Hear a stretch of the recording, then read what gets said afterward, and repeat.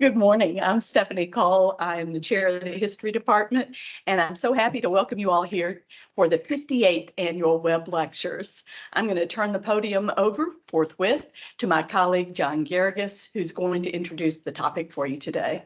John?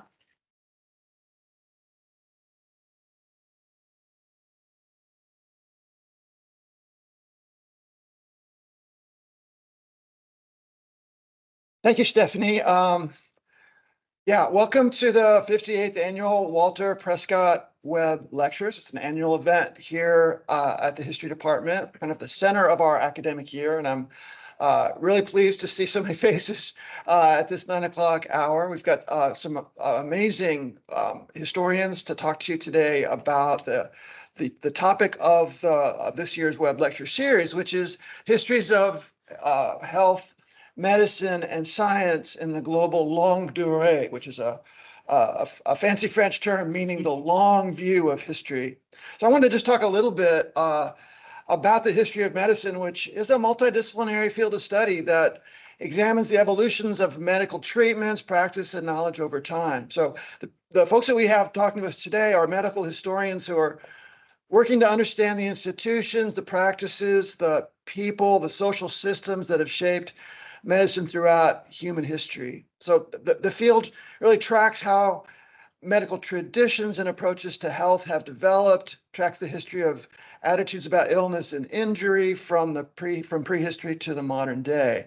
And yet I think we're especially lucky at this moment to have a collection of speakers who in many ways represent the cutting edge of the field. So we already heard last night from Dr. Pablo Gomez, who's one of those key practitioners in what we call now the new history of medicine. So it's a remarkable transformation that's occurred over the past maybe decade or so, a shift in how scholars approach and study the field. So some key aspects of this transformation that we're going to hear today in our different speakers are a new interdisciplinary framework. New historians of medicine draw insights from fields like economics, sociology, politics, and the humanities, which gives them a more complete understanding of the complex social, cultural, and institutional factors that have shaped medical knowledge and practices over time. Also, the field has expanded beyond just the chronicling of the development of medical theories and technologies that in the past were mostly seen from a Western European perspective, and we had a focus on sort of elite doctors and theoreticians and institutions. So medical historians now examine a wider range of topics like the history of public health, democracy, eugenics, anthropology, and psychiatry. And they are now more than ever, we'll hear this today, social and cultural historians.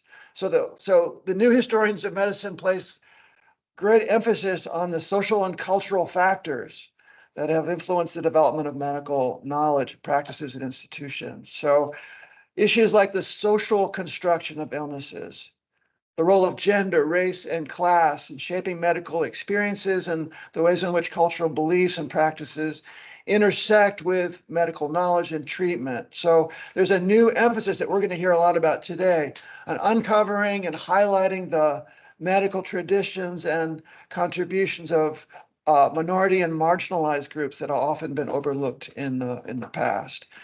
And also, there's a growing interest in incorporating not just the experiences of doctors and other healing professionals, but incorporating patient perspectives into the study of medical history. The voices and experiences of patients and caregivers and other marginalized groups who've become overlooked in the traditional narratives of, famous doctors and famous scientists. So a focus on patient agency and experience has really enriched our understanding of the lived realities of illness and healthcare. And then finally, our speakers today are really going to take us into the new global and comparative history of medicine, exploring how medical ideas and practices and institutions have circulated and interacted across different regions and cultures. So this includes studying the transmission of medical knowledge through trade. We'll hear a lot about colonization and how medicine and healing function within the unequal structures that empires created in the New World, as well as in Eurasia and Africa. Issues like migration and exchange, and the ways in which local healing traditions, which oftentimes function in a spiritual and psychological and cultural and historical domains, have intersected with the biomedical approaches that began to really emerge in the 19th and especially in the 20th century. So that's kind of just a sort of a taste of the kind of topics we'll be hearing about today. I'm not myself a historian of medicine, though I find the topic really important for my own work in a history of enslaved people in the Caribbean. But I want to turn the podium over to my my colleague Alberto Ortiz Diaz, who is a historian of medicine, also working in the Caribbean, and he's going to offer a few more thoughts about the field and what we're going to hear from our speakers today.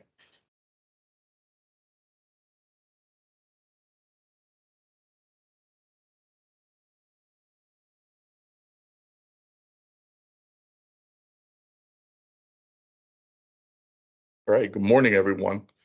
Thank you for taking the time to be with us for today's second day of the Webb Lecture Series. As my colleague John Garrigus just mentioned, my name is Alberto Ortiz Diaz, Assistant Professor of History in the History Department here at UTA. And again, thanks to everyone who's been involved with this process this year. Yesterday at length, we described some of those individuals, so we won't do so at this moment, but we wanted to make sure that we mention that yet again. Before moving into today's lectures, I want to briefly discuss this year's Webbs in two registers, teaching and research. Indeed, the Webbs are as much about teaching as they are about research. Traditionally, this lecture series has been a forum to engage with local educators. The nature of exchanges with local educators is currently being reformulated or under revision. So this year, the bulk of the teaching facet of the Webbs is geared toward undergraduate and graduate students here on the UTA campus. On the one hand, throughout the day, we will see undergraduates entering and exiting this room as we work through the different lectures. Some of them, as was the case last night, during and after Dr. Pablo Gomez's keynote, will put forward interesting questions and even seek to mingle. This is a unique opportunity, for we have a chance to consciousness raise in such scenarios while facilitating undergraduates' social and academic growth and enriching them culturally. On the other hand, graduate students will play a fundamental role throughout the day on more substantive grounds. They will offer brief comments alongside a faculty member after each lecture. In so doing, we contribute to their professional development by positioning them to apply the knowledge, close reading, and critical thinking and writing skills they have been acquiring and sharpening in our courses under our guidance. For graduate students enrolled in my transnational health seminar on health and healing in the Atlantic will participate in the Webbs in this capacity.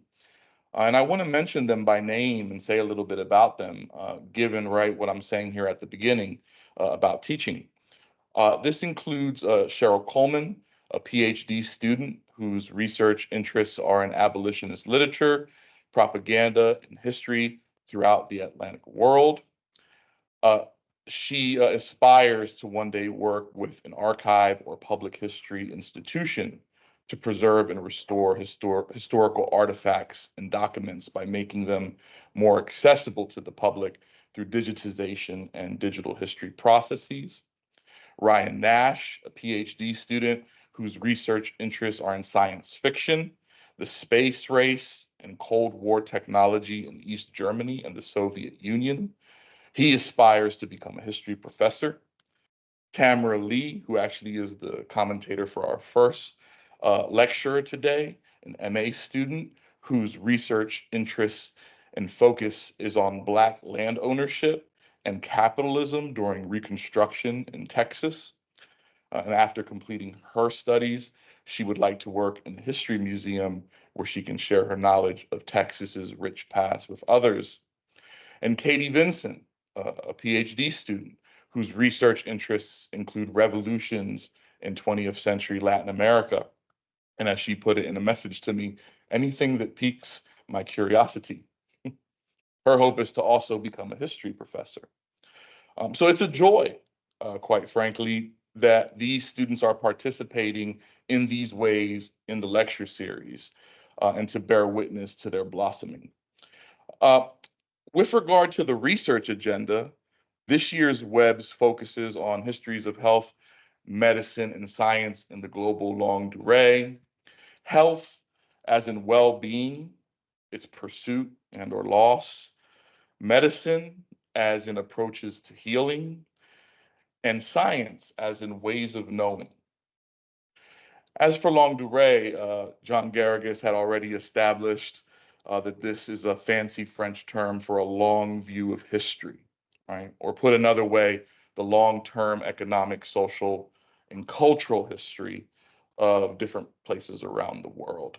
And what we're trying to do is put different parts of the world into conversation through the lecture series last night and here today.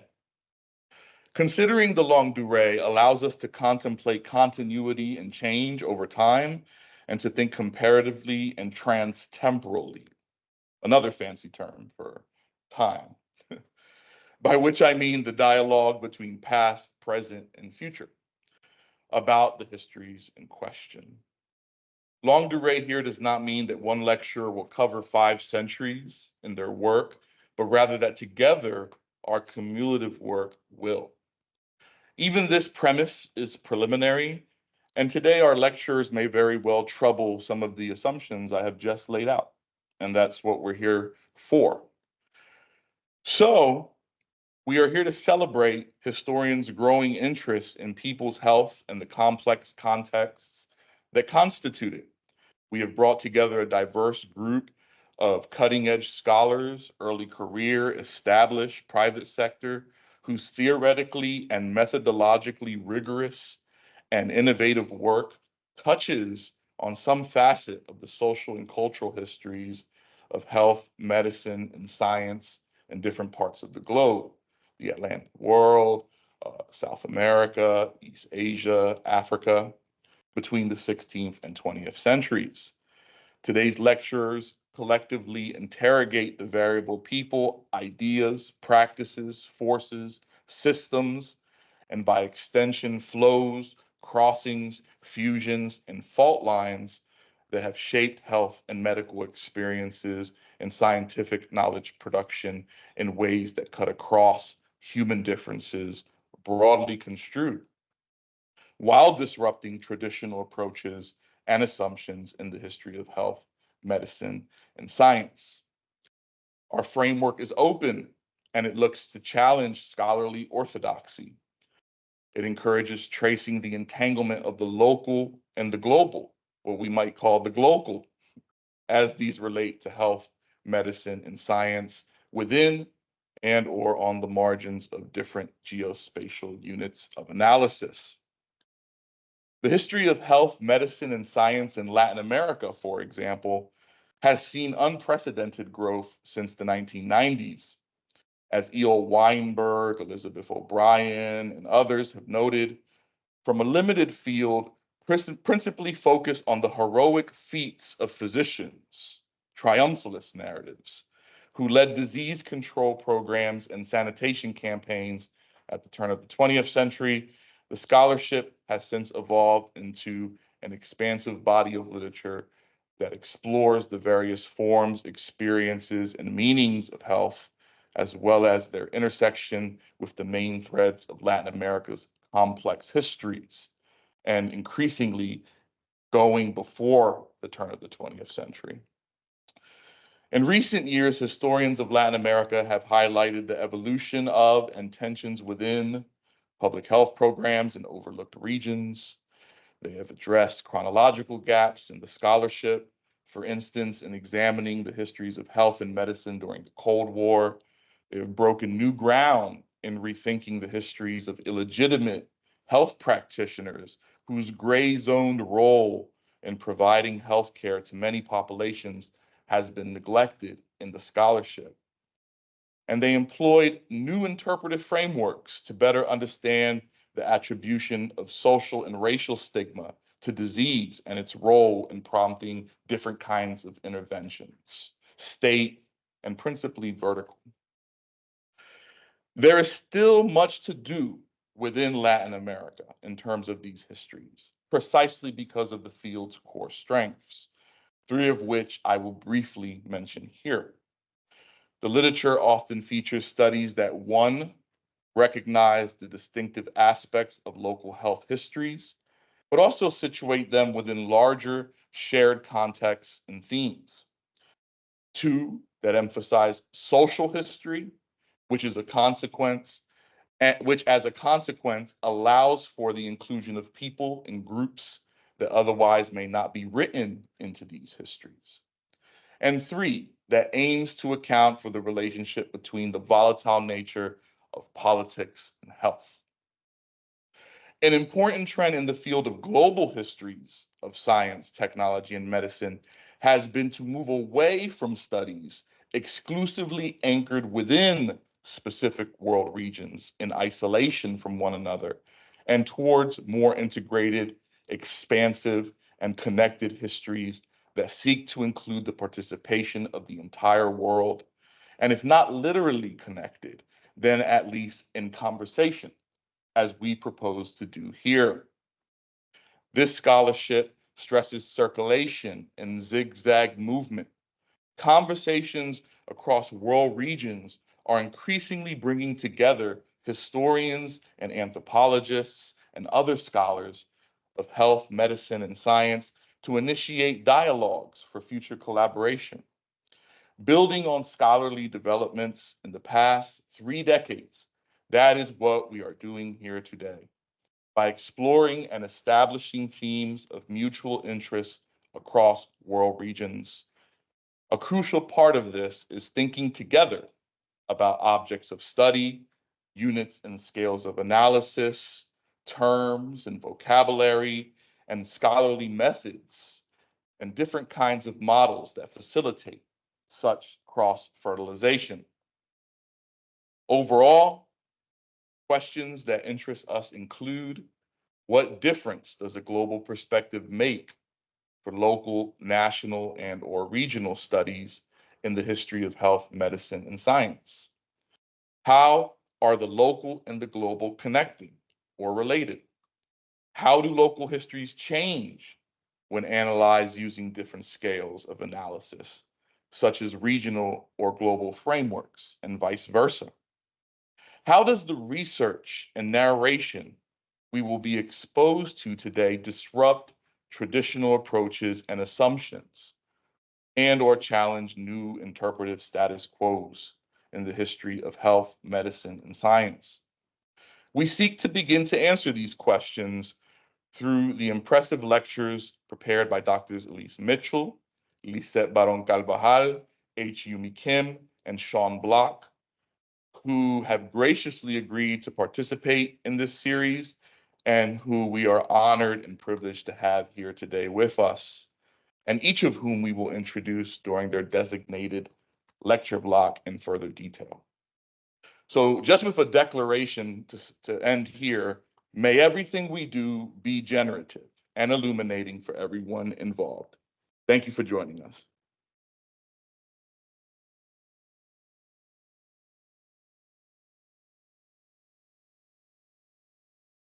How much time? Start 9:20.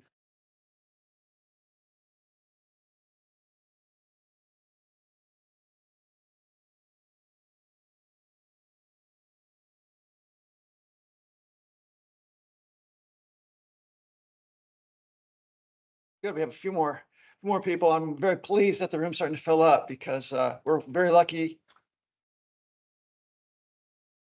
There's coffee and tea and other sorts of things back there for anybody who would like a little refreshment during the meeting or just before. I'm very pleased that you're here because we've got one of the most exciting scholars working in this sort of new history of medicine. Her name is Dr. Elise Mitchell. She's a historian of the early modern Black Atlantic and is currently a presidential postdoctoral fellow in the history department at Princeton University. Dr. Mitchell's work examines the social and cultural histories of slavery, the body, medicine, and healing, disease, and race in the early modern Atlantic world, that is in the world from say 1500 to 1800, from the time of Christopher Columbus to the time of Haitian independence. Dr. Mitchell received her PhD in 2021 from New York University and is currently working on a book, we'll hear part about this today, about enslaved Africans who contend with smallpox epidemics and compulsory medical treatments during and after their transatlantic journeys to the Caribbean region. The book is entitled Morbid Geographies, Enslavement, Embodiment, and Epidemics in the Early Modern Atlantic World. And it examines the interconnected histories of enslaved Africans' social lives, disease, and medicine based on Spanish, Portuguese, French, and British archives, and in the territories of those empires between, as I said, roughly 1500 and 1800. She's also developing a digital history project based on her research database of over 500 smallpox outbreaks that affected enslaved Africans in the Caribbean and the wider Atlantic world in that 300-year period. The digital history project entitled Smallpox and Slavery in the Early Modern Atlantic World is supported by the Caribbean Digital Scholarship Collective. So as you're going to hear, Dr. Mitchell has spent years working in the archives of Britain, Spain, France, Portugal, and their former colonies in the Americas and in Africa. All this work allows her to uncover the intertwined history of the disease we know as smallpox and the transatlantic trade in captive Africans. And she uses those archives and those topics to bring to light the stories of individual men and women, captive people who suffered smallpox, suffered quarantine, transshipment as almost inescapable elements of being trafficked across the Atlantic to work in the colonies of the greater Caribbean region. So this morning, Dr. Mitchell is going to share with us her reflections on the nature of those archives and how they are related to the histories she has so painstakingly reconstructed. Dr. Mitchell.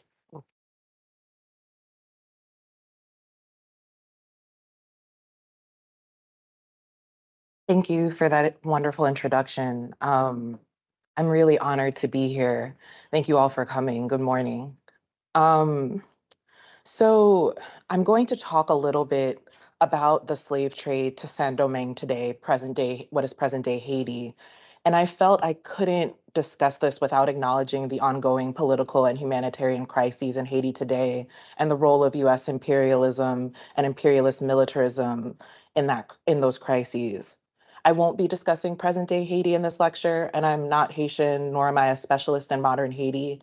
However, Haitians in diaspora, and folks in solidarity with Haitians have asked that historians ensure that our discussions of early modern Saint-Domingue and early Haiti do not ignore Haiti's present, despite our discipline's great interest in the bygone days surrounding the revolution, the first Black-led revolution in the Americas. So I just want to acknowledge the crises and ask that we continue to meditate on ways we might recommit ourselves to learning about and addressing the role that our country plays in destabilizing Haiti and other areas in the Caribbean. So with that, I'll begin. I'm going to begin with a historical narrative and its production, and then shift our focus to the politics and ethics of historical production, methodological questions about enslaved Africans ensnared in the slave trade and those recently arrived in the Caribbean region and their health histories. I could begin with a variety of enslaved Africans, but I've decided to begin with his men, in Saint-Domingue, present-day Haiti, because her history and the archival sources that enable me to tell it are particularly instructive for the politics of power and historical production. So, Ismene was on the run. She escaped her enslaver in Lekai in November 1786, and in a runaway advertisement featured in Le Affiche Américaine, her enslaver described her as a Bosal Congo without a brand who was identifiable by her sharpened teeth and the quote, inoculation scars on her two arms. Bosal was ostensibly the French equivalent of the Spanish term bozal, which is used to signify recently arrived enslaved Africans who struggled to speak the European language and were not yet acculturated to European social mores. Ismene was likely received her inoculation shortly after she was sold in Saint-Domingue. Smallpox inoculation was not an indigenous West Central African practice. It's important to note that smallpox inoculation was widespread in West Africa. So in these parts of West Africa, along the Atlantic coast and further inland. Um, but it was not in West Central Africa where Ismene hailed from. Unlike West Africans performed inoculations by inserting smallpox pus from someone else's pustule. So smallpox was a pustule producing disease, highly contagious. And they would make an incision in someone's forearm or inner thigh and deliberately infect them with the full-blown disease. Now, though recipients of inoculations would experience the full-blown smallpox infection, the practice enabled West Africans to control how, when, and to whom smallpox spread. This enabled them to better prepare for people's convalescence or their healing, and it enabled them to control the spread of disease more carefully. And once one had this disease, once they were conferred lifelong immunity. Now, though some West Africans continue to practice smallpox inoculation among themselves in Saint-Domingue, where we have a particularly comparatively large amount of evidence of this, it's unlikely that Ismene's enslaver had an African inoculate her. Even if had been African, he or she would have been a West African unfamiliar to her. Nevertheless, this was unlikely. By the mid-18th century, religious and government authorities in France recognized the value of smallpox inoculation, and colonists in Saint-Domingue were increasingly receptive to the practice when it was practiced by European doctors. When Europeans in Saint-Domingue learned of the success of mass inoculation campaigns of enslaved Africans in Jamaica during the harrowing smallpox epidemic of 1768, they began to embrace the practice in the hopes of preserving their labor force and because it stood to decrease the demand for enslaved Africans, which some hoped would result in price control of the slave trade. By the time Ismene was inoculated, smallpox inoculation was increasingly associated with Western European medical men in the Caribbean rather than West Africans, even though European inoculation practices mirrored and borrowed from West African and Near Eastern practices. Um, by the late 18th century, local slave owners noted that, quote, at certain times we inoculated all the Creoles born since the last inoculation and all the Negroes of Guinea as soon as we bought them. In addition to local concerns that enslaved Africans would communicate smallpox to others in Saint-Domingue, guaranteed reimbursement for enslaved Africans killed or maimed during inoculations incentivized slave owners and slave traders throughout the French Caribbean to inoculate enslaved people. For enslaved people like Ismene, this meant being deliberately infected with smallpox shortly after their arrival in Caribbean ports. They would undergo the pain and agony of the disease they had only narrowly escaped during their journeys in the hands of those who trafficked and violated them, or the strangers who purchased them. In this case, inoculation functioned as a mode of securing enslaved people as property, not a form of humanitarian therapeutic benevolence for the enslaved. These inoculations may have even constituted a violation of enslaved Africans because African people understood health and healing as physical and metaphysical phenomena. European inoculators could not and did not attend to the metaphysical manifestations of the disease among enslaved Africans. Thus, the presumption that inoculation was therapeutic, a presumption that other historians have made, proceeds from an explicitly Eurocentric disease etiology, and I would argue a modern disease etiology that fails to account for African concepts of what it meant to be ill and what it meant to heal. All that said, to tell you the little bit I have so far about Ismene and the history of smallpox inoculation in Saint-Domingue entailed archival research in multiple digital and traditional repositories in different corners of the globe and the web.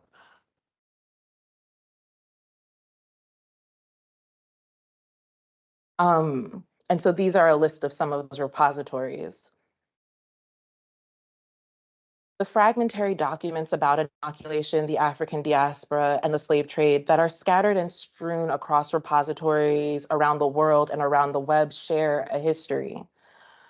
The chaos of their dispersal forms the archive and mirrors the dispersal of enslaved Africans themselves. The chaotic nature of what we might term slavery's archives, meaning any and all archives that contain information about the history of the slave trade and slavery, means that piecing together even a single story entails reading across different types of repositories and different sections within them. For historians of the slave trade and medicine, this means stretching ourselves beyond and across medical, municipal, imperial, and commercial archives. We find enslaved Africans, their health histories, and their medical knowledge reflected in all of the above. It is simultaneously an outstanding, abundant, and silenced history. Now, I invoke the term silence here in the tradition of Michel Roche-Trouillot, a well-known Haitian anthropologist who some of you may be familiar with. In one of his most famous texts titled Silencing the Past, Power and the Production of History, he wrote, "Silences enter the process of historical production at four crucial moments: the moment of fact creation, the making of sources; the moment of fact assembly, the making of archives; and the moment of fact retrieval, the making of narratives; and the moment of retrospective significance, the making of history in the final instance."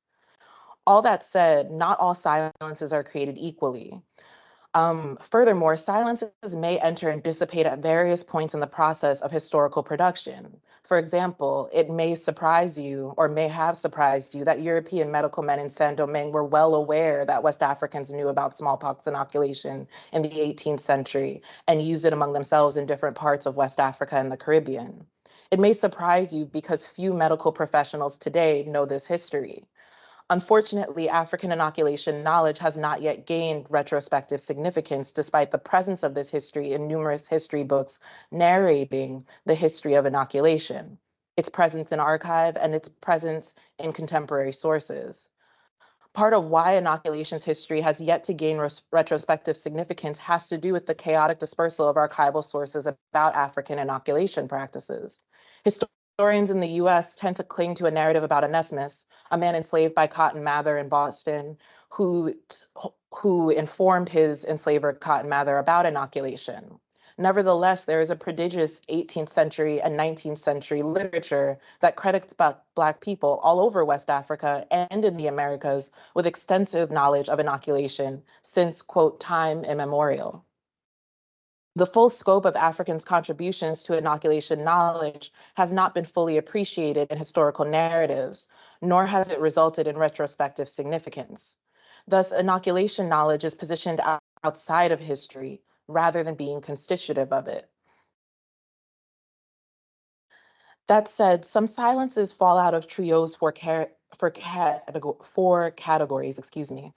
For the purposes of this lecture, I want us to rethink what occurred before the moment of, quote, fact creation or the making of the source being Ismene's runaway ad. Rather than focusing on the moment in which Ismene ran away, I want us to consider the moment her inoculation scars represent, the compulsory inoculation. This moment was a moment in which the co-optation of African knowledge of inoculation and unfreedom came to bear on her body, leaving scars as evidence. Embedded even in that moment is African knowledge silenced and African personhood and embodiment disavowed. Thus, the information that Ismene's advertisement was based on was already predetermined to encompass silences even before the moment of, quote, fact creation. Furthermore, the terms upon which these facts were created were not data being that which is given, but about her inoculation, but capta being that which is taken.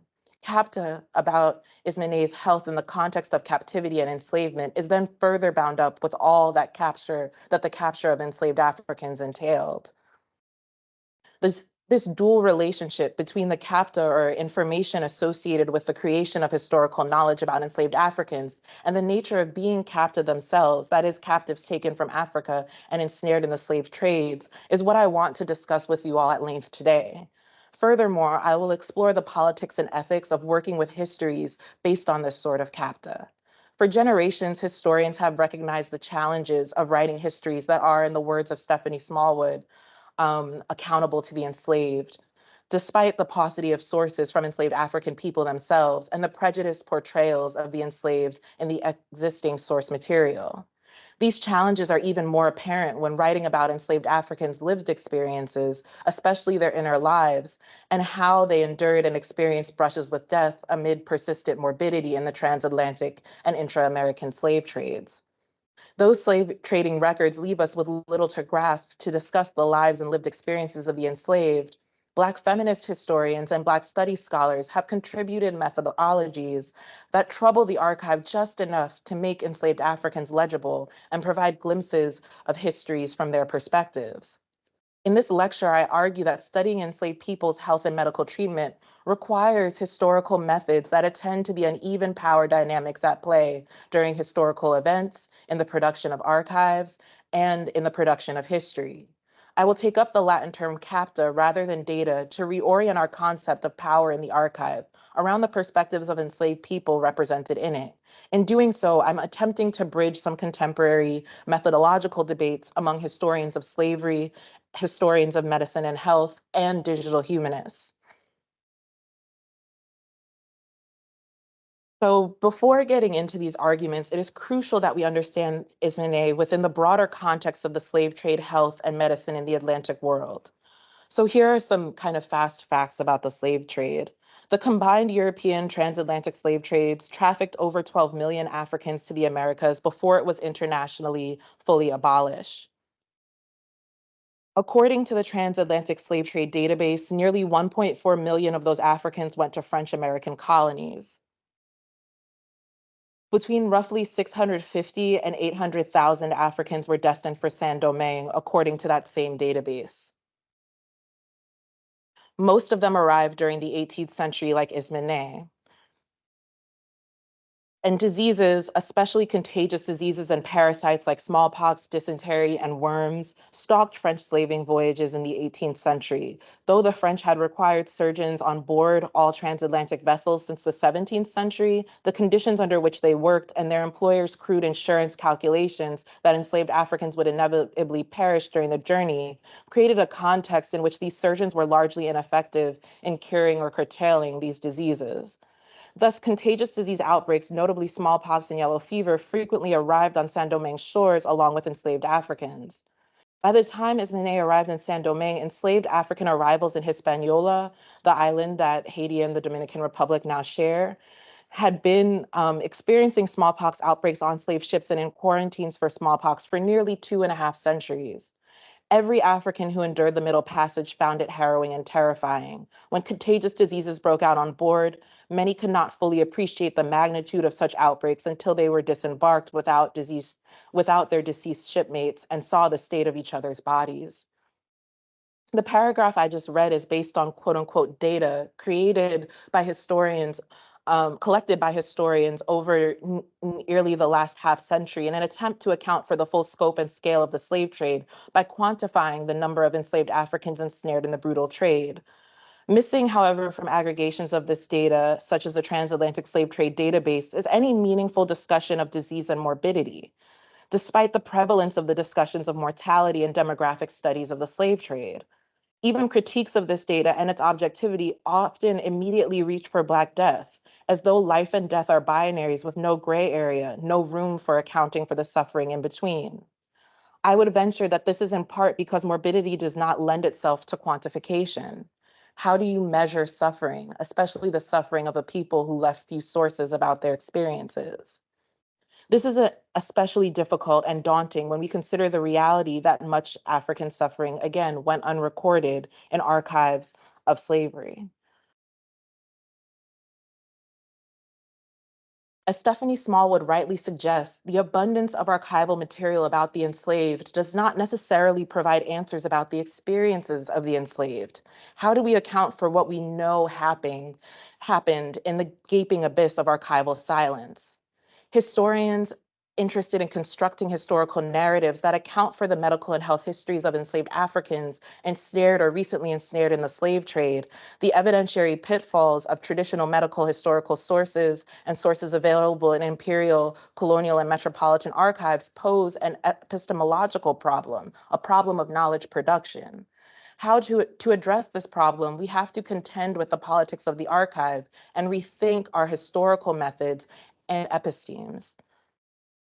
For as long as it has been a subject of the professional scholarship, American slavery has exposed the methodological limits of the discipline of history, wrote the historian Stephanie Smallwood. Indeed, thus we must also expose the limits of methods and approaches that medical history entails. Enslaved African subjects must be approached differently than historical persons who had access to liberal subjectivity or people who were free, because their archival representation and the representational exigencies of Black people and Black life are fundamentally different. What is at stake is different because of how power operates in the production of history and in our societies today. For example, Ismene did not produce the sources about herself in the archive. Her enslaver, the person who held her in bondage and viewed her as property, a thing, produced those documents. Subsequently, those documents were not organized into a file about her, but instead organized according to the importance of memorializing the colonial apparatus and aggregating information about enslaved people who ran away in some archives. Ismene, as an enslaved rather than a free person, inevitably gets lost in this shuffle. Furthermore, as Black people in the past were not fully recognized as human in the archival record, Black people today remain in a contentious relationship with liberal humanism. Our histories and our humanity are routinely denied in the present, and we are routinely subjugated, such that the exigencies of our representations are very high stakes. Black people are not alone in this genre of experience, but enslaved Africans are the focus of this particular lecture, so I'm centering them and their descendants here. Following the digital humanist Joanna Drucker, the historian and digital humanist Vincent Brown has argued that we ought to use CAPTA to emphasize the interpretive nature of historical information rather than the term data. However, rather than an interpretation in the neutral sense, I'm interested in the role of power in this historical interpretation. I believe that the concept of CAPTA denaturalizes the relationship between power and historical information in ways that concepts of data risk obscuring. Furthermore, I'm interested in the relationship between the epistemological power that concepts of CAPTA bring to the fore and the material consequences of power in the context of enslaved Africans' reductions into CAPTA in the context of the slave trade. In short, I'm interested in revisiting the relationship between power and historical information about enslaved Africans in the slave trade, particularly as it relates to histories of disease and medicine. Of course, enslaved Africans' lives are not solely reducible to their socio-political status among the socially dead. That said, there is something about the way that social death engenders archival silencing that links exclusion from liberal humanism in life to exclusion from liberal humanist historical scripts in death that is worth elucidating. In other words, the slave traders' ciphers and political arithmetic reproduced enslaved people as things, commodities, and property, and which had material consequences on enslaved people's lives, while it also produced archives in which they are represented as things rather than humans. Thus, if we are not careful, we risk reproducing that archive and writing histories of slaves as things belonging to slave trading companies and enslavers, rather than humanistic histories of enslaved people. The slave trade was much more than a business, and slavery was much more than a labor system or set of property relations. It ruined people's lives on multiple registers. Medical and health historians must consider the registers of suffering, struggle, and survival, as well as the ways in which African social lives, epistemologies, ontologies, or understandings of the world, and metaphysics were simultaneously denied, disparaged, and co-opted for the sake of the reproduction of imperialism, slavery, and their legacies. When we do not, we risk reproducing the very violence the archive recorded and anticipates. Furthermore, it was not just the enslavers, but their employers and their ilk, inclusive of medical professionals, who had a hand in the reduction of enslaved people into commodities and properties. Their medical inspections assigned enslaved people value in which which enabled their commodification. They were charged with ensuring a profitable ratio of suffering and death on plantations, and they reified slaving ciphers every time they guaranteed compensation to enslavers who were reluctant to inoculate their enslaved property. This is not about pointing the proverbial finger. Rather, this is about how the entire edifice of imperialism and slavery and health and medicine therein, inclusive of the archives we have left to us, is anti-Black and therefore requires historical methods designed specifically to address anti-Blackness to write health and medical histories of the enslaved. The first thing those methods must attend to is the problem of the organization of the archive. The archive is not designed to tell Ismane's side of the story. Instead, it has been designed to glorify European enslavers, inclusive of medical practitioners, slave owners, and slave traders. To keep a history of Ismene from these archives entails informed speculation, which requires consulting a wide range of sources and asking a wide range of questions, including those whose answers remain uncertain. Historians of medicine and health cannot uncritically or solely engage with medical and health archives to write the history of health and healing traditions of the enslaved. We must always attend to the racist power structures that organize those archives and read beyond the medical archive to consult municipal, commercial, and colonial records that likewise contain health and medical information about the enslaved. We also have to understand African and African diasporic contexts in which enslaved Africans were embedded.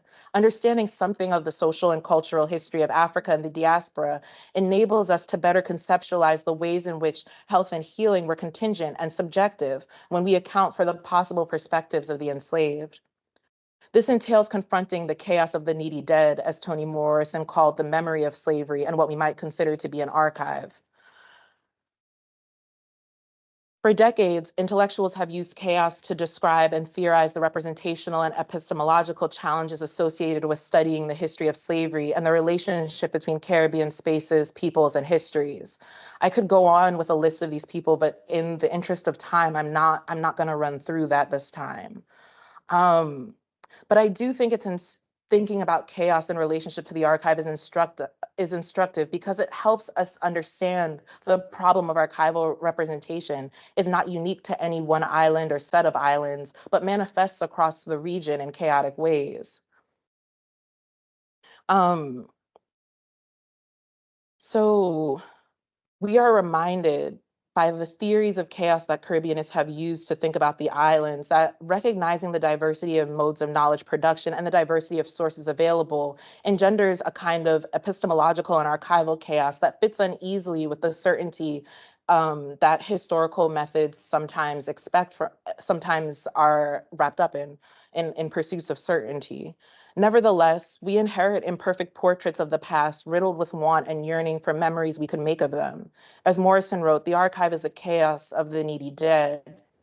Cracks in the chaos mute those who escaped its graft, and subterfuge seduces some away from what is visible and promises us alternative ways of knowing, where belief, speculation, and fact merge and make history. This is the chaos of the needy dead, and that is the chaos we must attend to.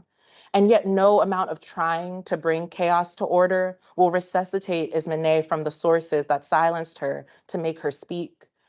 Even in cases where we have enslaved Africans' testimonies, the fact that they were often taken under duress and or mediated in some way makes these sources different from less mediated and typically more organized sources and archives of elites and those about Europeans in general, because the archive was designed to recognize them as humans and nothing less. Recognizing the social structures and political and economic apparatuses that accorded Ismene a liberal subjectivity, something that less than fully recognized humanity, need not disavow her agency, experience, or the basic fact that she resisted and was on the run. Instead, calling attention to the contextual socio-political realities of her life necessitates that we reimagine historical methods. This means that the types of histories, health, medical, and otherwise, that we write about Ismene and people like her will not necessarily conform to the same conventions as histories we produce about liberal subjects, especially those who produce sources and have their own archives.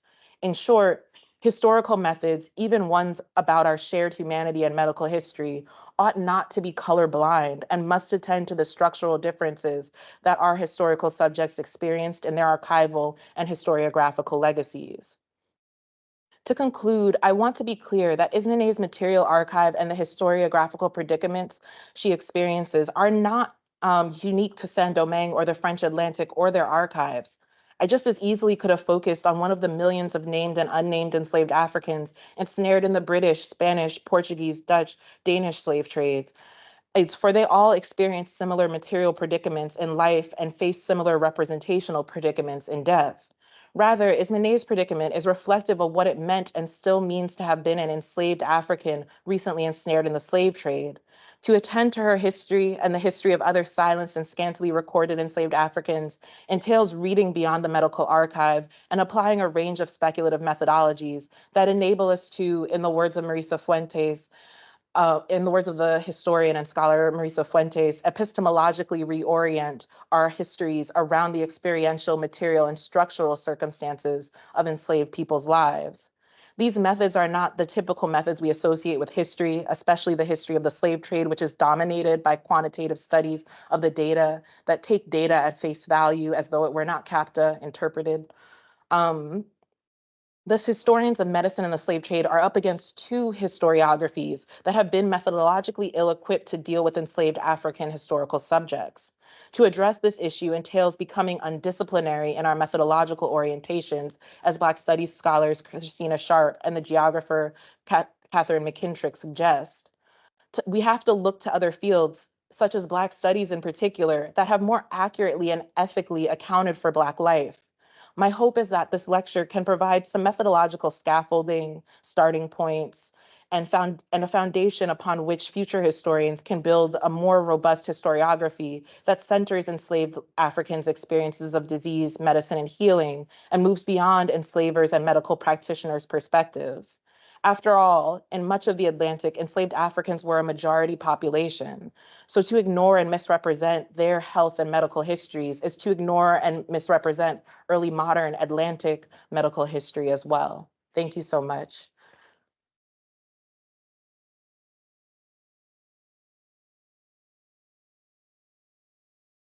Thank you very much, Dr. Mitchell. We've got a couple of comments, and then we're going to have some time for questions and responses. But our first comment today is from our UTA graduate student, Tamara Lee. And Ms. Lee, if you come on up, we'll hear your comments.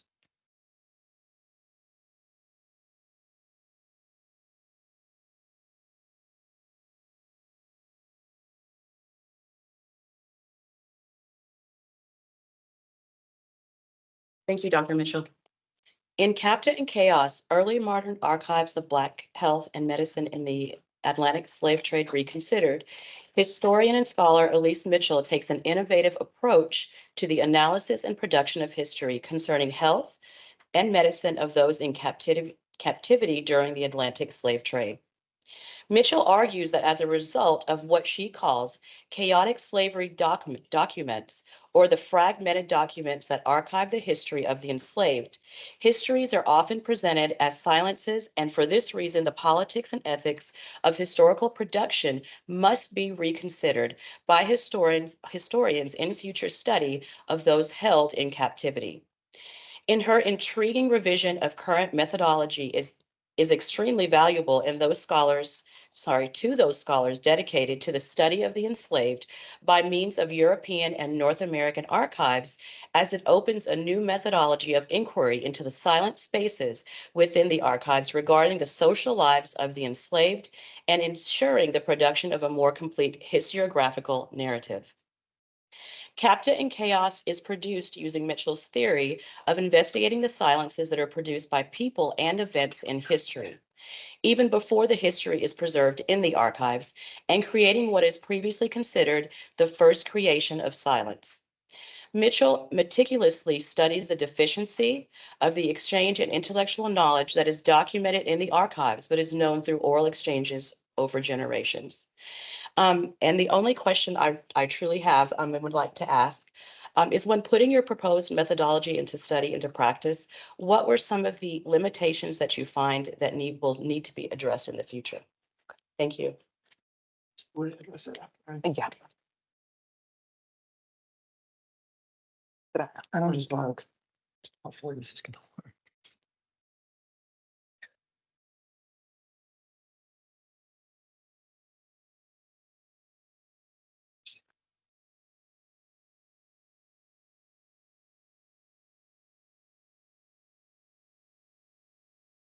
Okay, good. We're up and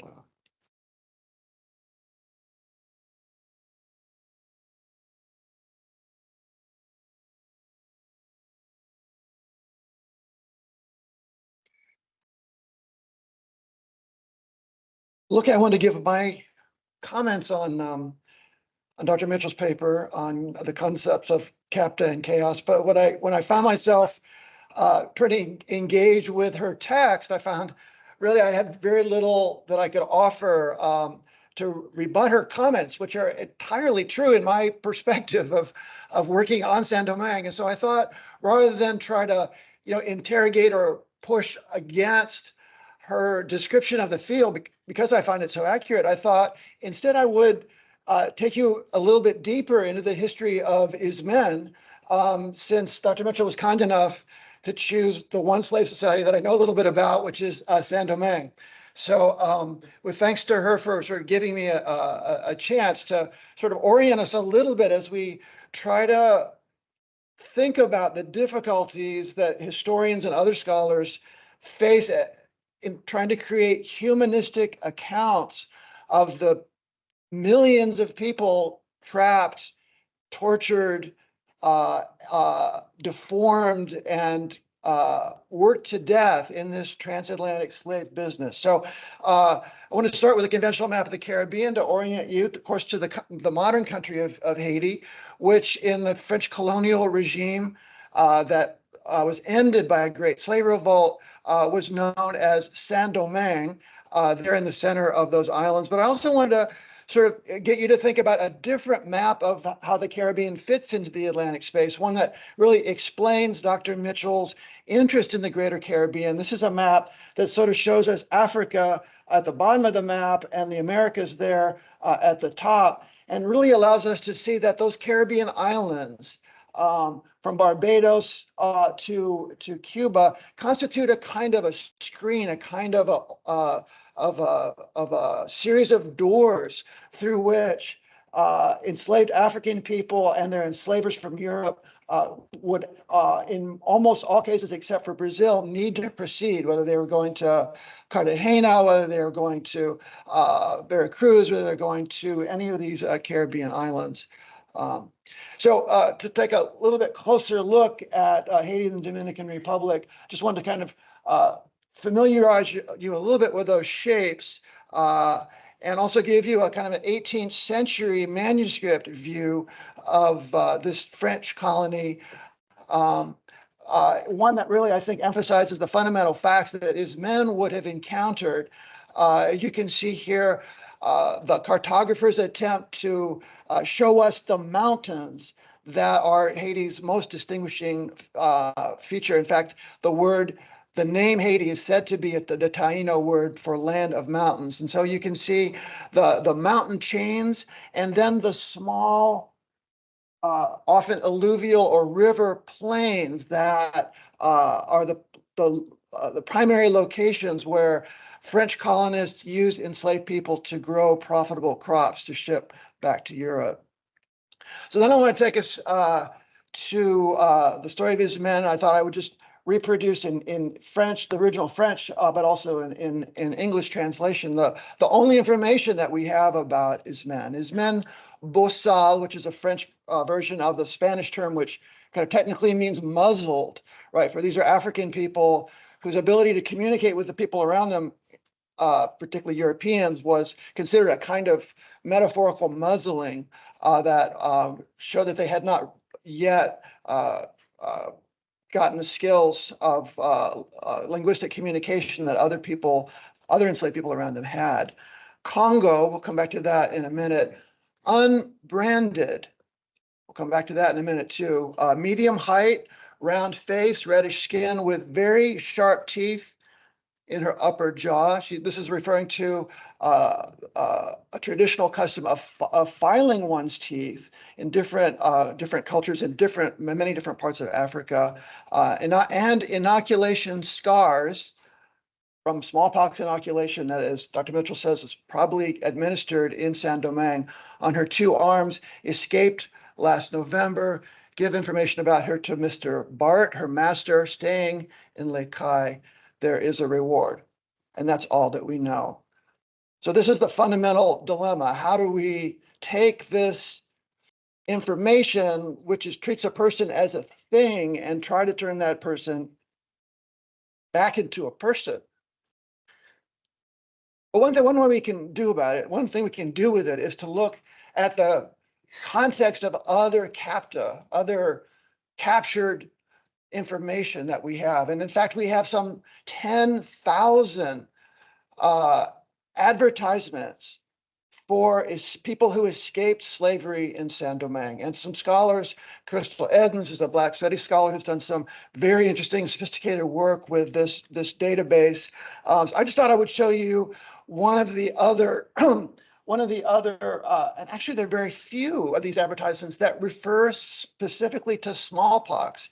I did a search. I found 2 of them, and I know there are more. It's just not well documented because there are thousands and thousands of people afflicted with smallpox in this place, so much so that the French colonists hired British doctors from Antigua and Jamaica to come and administer inoculations to literally thousands of people. This mass inoculations at a time. I get smallpox at a time when the procedure of inoculation was, still quite rare in France. It was only in the time of Napoleon that mass inoculations were really begun in metropolitan France. So this is a story, again, also we know, but it shows you how impoverished Ismen's capta is when we read the story of a Black Garada woman named Queen Ren with her daughter, a young mixed race girl of 9 to 10 years old named Teoti, both marked with smallpox. That is the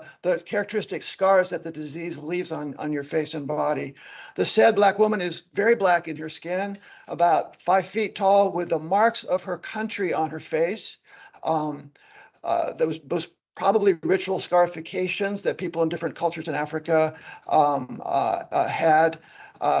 Claiming to be free, she's believed to be pregnant. She has lived for a long time with a worker on the plantation of Monsieur the Chevalier de Cockburn at Maribaru, which is quite a long ways away from the city where this was published. And she's believed to be in this district. Those who recognize her are requested to have her arrested and to notify Fourneau and Company in Cap Francais. The reward is 5 Portuguese, which is actually quite a considerable sum, maybe 10% of how much a person like this would be sold for in the slave market. So this is an example, I think, of how Ismen's description is really one that suggests that the enslaver who put it into the newspaper really didn't know very much about her. The fact that she's unbranded, these newspaper advertisements and notarized documents of sale frequently give, like the notary will literally draw out the brand, including if the brand is upside down, like people were branded with a whole name on their chest, and the notary will write it upside down so that people who see it might, recognize the characters without having to kind of flip it inside out. So Ismen is unbranded, which to me suggests that she's a relatively new arrival in Saint-Domingue, and I want to explain why I think that. New enough to have been inoculated, but not new enough to have really created the kind of family that Ren had created, and to have the kind of social network that's described in some of these other escaped advertisements. So another thing I want to draw our attention to is the name, Ismen. So this is another kind of stripping away, right, of the humanity of the person, because Ismen, even though it's a little foreign to us, is not an African name.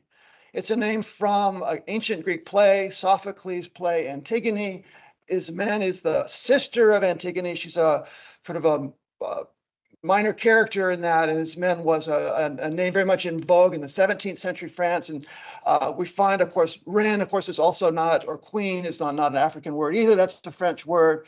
African people were routinely stripped of their names. And in the rare occasions when we have the names of those people, it's possible for historical linguists to reconstruct some of their identity. I study a man whose enslavers called him Francois, but when he was able to escape slavery and began to call himself by the name of Makandal, he created an identity or resuscitated an African identity that historical linguists and others have been able to use to identify where in the Congo region he might have been from.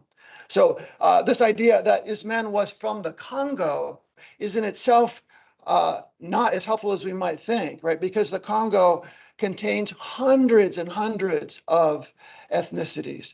So she may have come from a dozen miles from the Atlantic Ocean. She may have come from hundreds of miles from the Atlantic Ocean. And the languages spoken in that region, though they're often labeled under the term Kikongo, are extraordinarily different under that Kikongo label.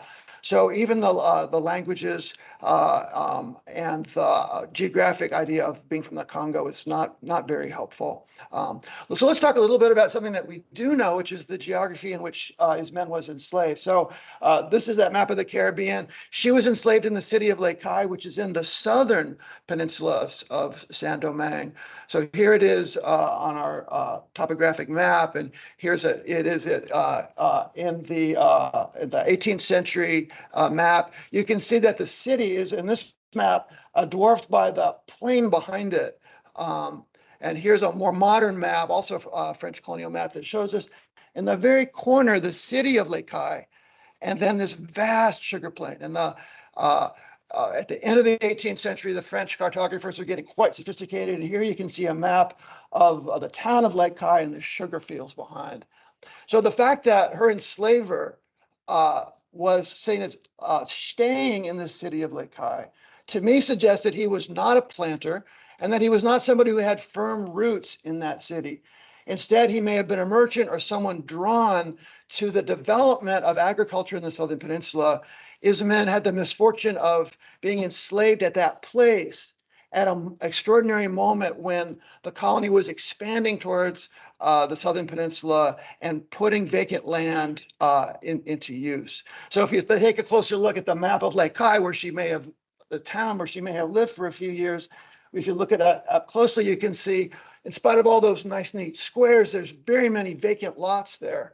So the city was planning for expansion, but in fact was in the middle of a extraordinary, about to embark on what planners hoped would be an extraordinary growth phase. That was interrupted by the Great Slave Revolt that created the nation of Haiti. So that in the town of Les Cayes, in roughly what is that, 23 years before Ismen's escape, 44 slave ships docked at Les Cayes, which seems like maybe a large number, until we consider that in that same period, there were almost 1,000 slave ships unloading captives in all of Saint-Domingue. So remember the maps that we looked at, Les Cayes is on the southern peninsula, very difficult in a sailing ship to go all the way around the two peninsulas of Haiti and get all the way down in that southern area. So most African captives were brought to the north in Cap Francais or brought to Port-au-Prince. And so Les Cayes was, as the colonists saw, starved for labor, desperate to have more African people. So much so that in the year that Ismen escaped, planters in Les Cayes were seeking permission to send their own slave ships to Africa to get their own captives because they felt they couldn't count on the French national slave trade. So again, more of this capta, right? More of this information that's sort of stripped from people that renders people, as we heard last night, into just bodies. Les Cayes in those 44 ships had 11,821 captives. Roughly a little more than half of them were from the Congo. And here we can see the names of ports like Luongo and Malembo, and then just unidentified West Central African or Congo ports. So again, 11,000 people, a lot of people. But if we consider that all of Saint-Domingue, during those very same years, there were 313,000 people, a third of a million people disgorged from slave ships into the colony, we can see that Ismen was really a kind of on the frontier, really without the possibility of creating relationships maybe with other Congo people who would have been much thicker on the ground, much more numerous in other parts of the colony. Well, I want to sort of just close here by suggesting that in spite of, well, I think one of the things that may have happened is that Ismen may have been trafficked to this part of Saint-Domingue, not in the official French slave trade, but in an inter-island smuggling trade. This is the sort of thing that Dr. Mitchell has documented and described the role of smallpox in just a devastating and beautiful article called Morbid Geographies that talks about a woman brought from Africa and enslaved in Barbados and then shipped to Caracas and quarantined in smallpox there. So people were brought from Africa, sort of sorted out in major slave trading areas, and then oftentimes smuggled or shipped within the Caribbean from British to Spanish or British to French territories. And this may have happened to his men because people here in the Southern Peninsula had a much easier time sailing to Cartagena, sailing to Caracas, sailing to Jamaica than they would have sailing to West Africa or the Congo or even France. So she may have been caught up in that inter-African smuggling trade. So in spite of the fact that his man was sort of on the frontier of Saint-Domingue, it is a region that had extraordinary sort of examples of Congo people. Again, that term is extremely broad, right? Creating their own culture. So in the 1760s, maybe about the time that she arrived, a man known as Dom Pedro was developing a kind of dance. That's what the colonists called it. It was a religion, really, a religion that allowed people to commune with the spirits. It was an explosive religion. Like literally, they would light gunpowder in the ceremonies. This was extremely frightening to the colonists. Then in August of 1791 in Port Salut, which is right here, there's Lake Kai, and this is the area right behind it. Port Salut was actually the site of the first uprising in the Haitian Revolution. It's not the famous uprising in the north that started the political events, but Ismen, if she did manage to escape into those mountains behind the sugar zone, could possibly have been part of that movement. And then finally, again, during this Haitian Revolution, that should be 1791, the rise of a free Black man who styled himself Romaine la Prophétesse, a transgendered figure in the Haitian Revolution who was openly, even though he had been born in the island, openly described his allegiance to Congo visions of the Virgin Mary.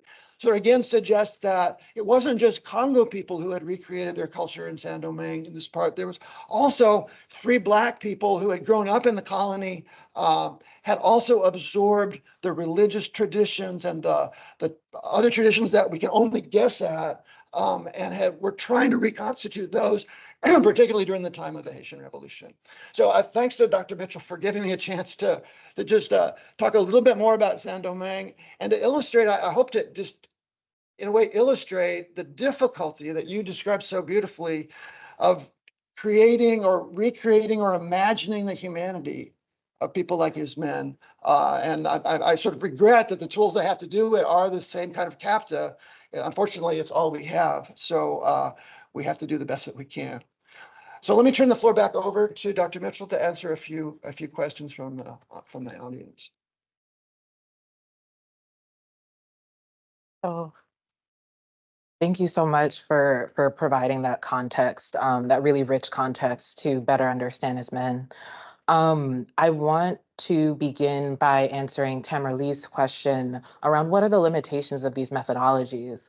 Well, on the one hand, informed speculation, even at its best, is still speculation. We can't be sure about these enslaved people's experiences, and in the process, we risk misrepresenting them because of those potential uncertainties. But at the same time, as Dr. Garrigus just said, this is all we have. And these histories still are worthy of being told. And that's what I mean when I say that the histories that we produce about enslaved Africans might have to look a little bit different than the histories we produce about other groups of people, because the limitations of the sources are such that we can't always retrieve their subjectivities in the ways that we desire. But then I also want to talk about the challenges of this methodology, right? To do informed speculation, you have to gather a lot of information. You have to do the kind of deep archival work that Dr. Garrigus just showed us. You have to really think deeply about these enslaved people, and also oftentimes work across multiple languages and across multiple regions in the Atlantic. And that presents all kinds of institutional challenges, as well as real intellectual challenges around developing the skills necessary to do that kind of research. So I'll open the floor up for other questions.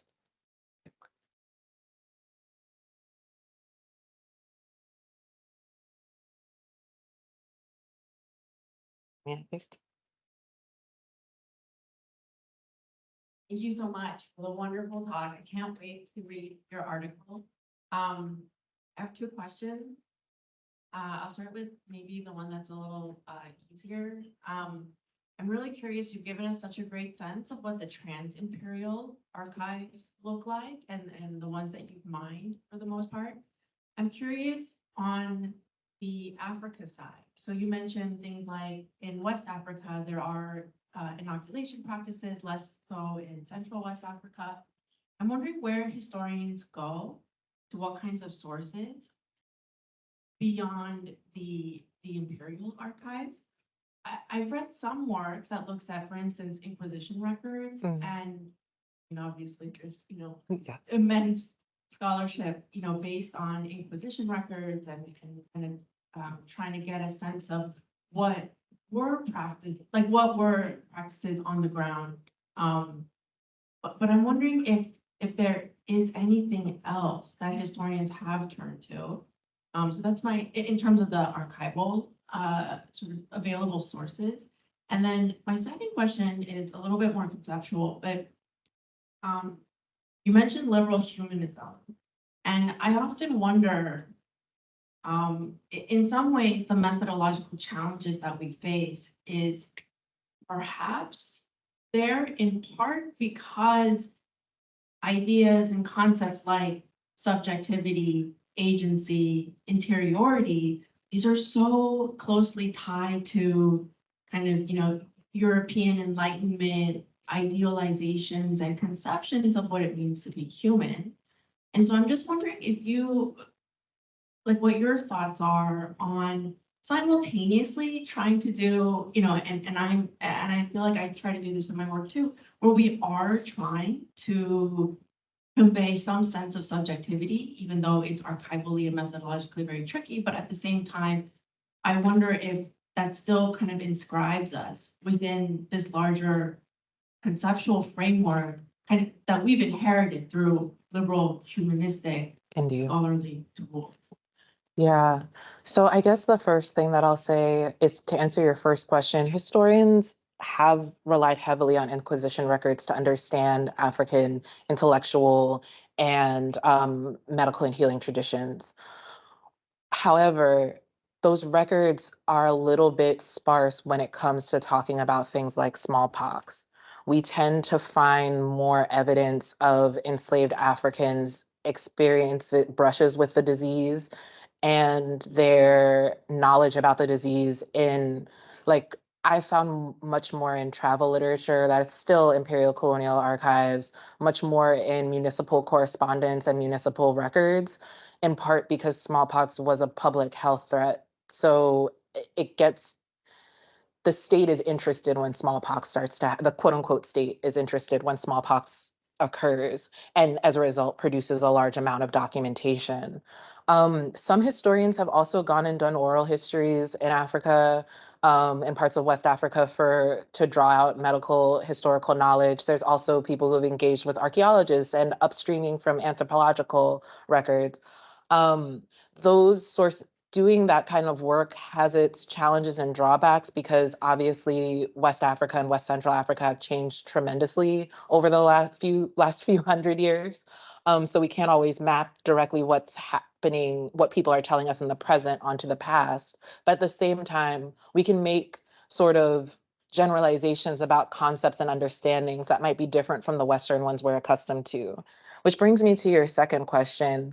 I think that in terms of how we go about trying to inscribe subjectivity, we have to be mindful that our modern Western concepts of what subjectivity is and what it means to be human are limited and are not necessarily how early modern African people would have seen and understood themselves.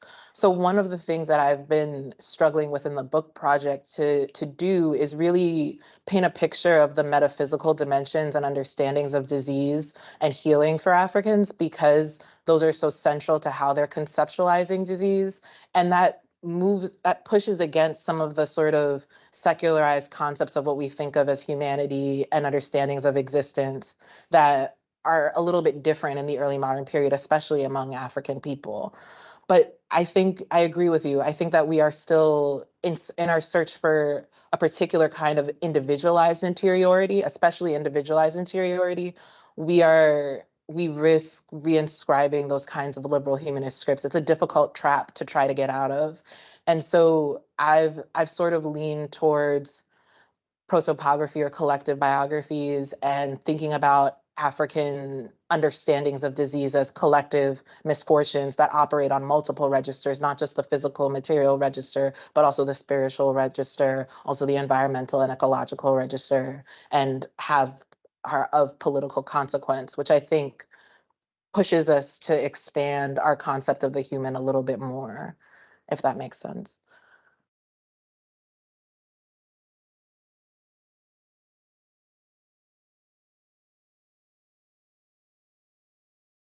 So my question is built on the same sort of point, and just a quick piece of background.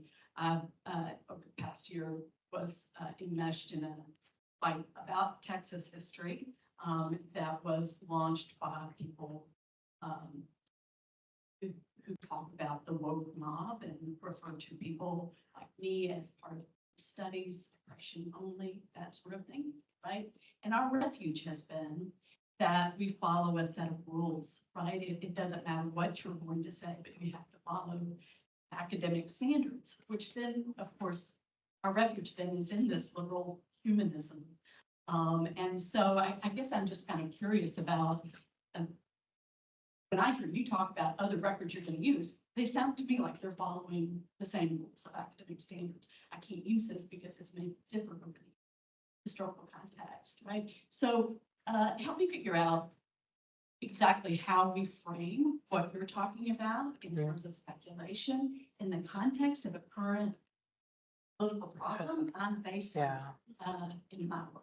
No, that is I think one of the most important questions that we could ask in this moment. Because we're in a moment where the humanities are under assault and where this kind of speculative work, I'm coming at this as a scholar who works in the North, who works like professionally in the Northeast and will continue to work there. So I'm not dealing with these same kind of battles. But we have to think across these state borders about this question. I think that we have to be very careful and specific about our methodologies. And we also have to I am not someone who wants to completely disavow and throw away the archive.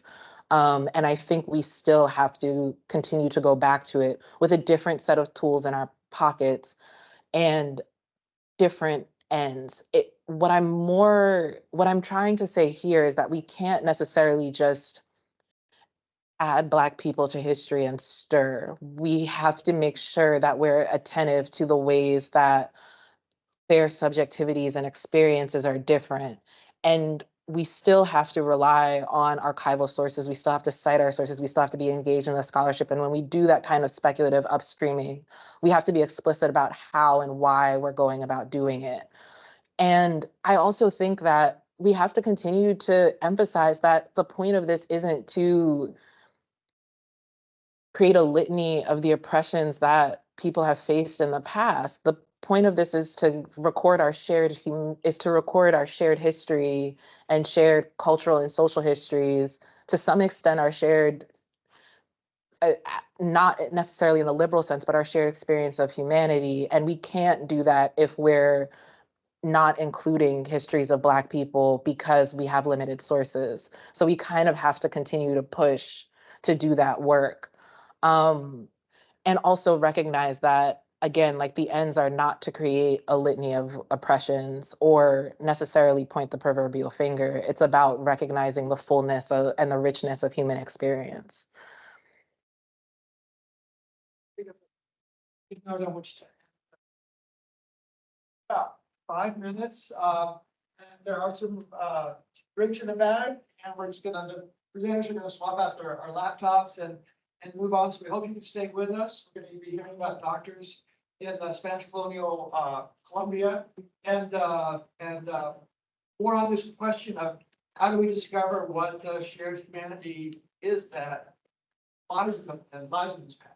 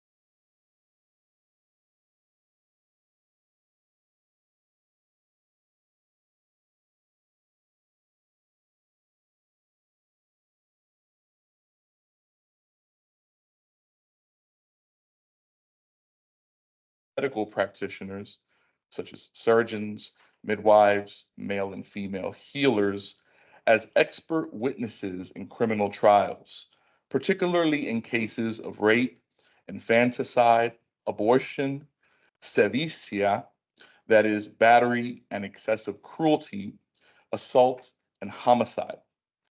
So far, the field of history of the field so far the field of the history of medicine in Colombia, and more broadly speaking in Spanish America, has been preoccupied with studying processes of the medicalization of society, the professionalization of medicine, and the rise of biomedicine in the late 19th century. Dr. Baron Carvajal's work moves away from stories centered on professional doctors and institutions. She instead proposes a focus on popular medical practitioners and does this by analyzing their expert testimonies, the ones they provided in criminal trials, and their role in creating medical and juridical truths. She presents a broad survey of popular medical practitioners' participation in these trials, ultimately showing that they were essential agents in creating medical and juridical facts. It's my pleasure to introduce Dr. Lisette Baron Carvajal. Thank you. Thank you so much. Hello, everyone. How are you? So I want to thank University Texas Arlington for the invitation, for flying me here all the way from Colombia. Especially thanks to Alberto and to John for organizing, and of course to the staff at the History Department who have made my visit possible. And also thanks to Pablo for suggesting my name for this lecture series. I'm very excited.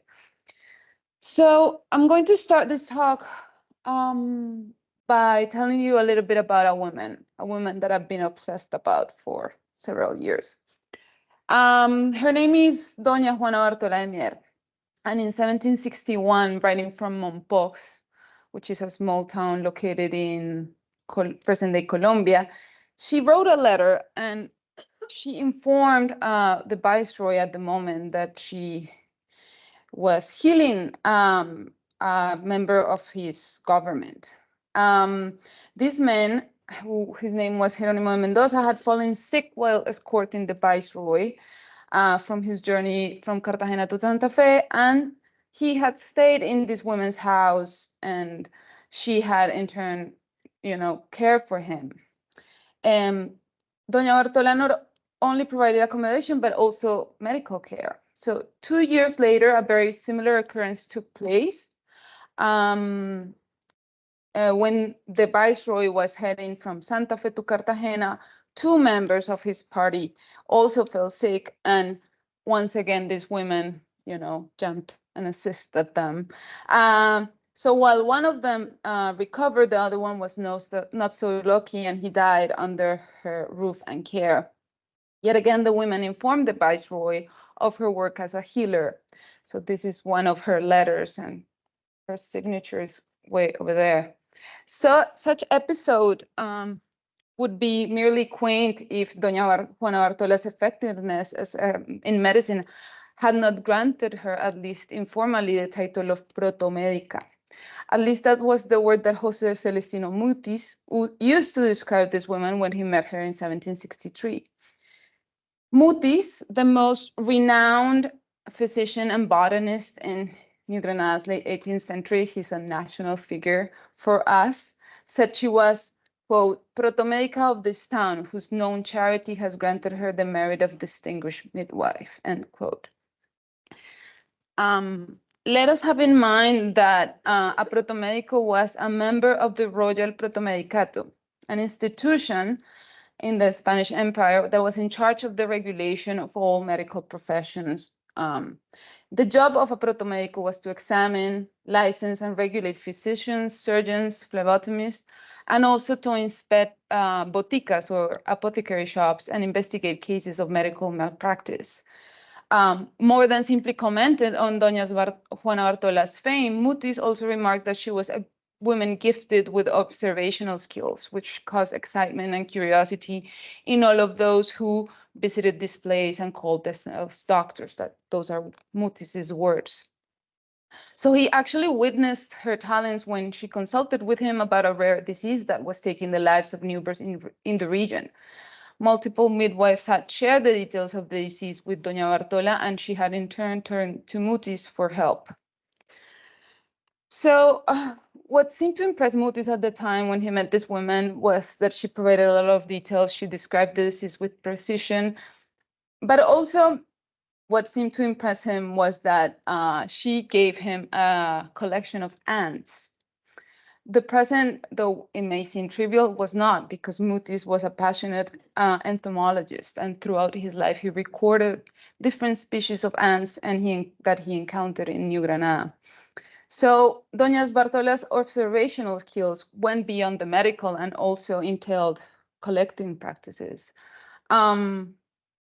Ultimately, the whole exchange demonstrated that she was socially recognized and widely recognized for her merits as healers of both men and women. And she had wide-ranging interest in collecting specimens. You know, we have records of this type of women in different places throughout the Americas, but she is very particular in New Granada. We don't have that many examples like women like herself.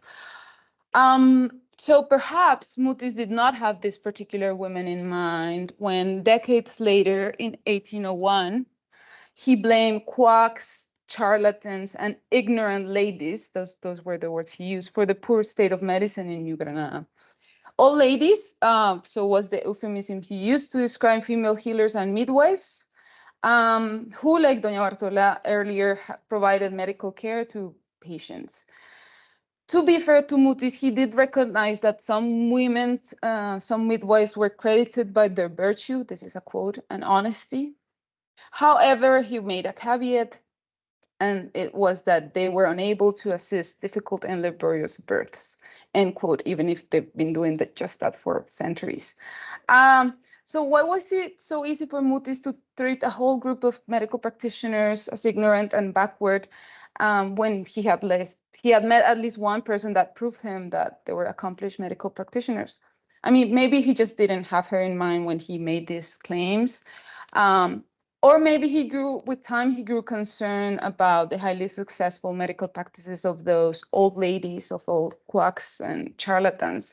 And maybe he had forgotten about these women. What we know for sure is that Mutis by 1801 was not alone in feeling concerned. Other licensed physicians expressed concerns about the predominance of quacks and charlatans in New Granada's medical market. So men like Antonio Burdallo, José Sebastián López Ruiz diagnosed that the main problem of medicine in New Granada was that medical care was provided by unlicensed medical practitioners.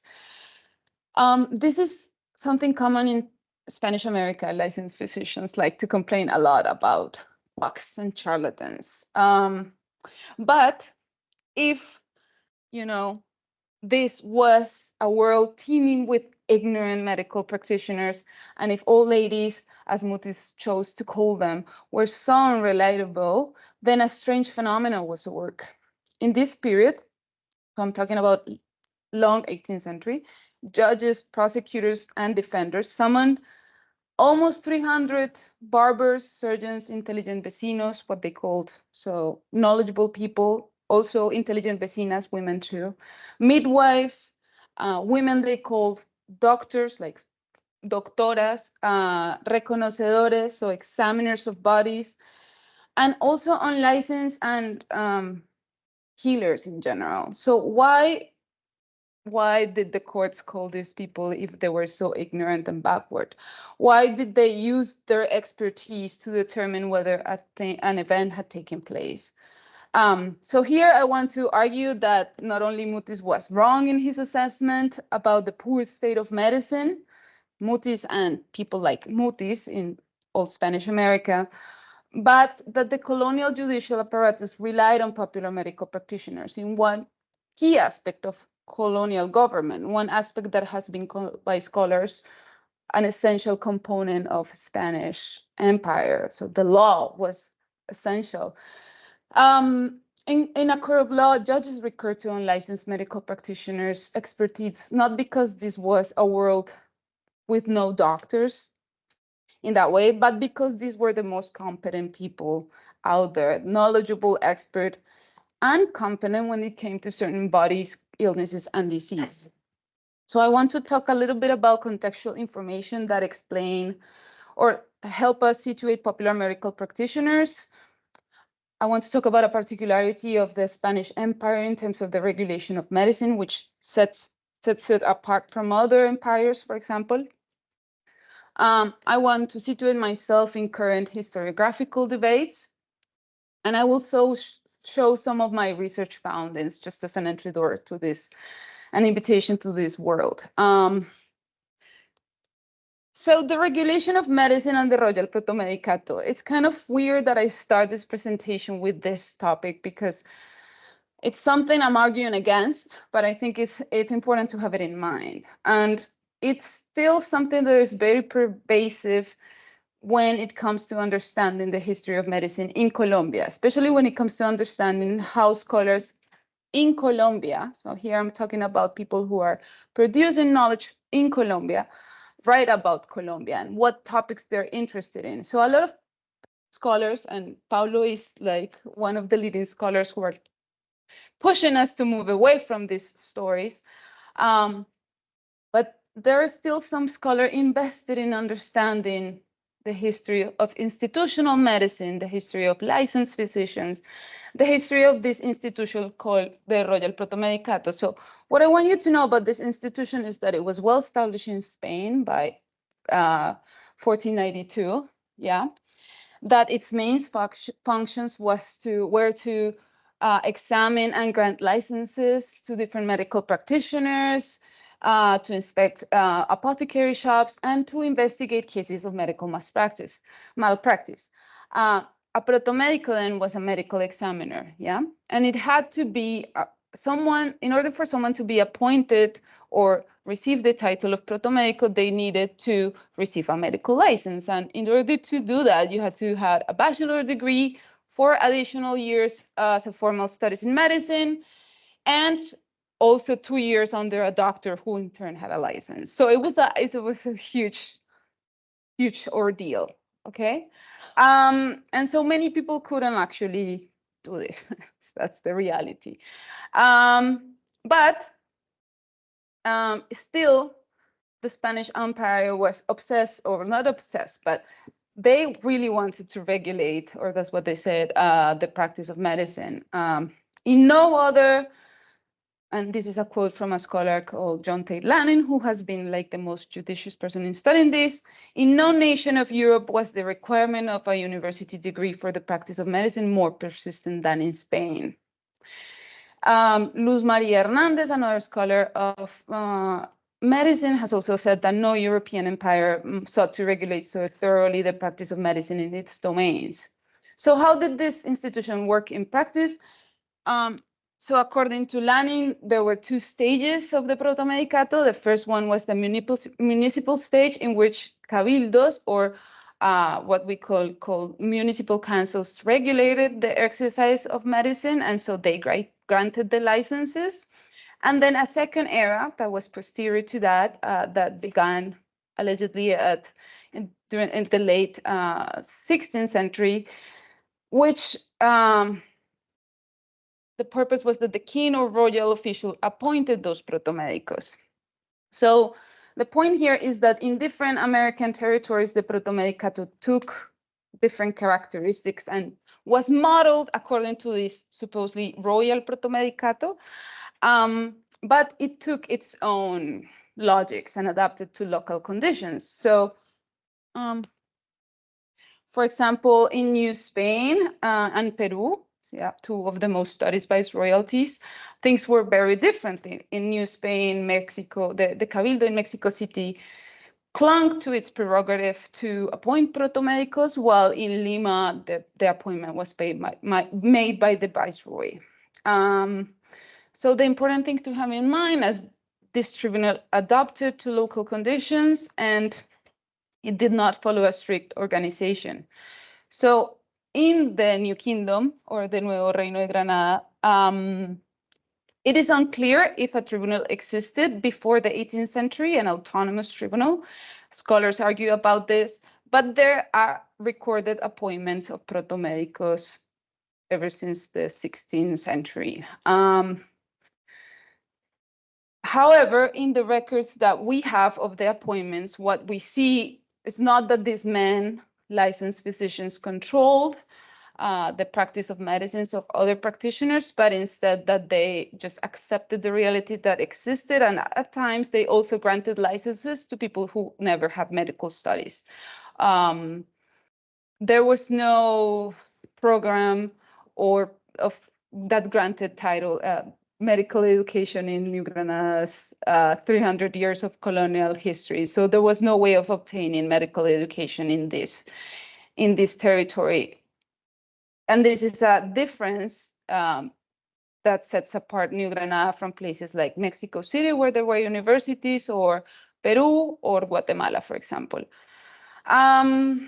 We also have evidence in Cartagena, Indias, that there were men who practiced medicine and were awarded this title of protomedico, at least in the 17th century. And there is one appointment that has surprisingly escaped the interest of historians, and that I believe is very suggestive, and at the time raised the suspicion of the governor of Cartagena on the Council of Indies.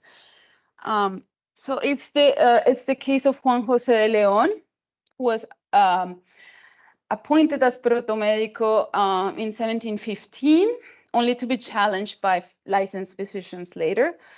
He was challenged because he was, this was a quote, "a colored man, freed son of a female slave," end quote.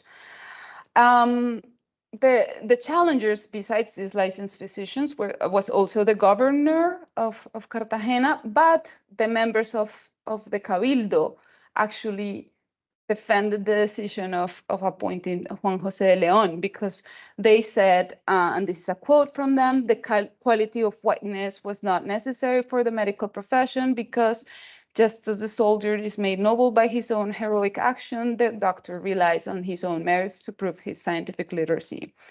So this appointment rose the ire of governor and peninsular authorities alike, who requested this title to be withdrawn from this man.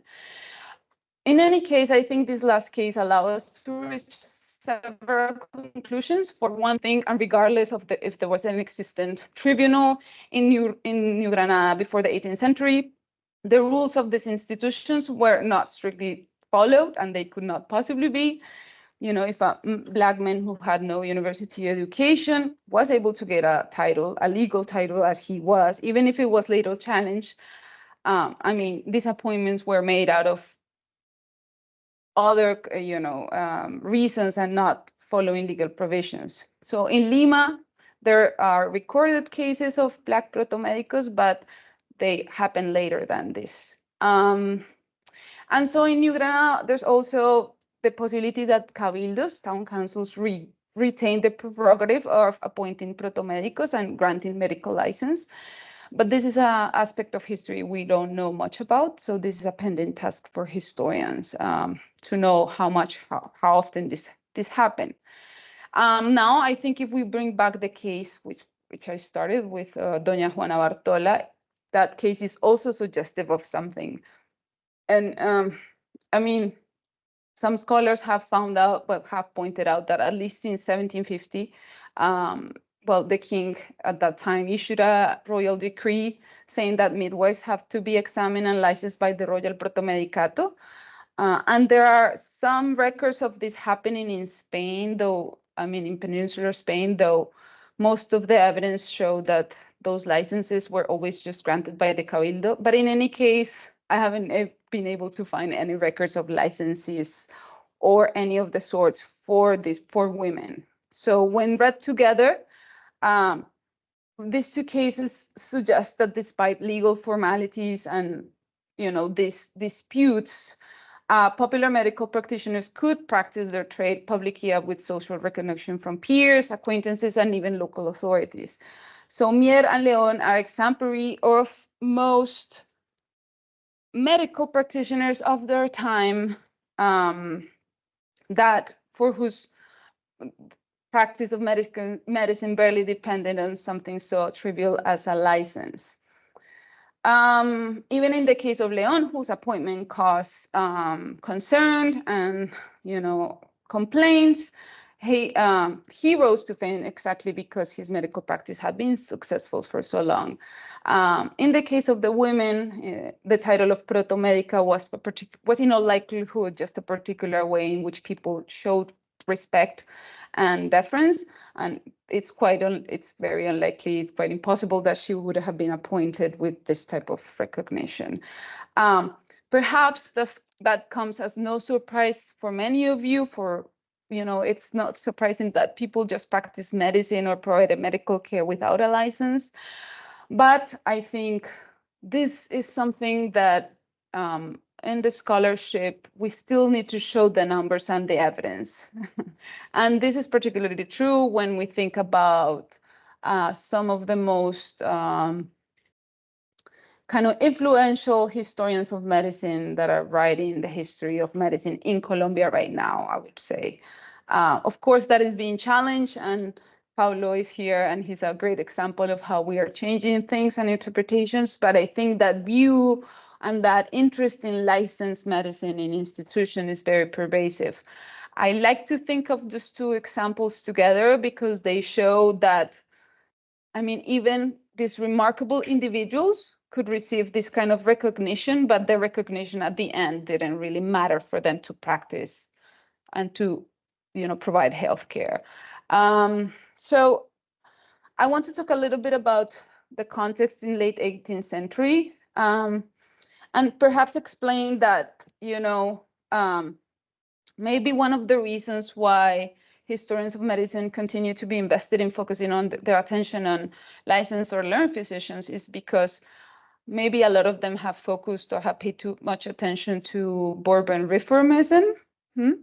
And this kind of emphasis have obscured the popular history I want to talk more about by the end of the lecture. As I said at the beginning of this lecture, by the end of the 18th century, beginning of the 19th, a few physicians were complaining about the state of medicine in New Granada. They were blaming these allegedly ignorant and quack practitioners for the state of medicine. And, the timing of this physicians' lament was no coincidential. By the early 19th century, Bourbon reformism had brought a wide area of changes to New Granada, and the modernization of medicine was an important aspect of reforms. So in 1801, reforms were palpable in areas as diverse as economics, politics, the creation of new posts, for example, science, botanical expeditions, not just in New Granada, but in many areas of Spanish America. And in the medical realm, there were important changes. So the organization of cemeteries, the reforms of hospitals, and the sanitation of cities and urban spaces. So within this broader agenda of reform, the professionalization of medicine was important. It had to be admitted that up to that point, the attempts to institute medical education and modernize medical curriculum had failed. Mutis, alongside other physicians of his social world, saw this moment as an opportunity to bring the changes that they had envisioned. So, for example, Mutis, with another man called Miguel de Isla, proposed a new curriculum for medical education in 1802 that was finally implemented in 1805. So the Viceroyalty was going to have finally a permanent program for medical education, and physicians were to replace quacks and charlatans. So I don't want to talk a lot about those reforms, but I want to say that those efforts and that of other physicians are important to have in mind, but they had mixed results. On the one hand, those physicians succeeded in the sense that medical curriculum was established in the Colegio del Rosario in 1805 in order to standardize medical education. But on the other hand, these men utterly failed. Unlicensed medical practitioners continued to practice their trade all throughout the 19th and well into the 20th century. So we have evidence of this and scholars working on specific examples of this. But there's something very interesting I find in a law that was issued in the mid-19th century. It's law second. It's a law that came to be known as the law of Libertad de Enseñanza Pública. And what is interesting about that law is that The law stipulated that individuals need not have professional education in order to practice medicine. So even a law recognized by mid-19th century that you don't need education, medical education to practice medicine. This law was eventually abolished and things changed, but it was the fact that it existed, I think, signals something. And this has not been super explored by historians of Colombian medicine. I think it deserves further attention. So let me talk about finding unlicensed medical practitioners in the archive. After showing you a little bit about the emphasis of historiography, about some changes that nonetheless did not mean the end of popular medicine, and the strategy I've been using to find these people, okay? So while traditional historians of medicine have tended to use sources such as newspaper articles, scientific diaries, and even notarial records, scholars who have challenged this traditional approach in Latin American medical history have turned, for example, to inquisitorial records. So as Dr. Mitchell was saying, this is a huge literature that it's been super important. So this latter type of record has been tremendously helpful for finding the medical practices and beliefs of unlicensed medical practitioners, people supposedly located at the fringes of society that were in reality central providers of healthcare in the early modern period. However, as scholars have long acknowledged, these records present methodological and even ethical challenges to those people who decide to use it. People who were prosecuted and criminalized by the Inquisition were forced to testify under conditions of duress, and the archive limits, in a way, the degree of knowability in their lives and medical practices. Still, scholars such as Pablo Gomez have gone at great length in discovering an experiential world that eludes modern dichotomies between mind, body, epistemology, ontology, science practice, and have thusly shown a tremendously rich history that still begs to be chronicled and explored. So I follow the contribution of these scholars, and I explore a somewhat neglected aspect of unlicensed practitioners' medical practice. So their participation as medical experts in courts of justice and the testimonies they provided in the criminal cases in which they were summoned as experts. So although criminal cases have been really explored as a source by historians, they have been rarely explored as a source to think about the history of medicine. That's one of my points. And I'm not interested in when people were prosecuted for their medical practices, to be clear. I'm interested in when those people had to examine a body and they were called to testify, or where they had to heal a wound and they were called to testify, or when midwives, for example, were called to be asked whether a particular woman or little girl had been raped. Some scholars have worked on this type of records, thinking about these medical providers, but it has not been a very common approach. So here I list some of the archives I have explored in Colombia. So some of the main criminal records are housed in the Archivo General de la Nación, located in Bogotá. I have also explored two archives in Medellin and one archive in the city of Popayán. So these are one of the richest archives for criminal records. So what I have found is even by the beginning, and especially by the beginning of the 19th century, when licensed physicians were complaining about these quacks and charlatans, we see the presence of these popular medical practitioners and how courts continue to rely on their testimonies, even in cities such as Santa Fe, because sometimes people think this is a matter of, oh no, that happened in places far away from the center of power, and that's not the case. So it happened all over. It happened in big cities, it happened in small villas or towns, which was kind of not super small, but it happened everywhere, in small towns everywhere. So it is indeed remarkable that with such overwhelming evidence, scholars of Colombian medicine continue to focus on those licensed physicians, on mutis. We still have people writing biographies or works about mutis. I don't have nothing against him per se, but I think we have to move past him. So what I've done is that I've browsed all criminal records, all the finding aids, and then I have focused on those cases that entail some type of bodily harm in which you could think maybe a medical practitioner intervenes, right? This also includes homicide, because sometimes they assess a body, right? And also sometimes the person ends up dying in the process. So they intervene in those kind of cases too. So I have found at least 294 medical practitioners, yeah? And when you compare this number with what traditional historians of medicine have found, they have like 15 names of licensed medical practitioners for the whole colonial period. And I have found almost 300 people in a span of 100 years. So it's a very different type of story, yeah? So instead of characterizing 18th and early 19th century Colombian as a period of quackery, where there was a need of licensed physician, or as a period of transition from enlightened medicine to anatomo-clinical medicine, as one scholar has suggested, I propose that it is more accurate to see it as a moment in which popular practitioners would rather easily be able to practice medicine and provide healthcare. This was a period characterized by a competitive medical market in which physicians were simply the minority.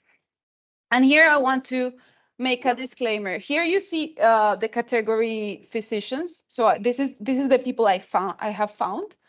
But by physicians, I mean people that identify themselves as doctors or doctores. That doesn't mean they had a license. That doesn't mean they had university training. That just means that they call themselves doctors. We actually have 3 cases of women that were described as médicas doctoras, even if women were not technically entitled to study medicine in any university. So these are all the professions I found in the archives: surgeons, which were all male, midwives, which were all women. Oh, I forgot to put 79 number of men. Yeah, they were all men. Physicians, reconocedores, which means people that examine bodies, and they're described in the sources as like competent in surgery, knowledgeable in medicine, and those people inspected bodies, basically. Wound healers, so they're described as curanderos sometimes, as knowledgeable in wounds. Medical friars, who were important providers of healthcare in the colonial period. Barbers, apothecaries, phlebotomists, and soanderas, which I've translated as besus, but I don't know if it's the best translation. So what I want to show, and here you see all these numbers, because in the article that I sent, I mean, these are not exclusionary categories. Sometimes people identified as midwife and masseuse, or surgeon and physician. But what I've tried to do here is to show how people recognize themselves in the sources, and the richness of and the amount of cases we have in which these people testify. It's important to have in mind that sometimes they're called as experts, in the sense that they are called to say, did this rape happen, for example? Or sometimes they're just called to testify about a medical treatment they provided. Not necessarily as an expert in the sense, but in the sense of, tell us how you heal this person, what type of wound did she have, something like that. So this is a really different panorama that what have other scholars presented. And I want to talk, just to finish and to wrap up, about women in particular. Oh no. Okay. So I have mostly focused on women on my research. And I've been calling them caring women for now. That category may change. So what I found in the archives as, because this all began with that first woman I told you about when I started talking about this, is that, these women, expert, knowledgeable women, are somewhat easily found in the archives. They testified a bunch of times. I think I have more than 50 women that call themselves midwives, and then I have other women that call themselves knowledgeable in female bodies or reconocedora or other type of descriptors that show their expertise. I have found that they belong to a particular age group. They were older women that were older than 40 usually, but some women were almost 80, for example.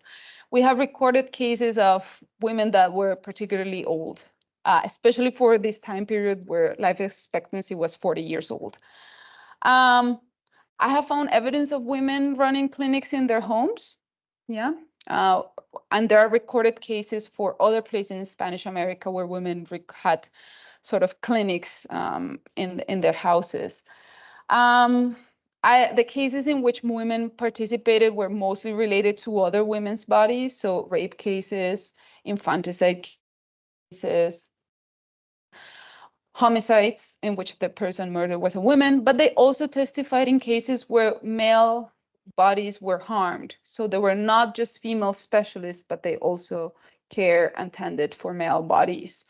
I have found a few examples of literate women in the sense that they signed the depositions, and the document allowed me to say that that woman probably owned books and she had some sort of literacy that was important to her medical practices, but most of the cases, they never signed their documents. That is a difference with men. Men usually do sign their documents, for example. And one of the things I have found too is that socio-racial classifications are not as important, at least they're not recorded as often in the archives. The only exceptions to that is usually when midwives are Black.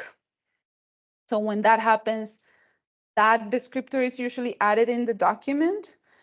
There are also a few recorded cases where indigenous women, we know they're indigenous women, but in most cases, there are no description, which is interesting, which maybe is about the particularity of New Granada as a place of mestizaje, as some scholars have said. Joan Rappaport talks about the mestizo as an evanescent category, so a category that surfaces sometimes but then disappears, and she's talking for the 17th and 16th century. But here it seems that this kind of categorization really is not that important. It's something I still have to think about, but it's not as central, especially when one compares this as, for example, with New Spain. So some scholars, a scholar called Lipeniak, who has worked with this type of records, he did find that midwives were identified with an ethnic category there, but that doesn't happen in New Granada. So that's an important difference. And so I think these cases point us to local knowledge and local epistemologies that for a long time have not been the interest of many historians of medicine. And it's the signatures you see is one of the few ways I've been able to make these people visible. So that's why I include them. We don't have drawings or pictures like what I showed you of mutis, that everyone is obsessed with mutis. We don't have that for women, but this is a way of showing that they were present, and this is a way to show their presence in the archive. And that's it, I think. So I want to thank you for listening and for the questions.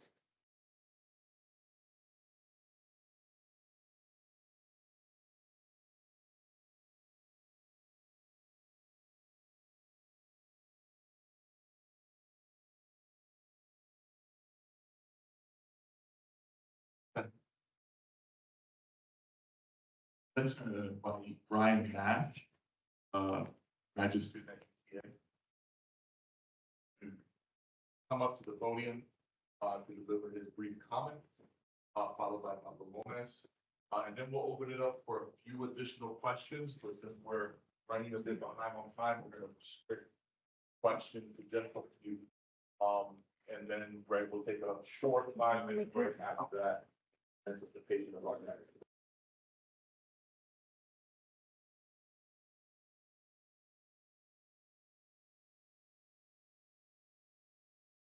A World with No Doctors examines the practice of medicine in New Granada and the projected medical epistemologies that Spanish colonial officials perpetrated. This piece, in the author's own words, demonstrates how licensed medical physicians' assessment of the condition of medicine in this region was wrong, and that the colonial government relied upon popular medical practitioners in one aspect of the colonial institution, administration and justice. Thus, the author proposes that instead, seeing this period as a moment of transition and incorporation of Enlightenment medical epistemologies, is a moment in which these practitioners were able to conduct health and healing practices in this space with the acknowledgement of the state. This analysis focuses on the subjects who provide most health care in a world with no doctors. A World with No Doctors engages with scholarly debates on the challenges that historians of health and healing face when utilizing Inquisition records. Furthermore, an essential facet of this work is how different medical epistemologies are traced to our understanding of the perceptions of medical practices and practitioners and the reality of health and healing in this space. This work challenges traditional historians of health and healing who emphasize the importance of medical and newspaper sources and instead uses the inquisitorial record to investigate the lives and stories of those who are typically ignored by the historical record who were engaged in unlicensed medical practice. The influence of scholars like Jim Sweet and Pablo Gomez on Carvajal's methodology is visible in her treatment of an experimental world that alludes to modern dichotomies, but also indicates how the inquisitorial and court records help highlight the lives of those who were practicing health and healing despite licensed medical physicians and traditional understandings of the state of medicine in New Granada. Methodologically, A World with No Doctors incorporates a framework that historians like Pablo Gomez have employed, that is, by looking at the practitioners, whether licensed or unlicensed. It challenges Western biomedicine by focusing on popular healing. The importance of challenging Western medical epistemologies helps connect these practitioners to understand the broader aspects of colonialism, gender dynamics, physicians, and medical epistemologies within New Granada. Sifting through an abundance of archival sources on criminal records of the Nuevo Reino Viceroyalty, Carvajal found 294 cases of practitioners who do not have, or mostly did not have, official physician license. Here, Carvajal focuses on those providing most of the healthcare, these unlicensed physicians, as a way to interrogate health and healing within the larger context of Spanish America. The digital project, Colombia's Popular Healers Past and Present, helps to visualize and stress the significance of these medical practitioners. A World with No Doctors made me question how harming affects your focus on unlicensed practitioners. After searching through the finding aids of criminal records, the Nuevo Reino Viceroyalty, you mentioned that you revised all cases that entail some bodily harm. Can you elaborate more on the relation of harm to health and healing within your research, while also considering the more significant implications of contestation and dialogue between medical epistemologies like Western biomedicine and popular healing?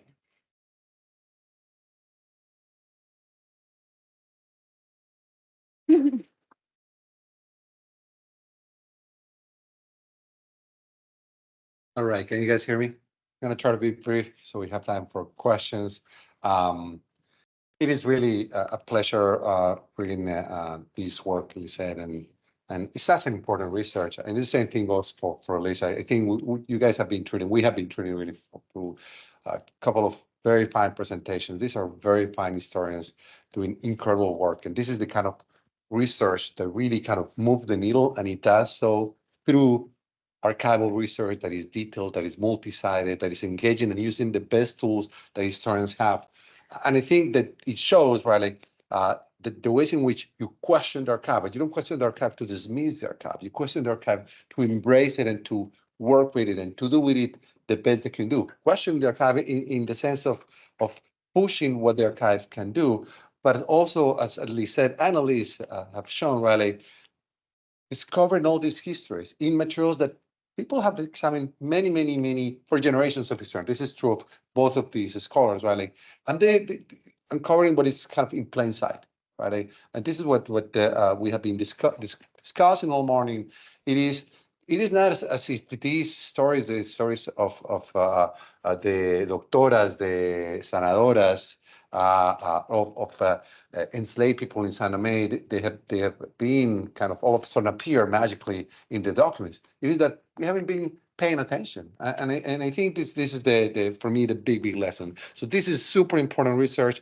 I'm so excited that this is coming. This is going to be two fabulous bodies of work, and we are here witnessing kind of what I believe is going to be two amazing careers kind of launching themselves. So I think this is this word that Lisa was talking about is, we know that the work that happened inside of learned medicine is far larger than what actually ensues in learned spaces. And this is also an invitation for those of you who are interested in historical narratives, but also in something that is more contemporary. This is true even in our days. This is not something that only happened in the 19th century. And I'm saying this because one of the things that I always found remarkable, Lisette's emphasis on the work of women, is that throughout, and this is a term that I always tell my students do not use, but I'm going to say now, throughout history, the majority of the work related to body care, healthcare, has been done by women in intimate spaces. And that is true of the 18th century. It is true today. So what is the difference here is, who do we consider to be actually doing that work? Or who has that authority? I think Lisa's work actually recovers those spaces in vivid form. And it also kind of invites us to recognize a different kind of medical authority, about corporeality. One that in your case, I think, and that is a crucial aspect, you show us that this actually transcended into the legal space. And that is just fascinating. So I have more comments, but we can talk later. But I wanted to mention something that also kind of makes an intervention, sort of a very traditional, very male-centric, very Eurocentric history of quote-unquote objectivity and facticity in the world of both science-making, the legal realm, and the emergence of something that we call the fact. The fact is a term that we all use all the time. That term actually didn't exist before the 17th century. And it's a term that emerges, according to several historians, specifically historians of England, in kind of a space of legal changes and the appearance of quote-unquote objectivity as a specific focus of learned societies in England specifically. And what you're showing here is that there are different histories of facticity, there are different histories of truth-making, there are different histories of creating world, of war-making. And I think that is fascinating to see. How is it that these people who were never considered to be at the center of these histories of facts are actually the ones that are providing the facts. They're the ones that in those societies that are being drawn into even the legal courts to attest to the truth about corporality, about the world that in which we live. So the worlds of medical care, right, like that you are defining here, is one that is largely a female world in which people of color figure prominently. And I think this is something that you need to hold on. It's war making on itself. And I think, that is kind of a world without doctors is a fantastic title for a book. I think that you already have it. But it's a world without doctors that is far larger than the world for doctors that we understand. So I wanted, maybe we can just turn it to the question, but maybe later we can talk a little bit more about like, how do you see yourself as intervening in that kind of larger idea about facticity and objectivity? Thank you so much, Lisa. Thank you.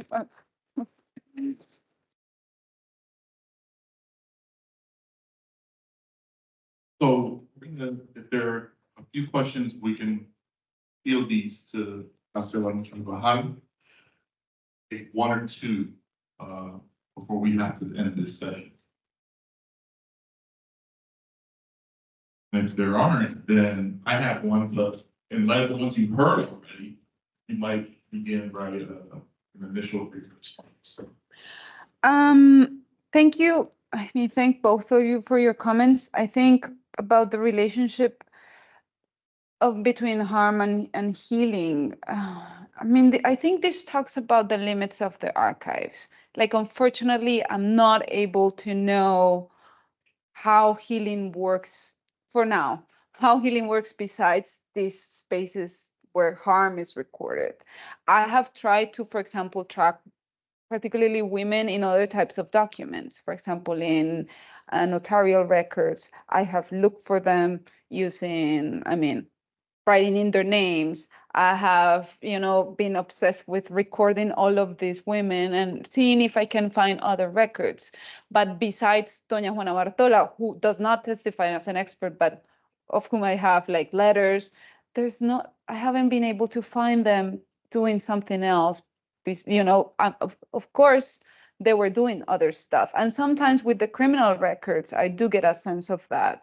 Like, for example, I have an infanticide case where a midwife was tending for this woman while she was giving birth, right? And then the women murdered her newborn. And so we know of her practice as a midwife before the criminal event. And we know she went there and stayed with her all morning. And she helped her dealing with the stress because the woman actually expressed that she wanted to get rid of the baby. And so the midwife also kind of tried to help out with that. And the midwife also christened the baby, which was possible in very circumstantial cases where there was to be believed that maybe that creature would die.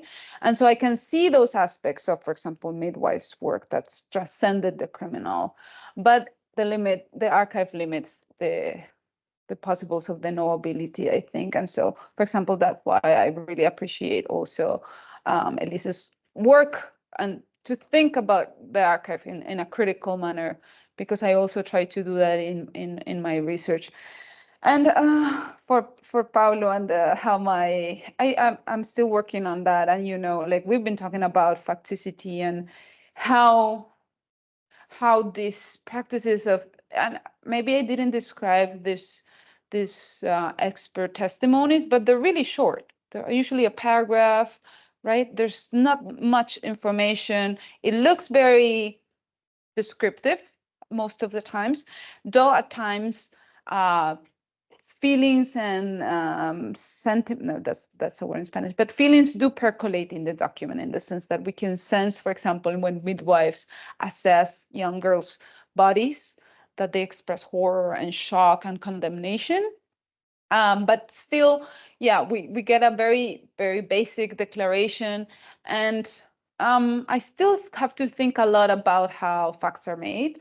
There is something about change in time, sorry. Most of these cases and the recorded cases, that's why I wanted to show you the Digital Humanities Project, are like for the last 2 decades of the colonial period. And I'm still figuring it out if that's just because there are more records, which is true. There are more records for the late 18th century, for the late colonial period, or if there's something about the need for increased reliance on these testimonies. So there were more cases, and so there were more people testifying, but it also seemed, and that's what I've been finding out, that there's also an interest in kind of recording more properly how an event took care, an interest in describing more thoroughly, for example, if a deceased body was found, and inspected that body. So what was going on and why was that changing in the late 18th and beginning of the 19th century? That's a question. So yeah, so for now, those are that's all my thoughts.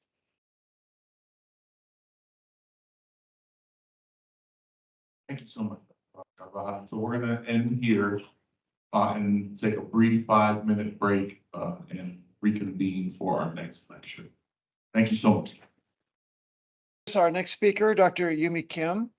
Dr. Kim is a historian of Japan and Korea who researches and teaches about the cultural and social histories of women, gender, medicine, religion, racialization, and colonialism in Japan, Korea, and the Asian diaspora in the 19th and 20th century.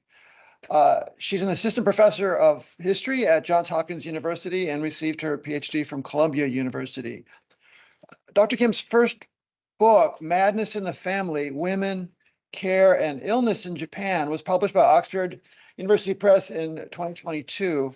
It shows that most people in turn of the century Japan who suffered from what today we call mental illness remained in the care and custody of their families.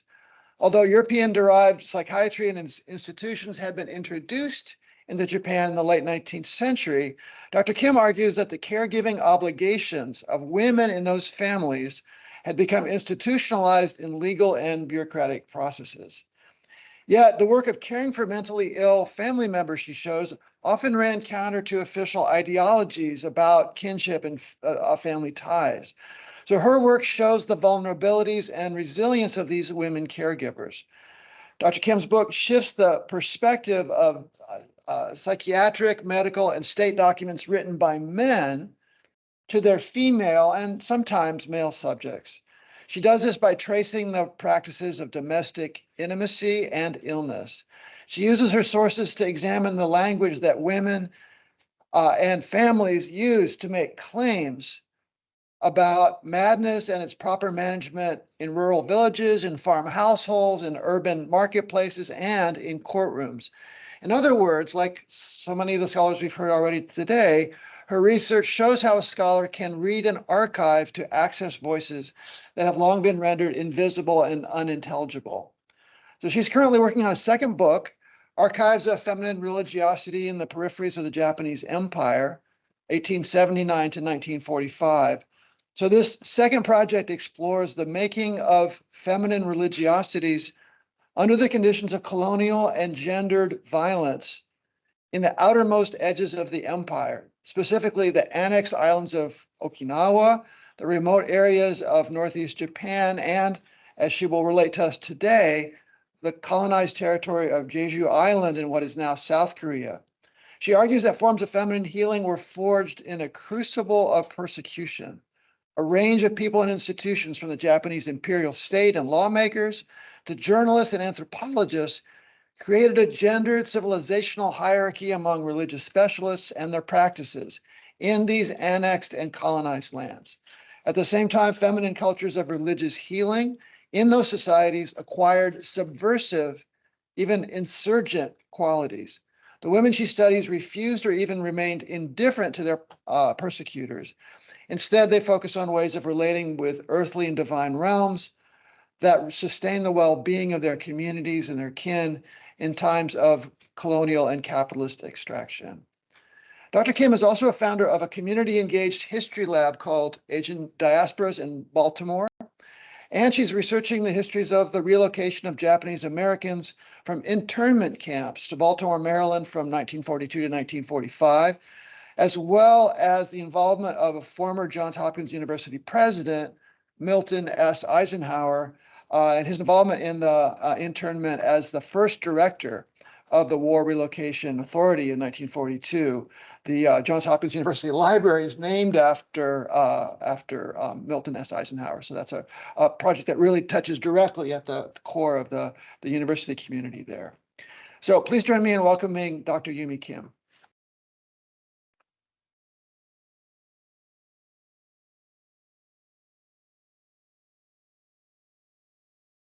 Thank you, John. Thank you, Alberto, for the kind and generous invitation. And of course, thank you to all the staff who I know, having been on the other side of the table, to make this all look so smooth and amazing. It takes an incredible amount of labor, usually from a year, a year before the event occurs. So please know that your labor is not taken for granted. I'm going to move us to a very different part of the world, but I think you're going to see a lot of connections between what I'm talking about and what our previous two speakers today and also Professor Gomez yesterday was speaking about. But before I delve in, I wanted to ask the whole room, but really I want to focus on the students here because there are so many lovely students here. I want to know what associations you carry when you hear or sort of think about Japan and or Korea. And this can really be any kind of association you might have, like the first thought or image that pops into your head. Like I walk through this area to get to this room and I notice things like, oh, there's sushi in the cafeteria next to the Chick-fil-A. So it could be things like that. It can be anything. I just like to get a sense of what your associations are. Let's start with Japan.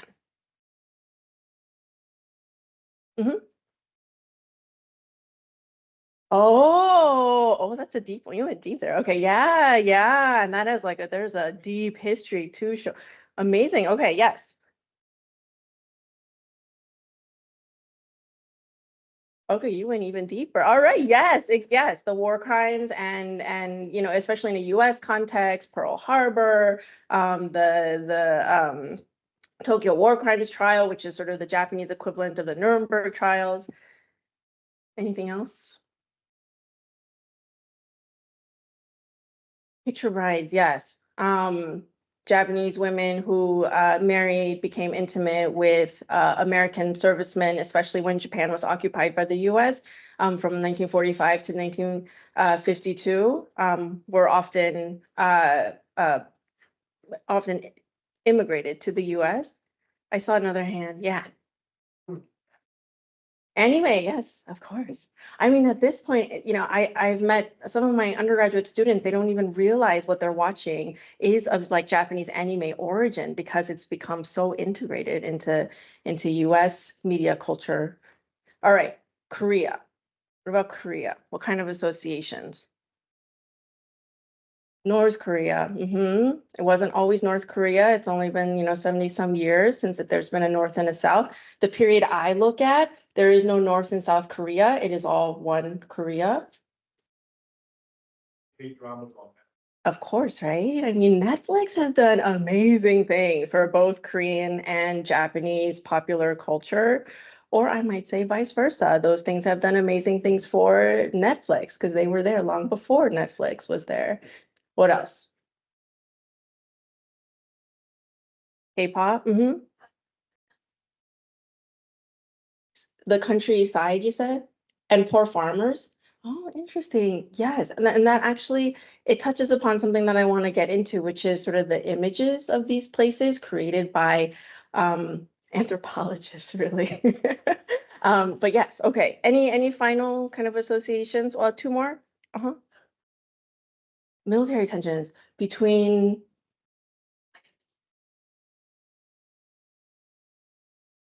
okay, okay. Yeah, because it can go to any one direction. We can pick China, we can pick Japan, we can pick. All right, great. Yes, and last but not. And for a really long time, Japanese anime, the people who were actually doing the work of creating that stuff were Koreans. So why do I ask about associations? Part of it is because I just like to get a sense of what, people in the room are coming into the room with. And even you're going to see that even though I'm going to be talking about like the others, histories of medicine and healing and health and science, those histories are very much linked to the relationship between Japan and Korea. And they're linked because, primarily, at least in the context of my talk, they're linked because Japan colonized Korea formally in 1910, but the Japanese are in Korea as early as the 1890s. So formal colonization happens in 1910. The only reason Korea becomes liberated is because the Allied powers win World War II. And so Korea regains its sovereignty in 1945 at the end of World War II. But then immediately with the I say this sarcastically, help of the US is divided, partitioned into two countries and becomes North and South Korea after the Korean War.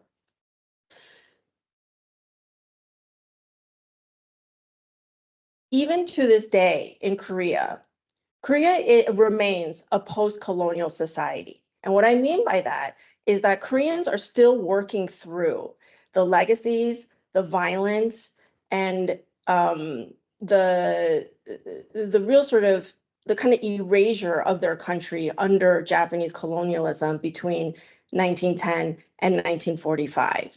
And so are three kind of major themes that my talk is going to touch upon. And these three themes connect to the previous talks as well.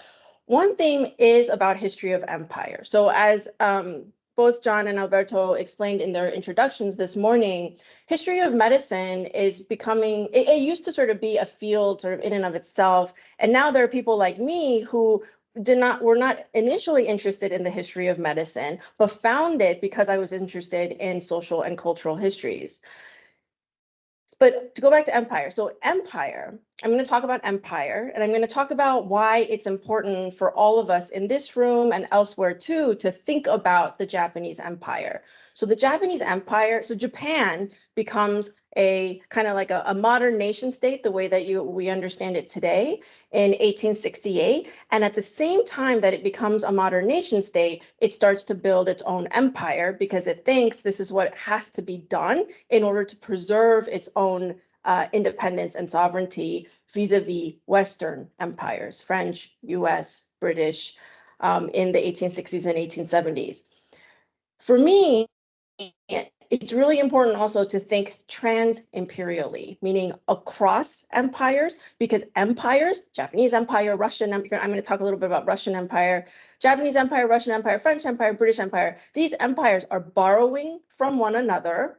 They're looking to each other to see, how are you policing your colonies? How are you tabulating data, information about colonized peoples? How are, and different kind of networks of knowledge production, that's networks of scholars and their ideas, but also, officials, journalists, tourism industry folks.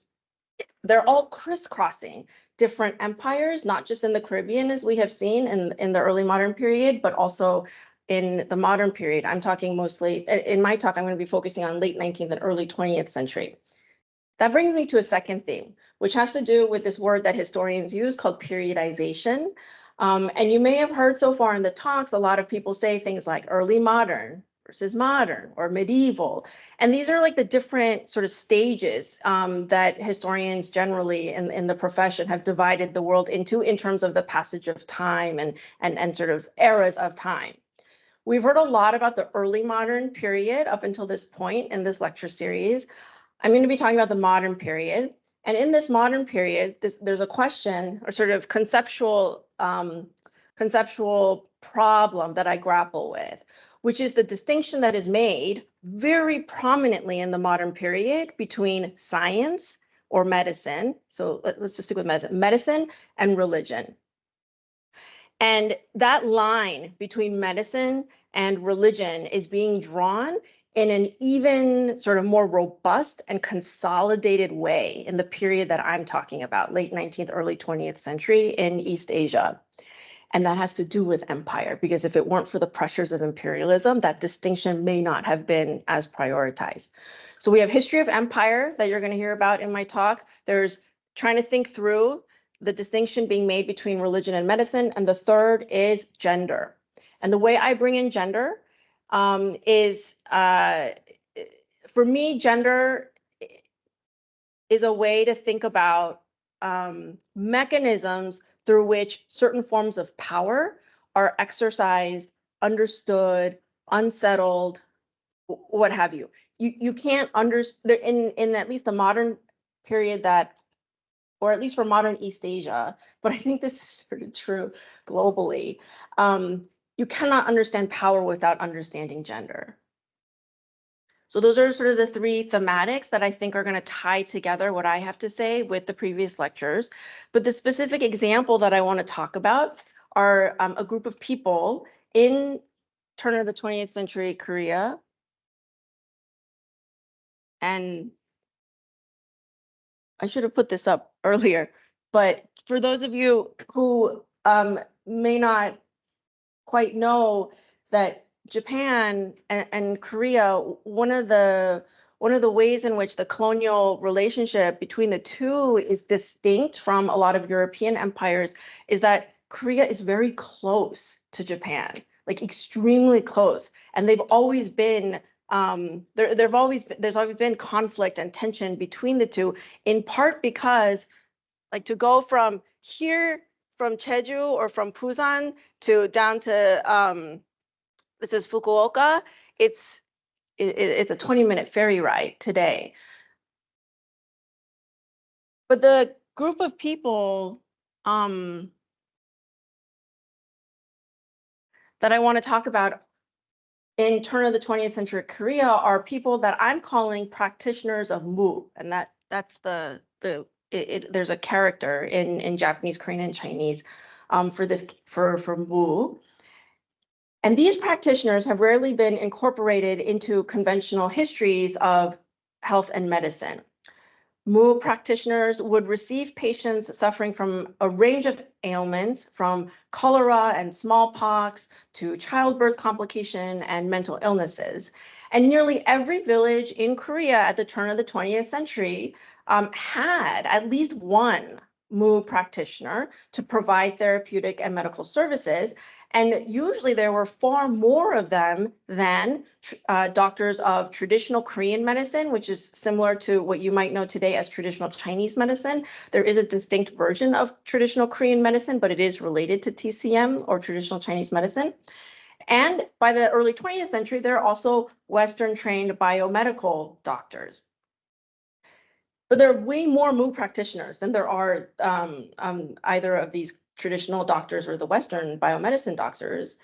But the minute I tell you the most common English translation for the term Mu, you're going to immediately get a visceral sense of why Mu practitioners have rarely been considered medical practitioners. They're usually called shamans.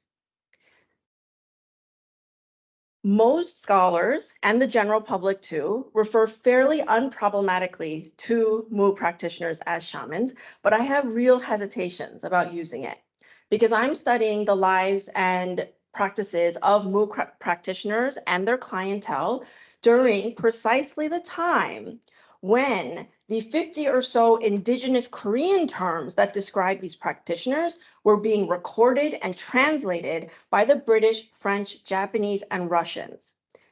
These British, French, Japanese, and Russians, they're scholars, but they're also Christian missionaries.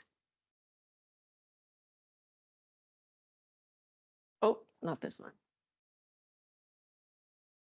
This is a photo of a very well-known Catholic bishop who is in what is now Jeju Island in South Korea in 1900. So there are Christian missionaries, there are government officials, diplomats, all kinds of people with geopolitically motivated interests in Korea. I don't have time to give a detailed overview, but a really quick gloss, just to give you a sense of how complicated and sort of complex this moment is geopolitically. We have the British and China that have been selling opium at extraordinary profits in the early 19th century, leads to war. There are French Catholics. This bishop is an example of a French Catholic who is in China and then in Korea by the 1850s and 1860s. Japanese interest in Korea that spikes in the 1890s. Japan, as I said, colonizes Korea in 1910.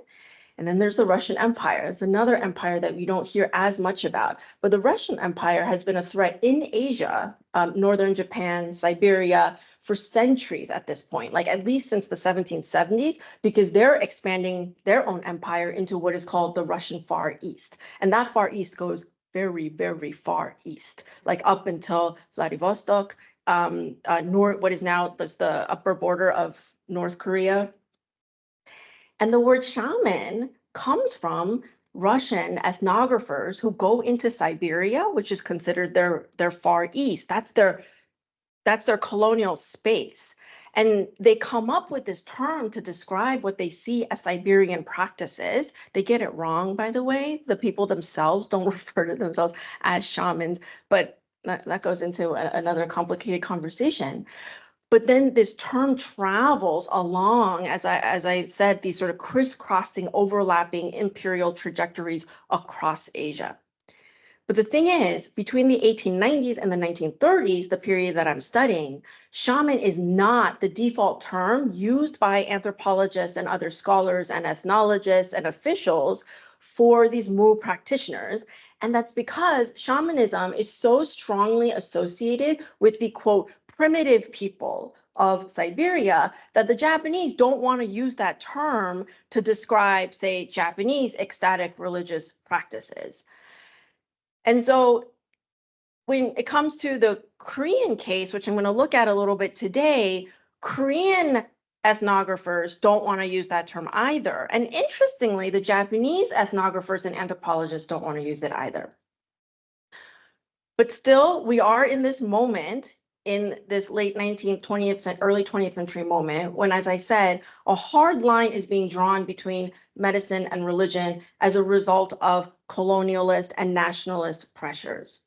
And the early 20th century is the moment when that boundary, or the idea that Mu practices are not medical, that is institutionalized, intellectualized with great enthusiasm among Japanese colonizers and Korean medical practitioners alike. This isn't just the case of like the colonizers saying this is not real medicine. The Koreans themselves too are trying to argue this is not real medicine. The Japanese see themselves as bearers of biomedical knowledge, and Koreans are trying to kind of localize biomedicine, but also elevate traditional Korean medicine, and they want shamans out of, or these so-called shamans out of the picture.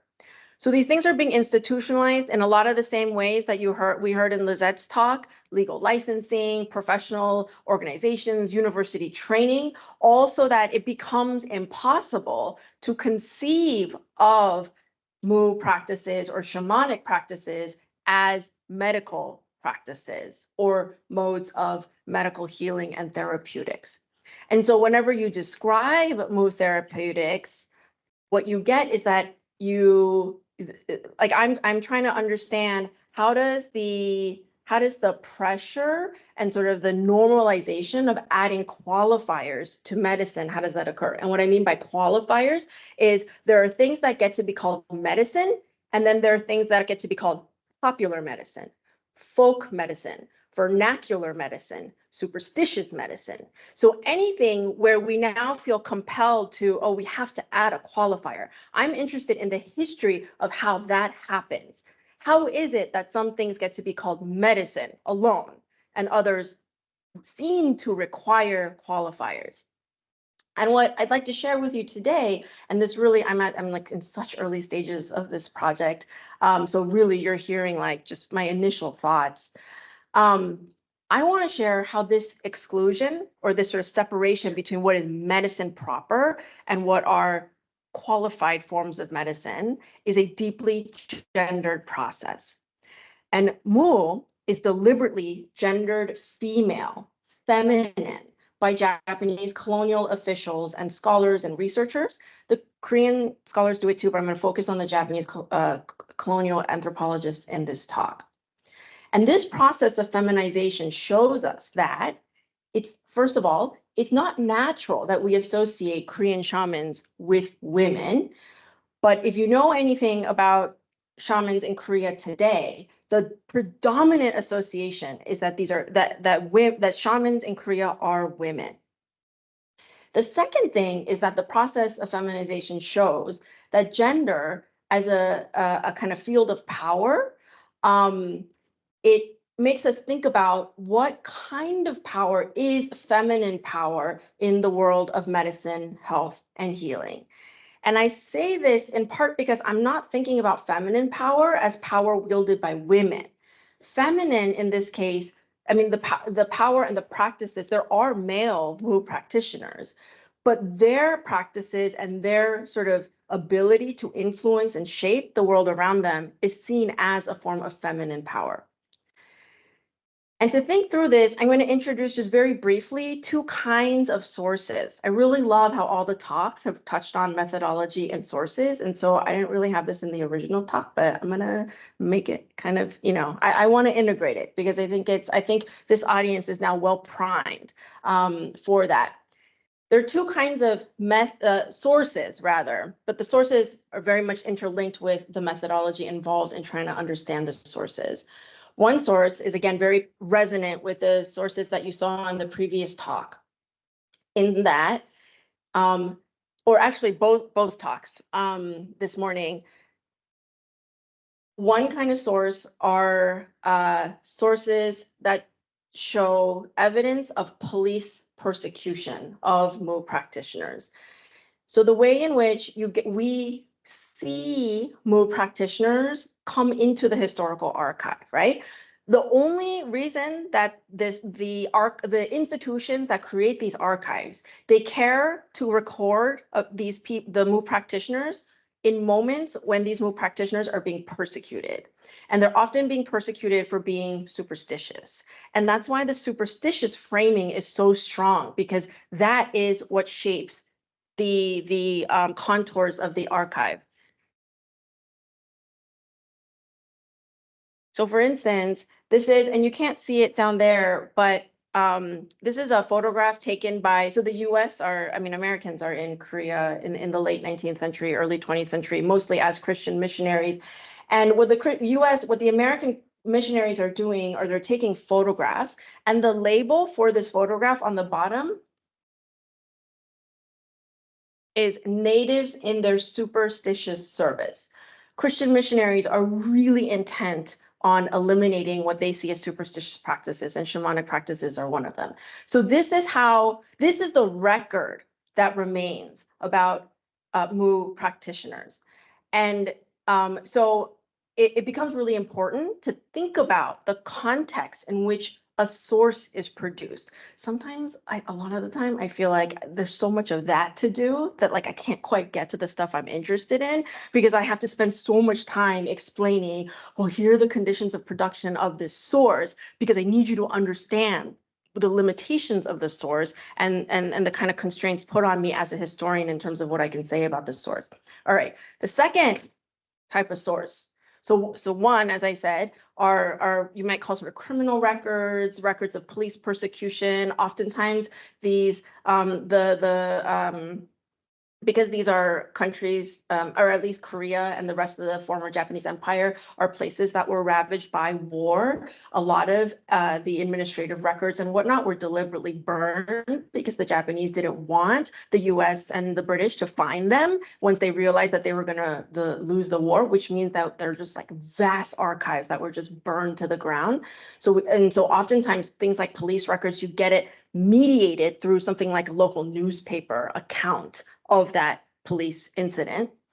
But the second source I want to talk about briefly is the thousands of pages written by anthropologists or people who look like anthropologists, sociologists, ethnographers, ethnologists.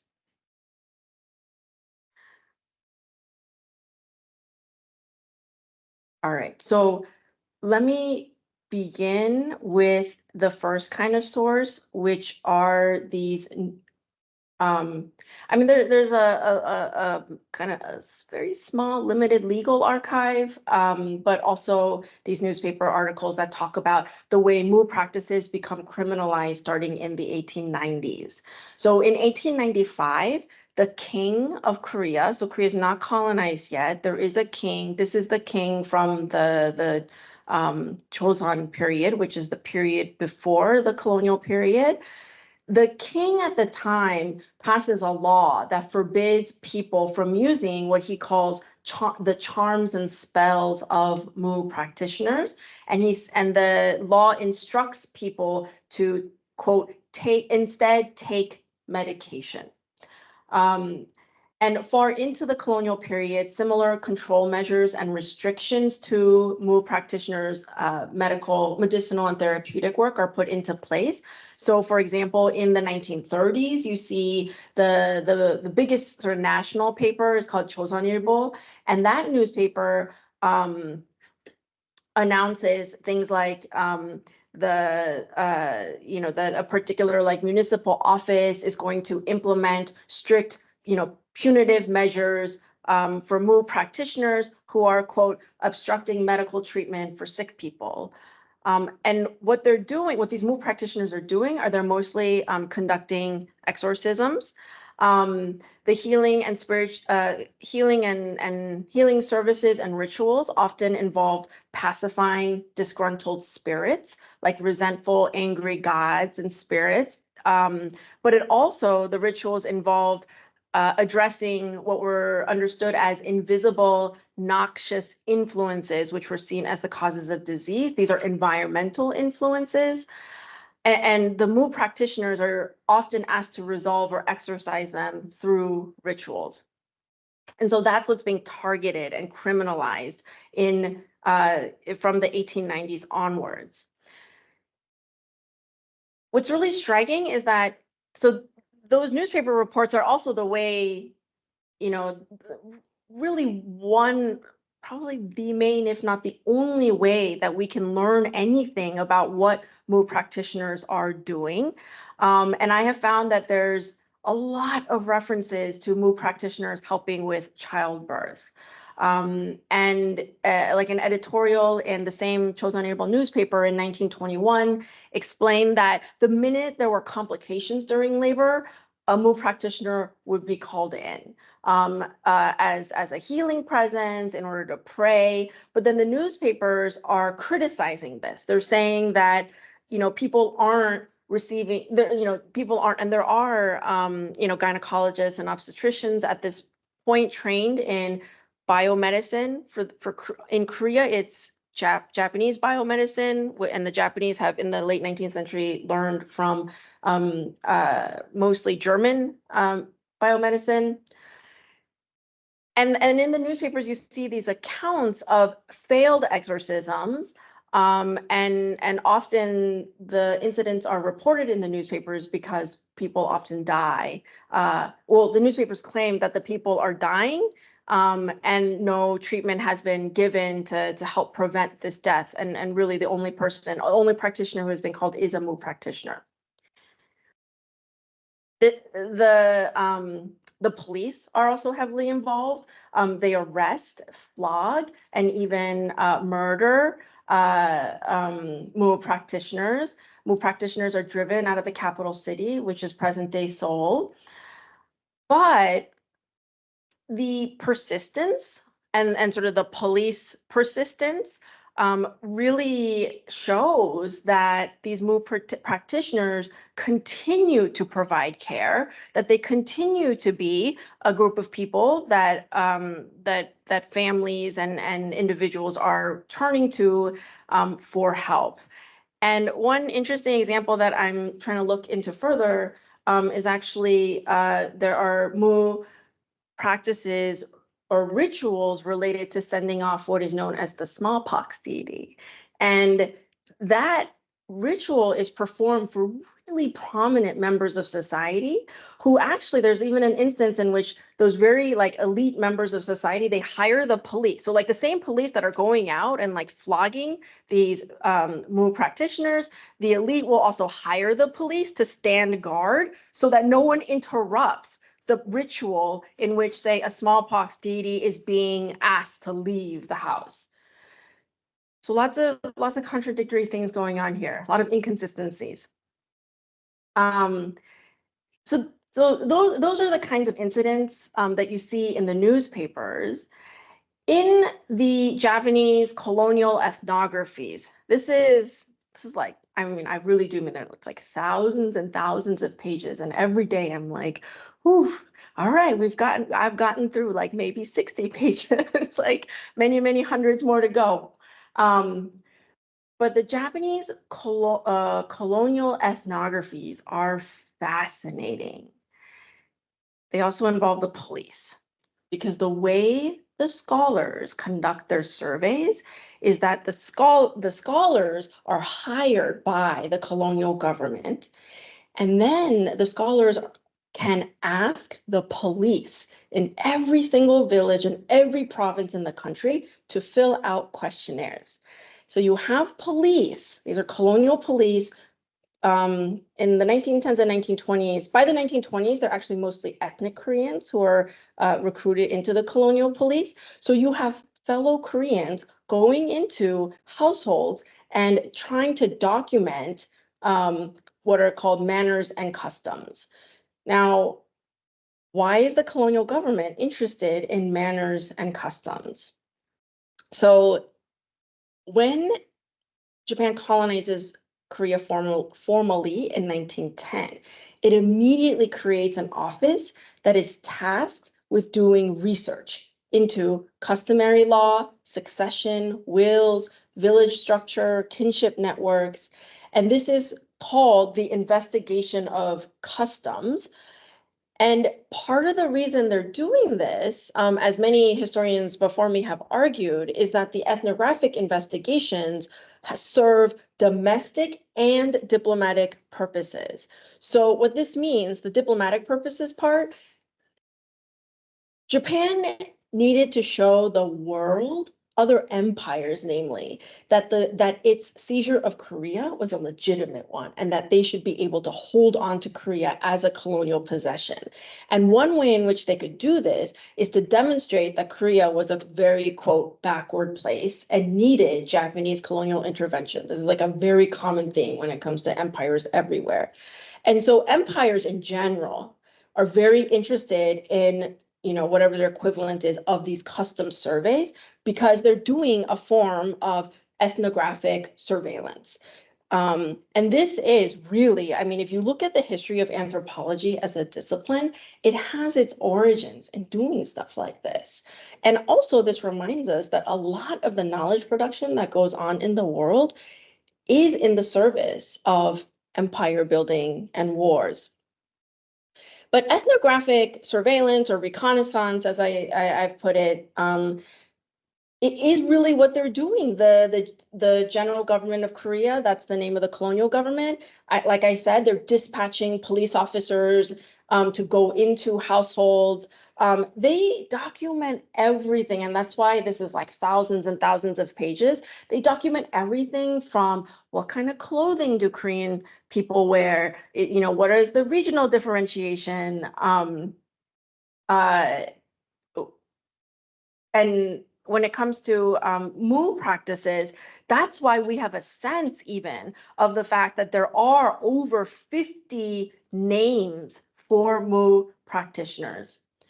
So the report that I've looked at the most closely so far is by a Japanese researcher named Murayama Chijun. And Murayama is one of these colonial government employees.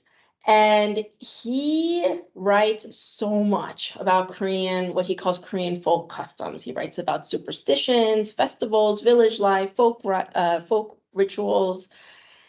And I found that most scholars, most historians refer to Murayama as a sociologist. But I've done a little digging, and I don't know, like, sure, we could call him a sociologist, but he studied a little bit of sociology as an undergrad.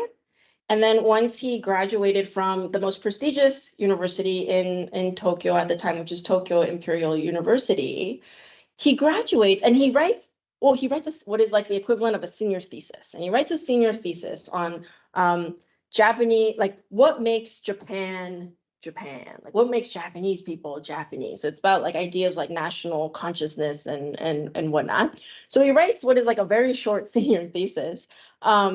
And then a friend calls him up and says, hey, do you need a job?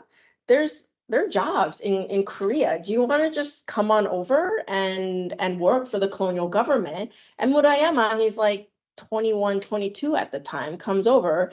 And then for the next 20 years, stays in Korea to become the most prolific researcher and documentarian of Korean folk life and customs.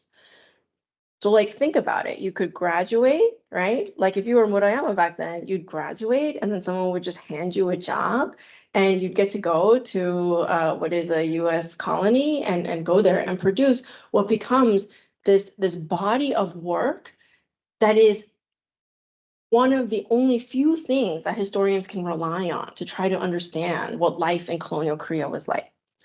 So the thing that happened in Murayama's work, and I focus on one work in particular, the one work is 600 pages. He collects, with the help of the police, all these statistics.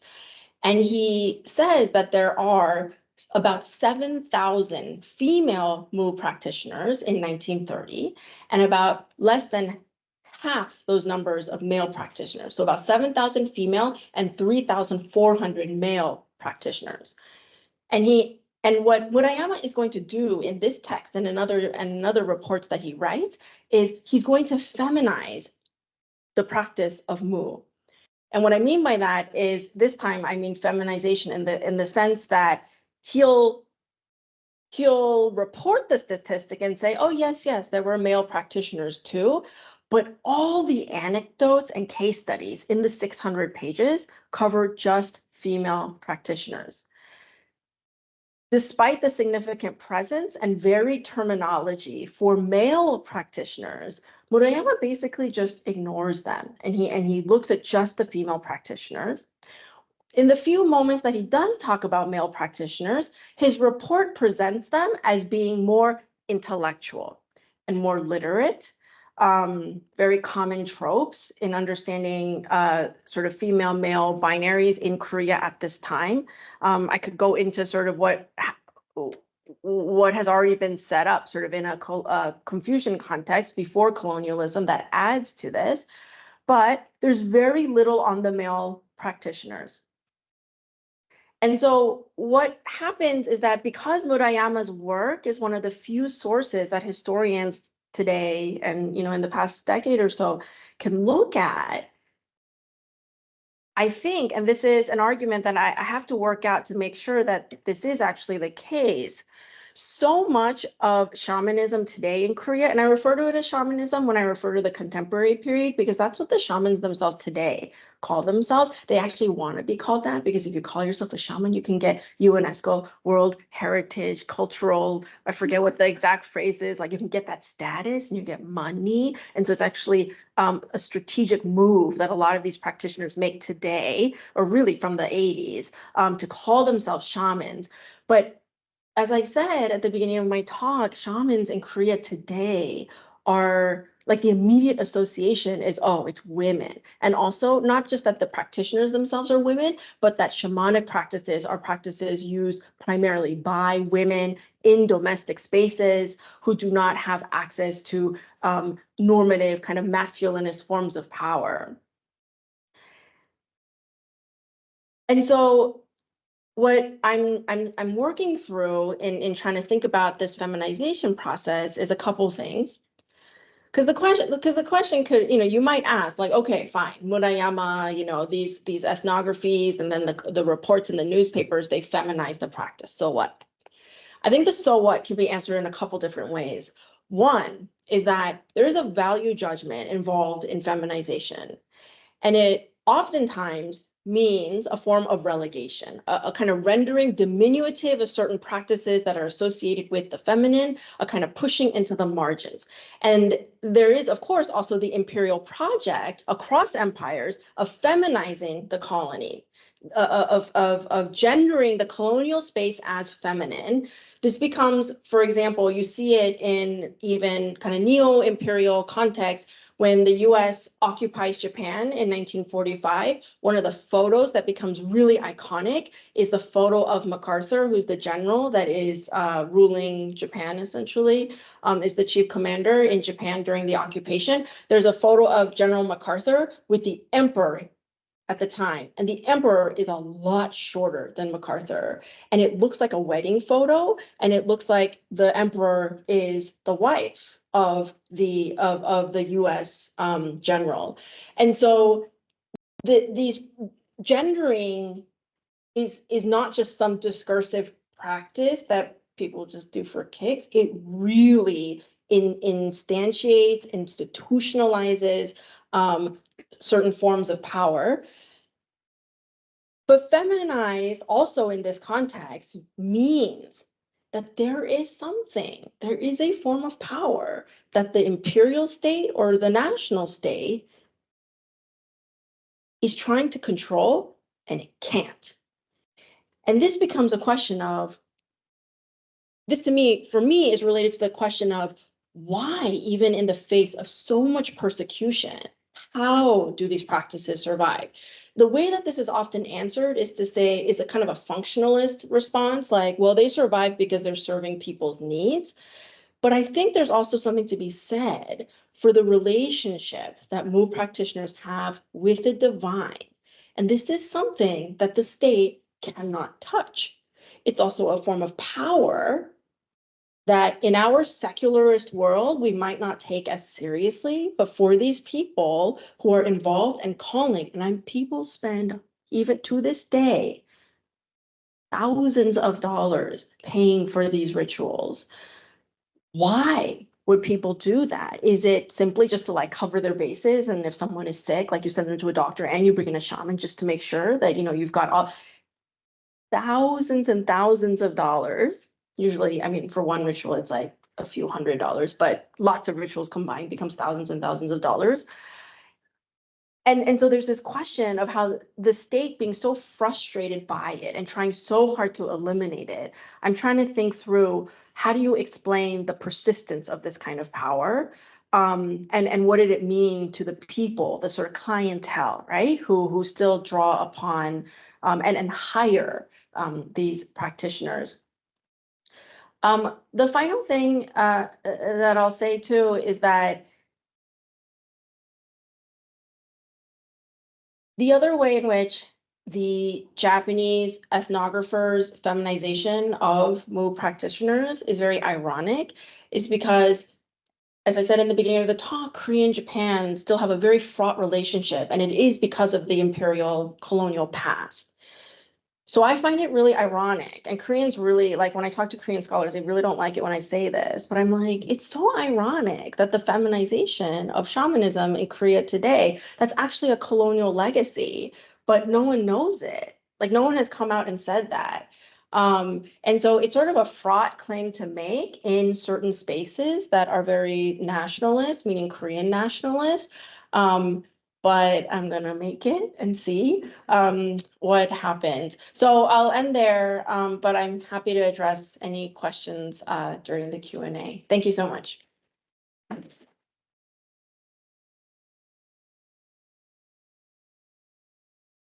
Thank you very much for that really, really interesting talk. We are running a little bit over our time, but we had two comments.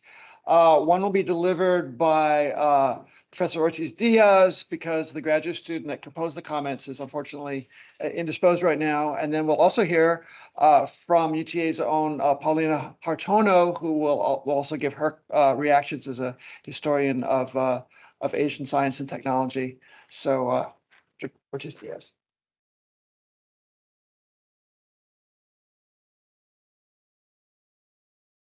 All right. So we have been in for a treat with these first three lectures today. These are comments prepared by Katie Vinson. I'm going to just read her prose as she has delivered it to me via email. She says, I am quite fascinated with the topic you have presented. Indigenous Korean methods of healing are not given the consideration they deserve on their effects in society and society's effects on indigenous interpretations of healing.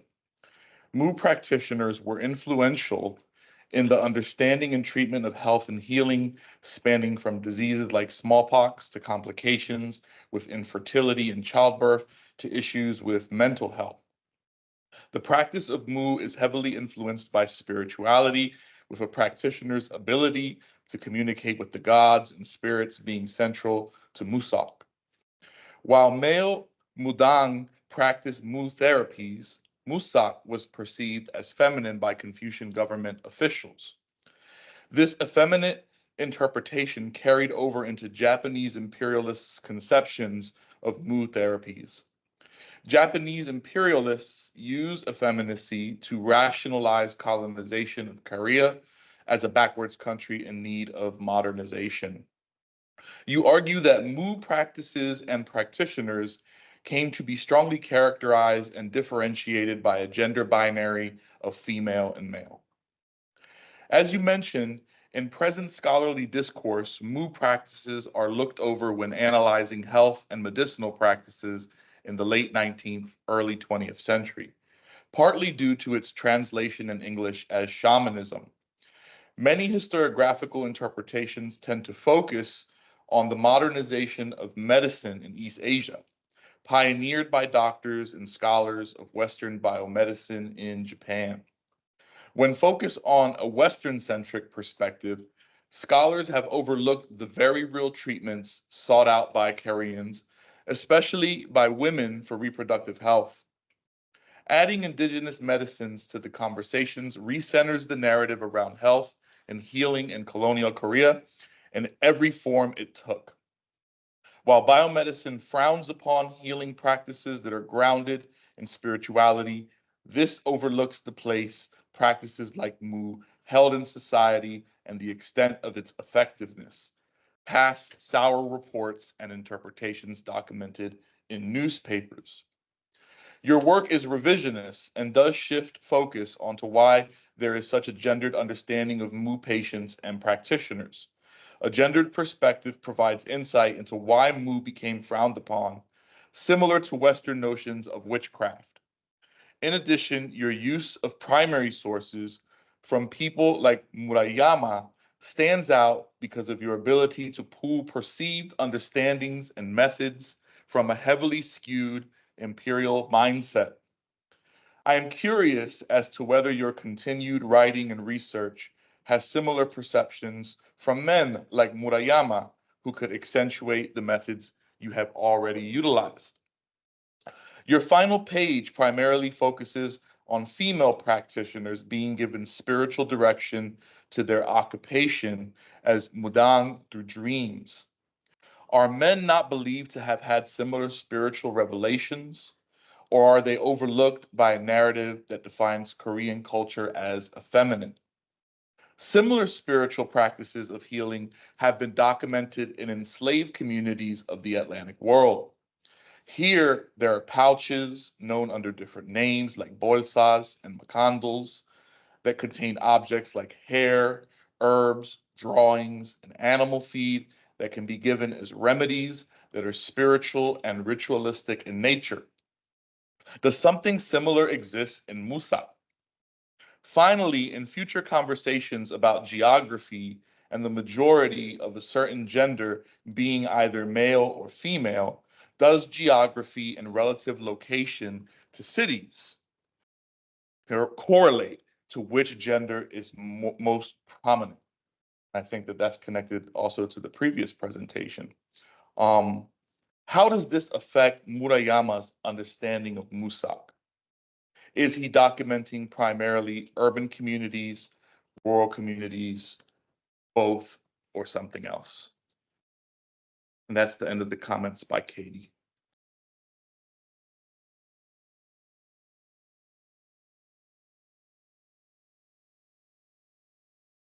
Hello, everyone. I'm a very time-sensitive person, especially when I'm surrounded by hangry people before lunch. So I'm going to try to go briefly through my remarks, but it's just as well that there's a time limit because I really enjoyed the paper. I could go on for a while. So Dr. Kim's paper sits at the intersection of popular culture, history of medicine, social history, history of empire. And what she presented to us today is the history of Mu practitioners.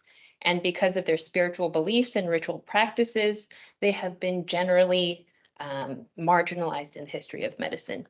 And it's in large part because they don't fit into these received professional medical categories that their story is important. And there are a lot of layers here that she has described to us, but one is due to the reluctance of male medical practitioners to treat women's gynecological issues, as well as women's reluctance due to cultural mores to have physical contact with men with those issues. Women's health care thus fell outside of typical treatment regimes.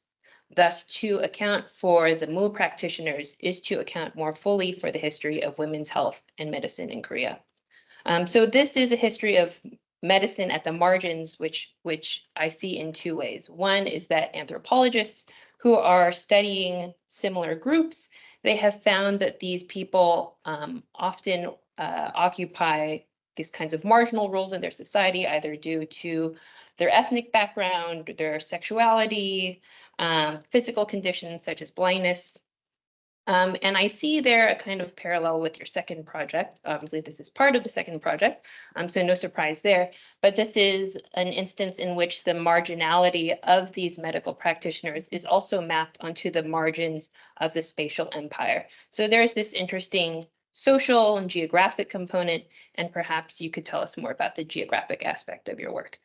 And so I have a few questions about the project that I'll ask. One is kind of more in the weeds with Korean medical history. Another is a comparative point to address one of the questions that you brought up. And then the third question is about archives. So the first question related to Korean medical history is how these Mu practitioners fit within the larger landscape of female medical practitioners. And I'm thinking about Sonia Kim's work, sorry, excuse me, Sonia Kim's work, Imperatives of Care, which sheds light on Weenyo, female medical practitioners. So this group, similar to the Mu, have these slow caste status. They have physical, social contact with men. One of the reasons for the low caste status. They're also entertainers. And so they have a kind of similar social status, except in the 1920s, they begin to be professionalized, they publish, they have a more reputable status in society. And I wonder if there's any correlation between these Weenyo's historical arc and the Mudang, in the sense that perhaps one group is made a foil for the other, perhaps the Weenyo, their professionalization was used to justify the latter state regulation. This second question might not have a clear answer yet within the historical record in Korea, but it's a comparative point that might be a prompt for the question you asked about how do these ritual practices of the Mu survive into the 20th century.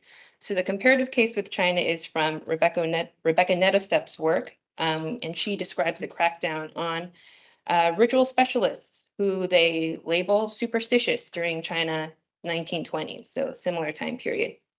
And in response, these ritual specialists, they don't take the fight sitting down, lying down. You have the Blind Fortune Tellers Association of Shanghai, they're organizing. You have feng shui specialists, geomantic specialists who are making a semi-chauvinistic claim that feng shui is an essential part of Chinese tradition to officials. That's a very strategic, rhetorical, political move, although obviously their main interest is that they can keep their livelihood.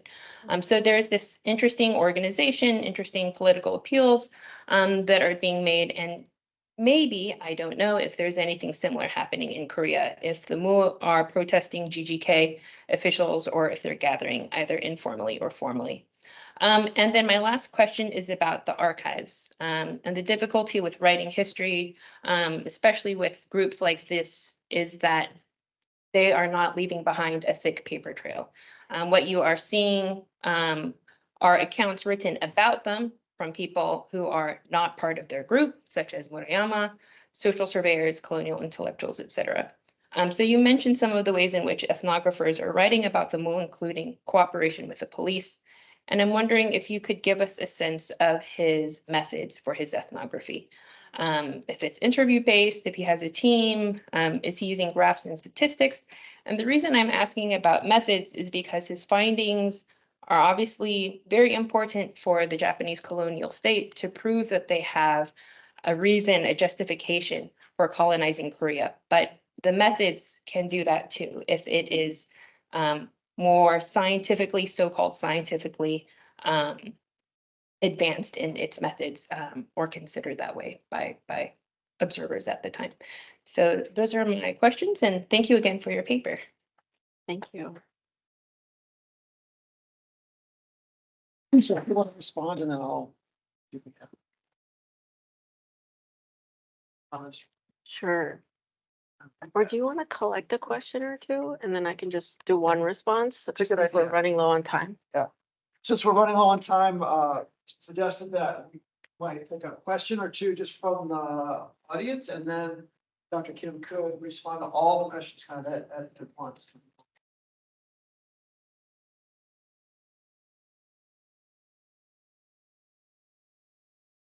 So, in your conclusion, when you stated that, what do you make of, like, you're trying to figure out what to make of the sort of colonialist vestiges in terms of like its feminization.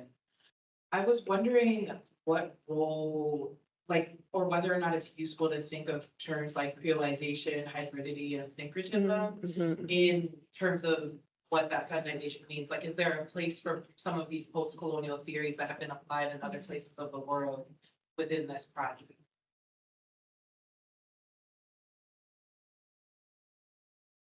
Any other questions on the idea of collecting just a few from the audience? Answer.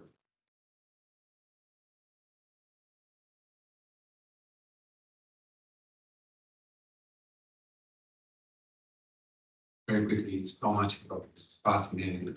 I was just so interested in the ways in which you are linking practices of embodiment right to your take on why is that this becomes something that is so persistent, right, in the wake of both prosecution and secularization. And I'm really interested in the ways in which you think about the question of this kind of self-realization, understanding of your work through embodiment and practice of embodiment. But those not only relate to us kind of secular understandings of how the body works, something that goes beyond that, right? So the intersections of all these larger cultural understandings of your place in the world. So I think that there is something there that is very, very interesting, very powerful, that goes beyond, as you were saying, sometimes it's kind of very much related to, okay, let's go over the basis. There's something that is not much more functionalist, that is actually related to something that is more profound. So it's always going to put it that way.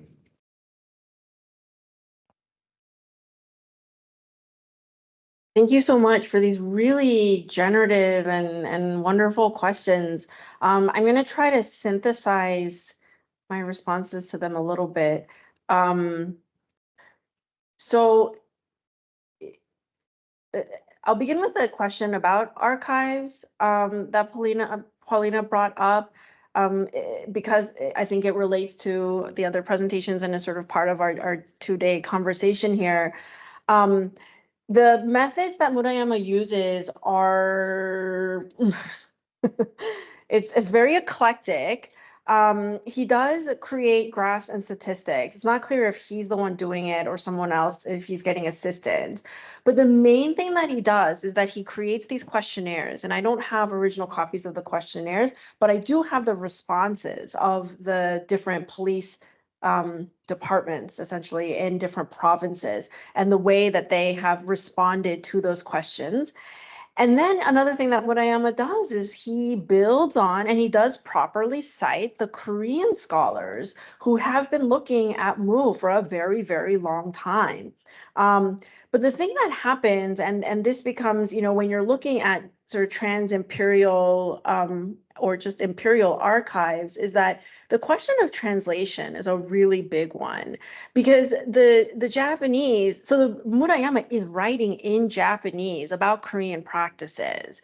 And the way that he translates things are, and this is what I mean by the sort of post-colonial legacy, those are the translations that stick because scholars after Murayama keep on using the terminology that he provided, because more people can read Japanese than they can read Korean in sort of like the world of the academy. But the archive question also relates to Elise's question about thinking about feminization in terms of some of these like post-colonial theorizations, which absolutely yes. And I'm trying to, I still think that feminization is a little bit too clunky for me.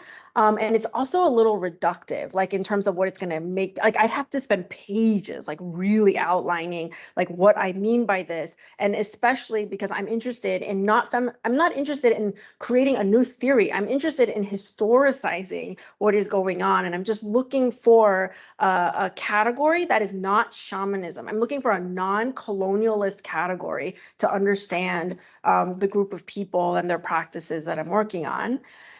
And this relates to, to touch upon this question of persistence. I have found it, and I did, it was the same for my first book too, when I was looking at the ways in which mental illness in Japan were understood as forms of spirit possession, which is very common. This is like not just Japan, this is like all over the world. Certain forms of mental, kind of emotional, psychological abnormalities are seen as the result of the work of spirits and otherworldly beings. But it is so hard, and this goes back to actually the liberal humanism question. It's so hard to write about those experiences in a language, literally the English language, that has been constituted by the conception of a divide between the secular and the sacred. So like, how do I use a language where you are constantly, you have to, as I said, add a qualifier or sort of call, I have to label power as spiritual power for it to be legible, right? Like it's not, I can't just assume that people will know as say, you know, in another time and place, you could have just written power. It could have been that to be a human, it meant to have a soul, not that it meant to have individual rights. So there's a way in which I'm really, and this I think is going to be like a lifelong challenge and struggle to find ways to talk about spiritual power in a way that is not reductive, that can actually give a sense of what that power meant and felt like for the people involved. The only kind of equivalent that I often think of, and I talk to my undergraduates about this, especially because I do teach a lot of even like present day popular culture in Korea and Japan. You go to Korea, like right now, for instance, the biggest box office hit is a movie about the unearthing, the exhuming of a grave by two shamans. And it's like this horror film. And it's super popular. And it really gets at something in Korean society. Like people are really responding to it. Oftentimes, these films, the horror films that come out of Korea, including stuff like Parasite, are all meditations on the post-colonial condition and US empire. And so there's a way in which it is persistent. You can make the argument that it's persistent because it's so adaptive, right? Like it speaks to the questions of the time and becomes, things like shamanism become a site through which different political, social, affective experiences are worked through in a public conversation. So that there's that too. But there's also, without dehistoricizing or kind of universalizing the idea of spiritual power, I really somehow do want to get at what I think anthropologists really thought they were getting at, which is, why does this move people? You know, like how does it change like states of being for people? And I think there the historian has to borrow methods from places like literary studies, cultural studies, because it's the people I think who look at aesthetics and affective experience that I think have more of the language of how to take seriously the possibility of an imaginative alternative to what is the normative way of treating and healing.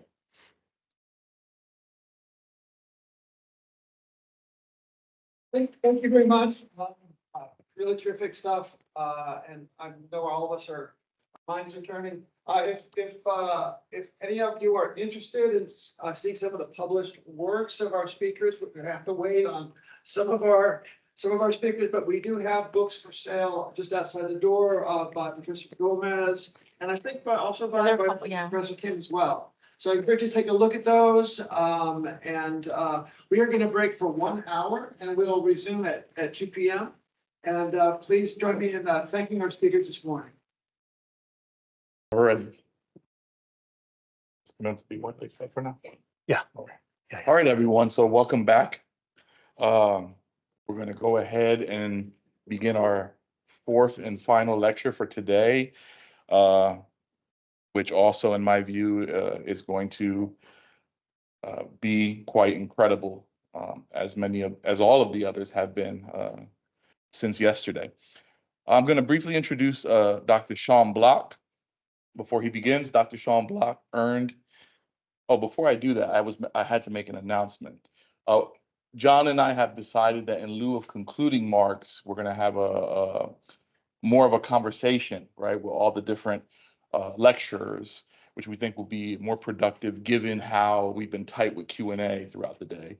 So that's what we'll be doing after this last lecture, around 3 o'clock or so, if I'm not mistaken.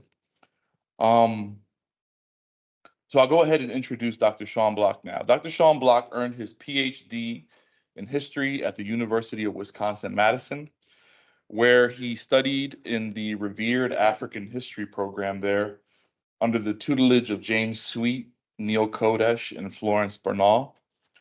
After his PhD, he lectured at Dartmouth College, where he taught courses in African and African American studies, and then served as an archivist for Wagner Resources Incorporated. Dr. Block is fluent in Swahili, was a Peace Corps volunteer in Tanzania between 2005 and 2007, and has also worked as a consultant for the United States Department of Agriculture in Tanzania. In recent years, he has been active in the private sector as a team lead for General Dynamics Information Technology, all the while still pursuing critical knowledge production in the history of East Africa, specifically the Kenya-Somali borderland, and particularly on the themes of time, and by extension, ontology, violence, and development. Dr. Block joins us today as an independent scholar. The title of his talk is Semen, Scientific Necromancy, and the Kenyan National Herd. The talk draws from his dissertation on the Goth Daba, or time stopping, during the process of Kenyan state consolidation in the 1960s, a process that built on colonial precedents that divided northeastern peoples, Somali, Boran, etc., from the nation. This alienation criminalized large segments of the population in ways that continue to impact everyday life there. Previous scholarship has focused on an international relations model in which the nation state is taken as a given. This has failed to explain how competing ideas of sovereignty and healthy communities were central to the history of violence in the region. While the Goth Daba may appear simply to be a response to state-sponsored terror, the state's many development and civilizing projects were also indicative of what Dr. Block calls the end of time. This was especially the case since northeastern communities were organized around cyclical time, while development initiatives were married to a linear model of time. In today's lecture, he discusses how in the 1960s, newly independent Kenya, in conjunction with the United Nations, implemented a livestock development plan throughout the country. This plan was perceived in the northeastern region as one facet of a larger assault on pastoral peoples. The scientific necromancy of artificial insemination, in concert with extractive economic policies, stood in stark contrast to the natural cycles at the center of pastoral ontology. While the plan sought to improve livestock, such improvement was subjective and tied to a nationalist discourse that privileged European cattle breeds over indigenous stock. These European or exotic breeds required special care out of sync with daily life in northeastern Kenya. For its part, the Kenyan state varied between slaughtering local stock and rustling them down country as part of its military campaign against Shifta bandits, the incongruence of state-sanctioned violence with the promise of progress and transcendence was immediate not only to fighting that engulfed the region, but also in Kenya's impositions upon the pastoral economy. Drawing on archival and secondary ethnographic research, this piece explores the nationalist symbolism embodied within cattle breeding and its implications for the northeastern region of Kenya. And I'll turn it over to Dr. Block now.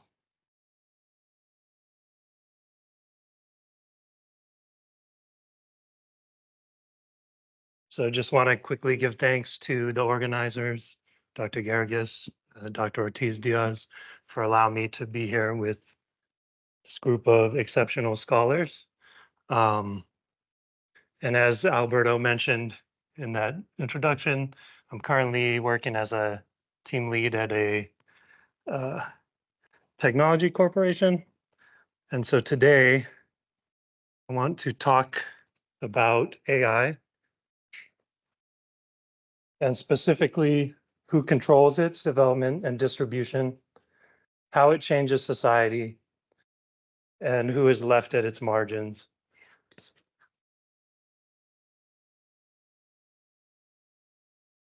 Thanks. And who's left at its margins willingly or not. And the AI I'm talking about today is, of course, artificial insemination in 1960s Kenya.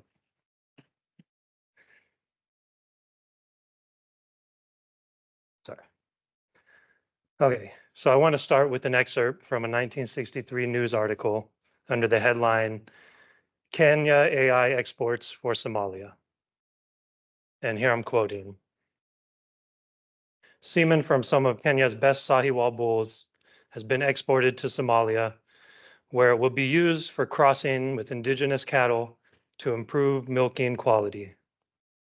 One of the most exciting developments is the growing international trade in semen, making it possible for a Kenya farmer to enjoy the benefits and skill of years of work by perhaps a British livestock breeder or in developing a high-yielding strain. All this genetic worth can be flown to him in a matter of hours, contained in one single ampoule of semen. In its excitement over genetic worth, the article brought forward the nationalist discourse undergirding livestock development in mid-20th century Kenya. Through attempts at improved breeding, the Kenyan state imposed itself at the center of everyday life among pastoralists in the former Northern Frontier District. The article explained that years after a top quality bull is dead, its semen can be mated to selected cows and heifers and its genetic value used in upgrading cattle stocks. This selective breeding, while culturally contingent, could ultimately be employed to raise the standard of African livestock. In order to improve livestock, the article contended, recourse to the West was necessary. So it went on to describe how Mr. B.M. Glover had bought 160 doses of semen from 4 proven Ayrshire bulls in England. He flew to England to complete the purchase and is paying fair and expenses of the breeding experts who will help him. He reasoned that his Ayrshires are well known in the show and sales ring. I'm doing this because I want to improve the quality of my herd and keep ahead. So how was cattle superiority determined? What threatened Mr. Glover's herd, and who did he need to keep ahead of? In Kenya, as in Britain, the measure of superior livestock was increased meat and milk production.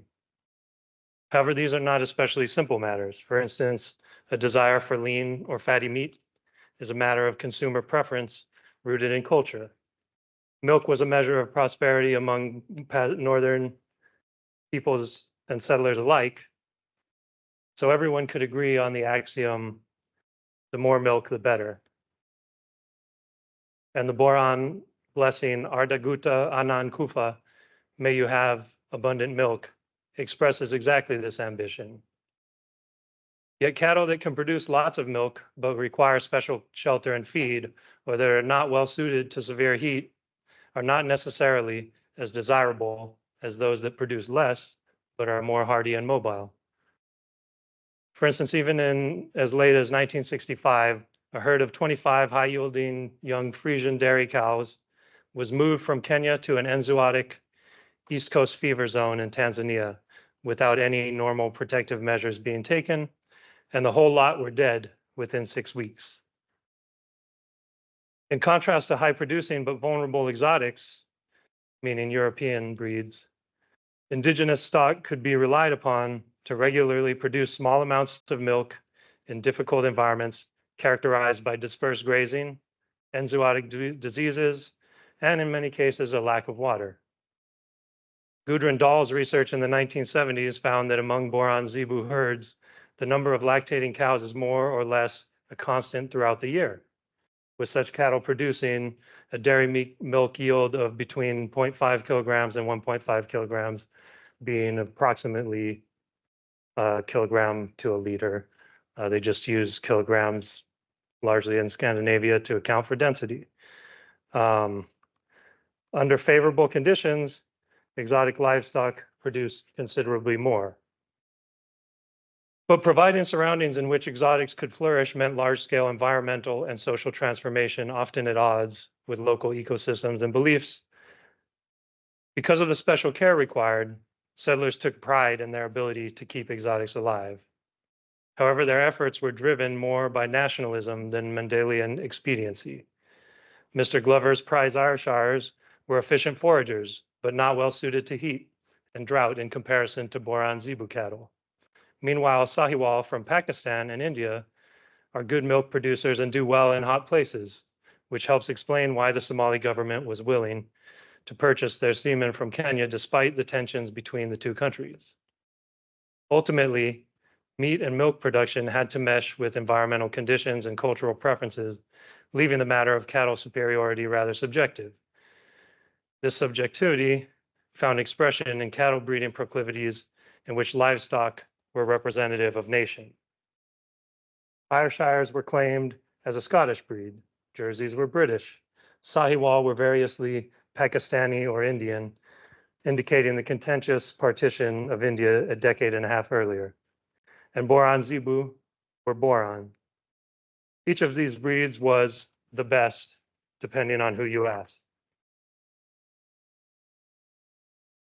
However, for Somalis, cattle were secondary, and Jomo Kenyatta used this connection explicitly when he told the residents of the northeastern region to, quote, pack up their camels and go to Somalia. It is not much of a leap, then, to infer, based on the symbolism, that people who regularly deal with livestock invest in those animals, that for Kenyan breeders to stay ahead and, quote unquote, modern, they had to embrace exotic, again meaning European, breeds. So at the basis of development were assumptions about how people should live and what their relationship to the environment should be. Such assumptions, when conflated with local viewpoints, when they conflicted with local viewpoints rather than conflated with, could lead to violence. The article that I began with about bull semen appeared towards the beginning of the so-called Shifta War from 1963 to 68. That war began at Kenyan independence and has largely been treated as a secessionist conflict in which Somalis sought to claim northeastern Kenya as part of recently independent Somalia. But a disjuncture in temporal perception and economic practices between the Kenyan state and the pastoral populations in its northeastern region was basic to the so-called Shifta War. And it explains why so many non-Somalis, such as Boran, Rendile, Gabra, and Sakuye, were drawn into a conflict supposedly about Somali irredentism. The vise of modern development clamped tightly around the Northeast because, like Kenya, the Somali state was in the process of adopting linear time and extractive livestock policies. Thus, neither country was very appealing for Northeastern pastoralists in the era of independence. While good work has been done on the military and socio-political history of the war, such work has been limited by its focus on the nation state and electoral politics, despite the fact that most pastoralists did not vote. Because most did herd, assessing ideas about livestock offers a fuller picture of nationalism and the place of Northeasterners within it. When it came to assessing African livestock practices, government officials often relied on racism to explain away pastoralist successes at livestock management. Sir Donald McGillivray described the situation as he saw it in a paper titled "The Principles of Livestock Development in East Africa." In the past, the livestock industry of any locality has tended to emulate Topsy and just growed. Frequently, however, the result has been a deformed weakling, which after a checkered existence during which life has only been sustained by frequent and expensive injections of capital, labor, and legislation, has finally ceased to breathe altogether. Here, the racist imagery of Topsy from Uncle Tom's Cabin is marshaled to signal the ignorance of African breeders who act as a blank slate for outside impetus. Thus, livestock development was a realm in which to freely carry out the narratives of race embedded in independence. Sir McGillivray's rather biased perceptions are especially germane because he was head of the United Nations Special Fund, which was in charge of formulating a livestock plan for Kenya. These plans to improve the national herd were particularly relevant to northeastern Kenya as the potential main regional source of milk and beef cattle for domestic and international consumption. The herd had already been, quote, built up by using exotic bulls on indigenous humped cows and continuing to use exotic sires on the succeeding generations. However, extremely underdeveloped infrastructure and separate administration had made these livestock resources hard to tap into. A development survey stated the problem, claiming, quote, "The need is for a readily accessible internal supply of good breeding stock. Although such animals are available in the country, mainly in the northern districts, they are at present only obtainable in small numbers due to the lack of market and trade route facilities." As the director of veterinary services noted in 1962, sales depended entirely upon development of permanent water supplies at our holding grounds, and until these facilities have been provided, the cattle can only be got at the end of 2 rainy seasons. The goal then was to streamline the extraction of livestock from the Northeast through the development of boreholes, holding grounds, and stock routes. Ideally, quoting, AI schemes should be extended and intensified and subsidies given to encourage the greater use of AI on zebu stock. Thus, plans for livestock development in the Northeast revolve primarily around improved infrastructure. The cultural aspects of such development initiatives pitted scientific necromancy against pastoral ontology.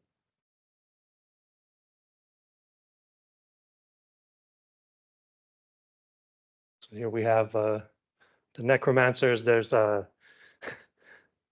Lord Mountbatten, who was the British Chief of Defense Staff, inspecting a boran bull at the Royal Agriculture Show during his 1961 visit to Kenya. So even the British Chief of Defense Staff was there to inspect the bulls. He ultimately met his end at the hands of the IRA years later.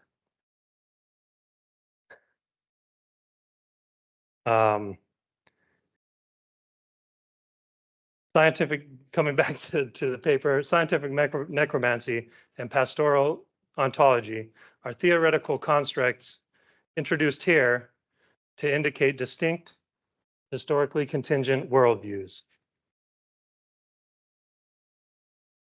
Scientific necromancy is a phrase which serves to describe the efforts, for instance, to preserve a deceased bull through freezing and allow it to procreate via artificial insemination, thereby at least temporarily defeating the passage of time relative to the cycles of life and death.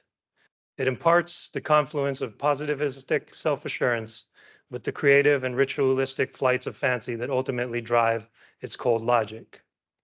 Scientific necromancy represents Western science as contingent and a byproduct of historical processes rather than as unassailably objective. In other words, scientific necromancy posits a generalized northeastern Kenyan perspective in which principles congruent with the scientific method, were attached to different forms and meanings, a different language of understanding. This different language, rooted in pastoral ontology, placed practices such as artificial insemination within a familiar worldview in which social relations to nature could be considered in terms of natural cycles and elements. Such cycles were socially codified and expressed in local epistemology. Western scientific idiom could not simply replace this cultural logic mechanically. The breeding of livestock without coitus was necessarily divorced from the natural life cycle central to pastoral ontology. It was especially aberrant in the instances where the selective breeding stood only to benefit the Kenyan state and foreign meat companies, while at the same time threatening social cohesion and the authority of Northeastern elders. Even in those instances where divergent actors had similar goals, for instance, the improvement of livestock, it is important to explore how achieving such goals was perceived and articulated in order to engage with the deeper history of the region. Thus, the term scientific necromancy highlights the cultural contingency of ontology. For instance, the Boran were organized within a socio-political structure of age groups and age grades collectively known as Gada. And every 8 years, members of the community moved into a new age grade with different responsibilities and prohibitions. Somalis also calculated time in cycles. According to the Somali scholar Musa Galal, who wrote in 1968, Somalis maintained a belief that good years are followed by bad ones in a complex interlocked series of cycles through which time itself was reckoned. In short, pastoral ontology was connected to cyclical time, and scientific necromancy tried to move beyond the cycles extant in nature. As noted, one aspect of the livestock plan for the Northeast was extraction, and for this to be feasible on a large scale, the Kenyan government, in collusion with their former colonial advisors, felt that steps, and here I'm quoting, steps must be taken to cultivate greater appetite for consumer goods in the arid and semi-arid areas. In Sir McGillivray's estimation, this would require careful implementation in concert with full-scale cognitive restructuring. He claimed, efforts to raise the imaginative horizons of the pastoral tribes must concentrate upon loosening their traditional regard for livestock. Only when he has to pay cash for school fees, taxes, or his limited range of consumer goods, e.g., beads, tea, sugar, beer, and an occasional blanket, does the pastoralist need to sell an animal and so obtain a different currency. If his appetite for goods valued in money could be cultivated, his willingness to sell cattle would be correspondingly increased.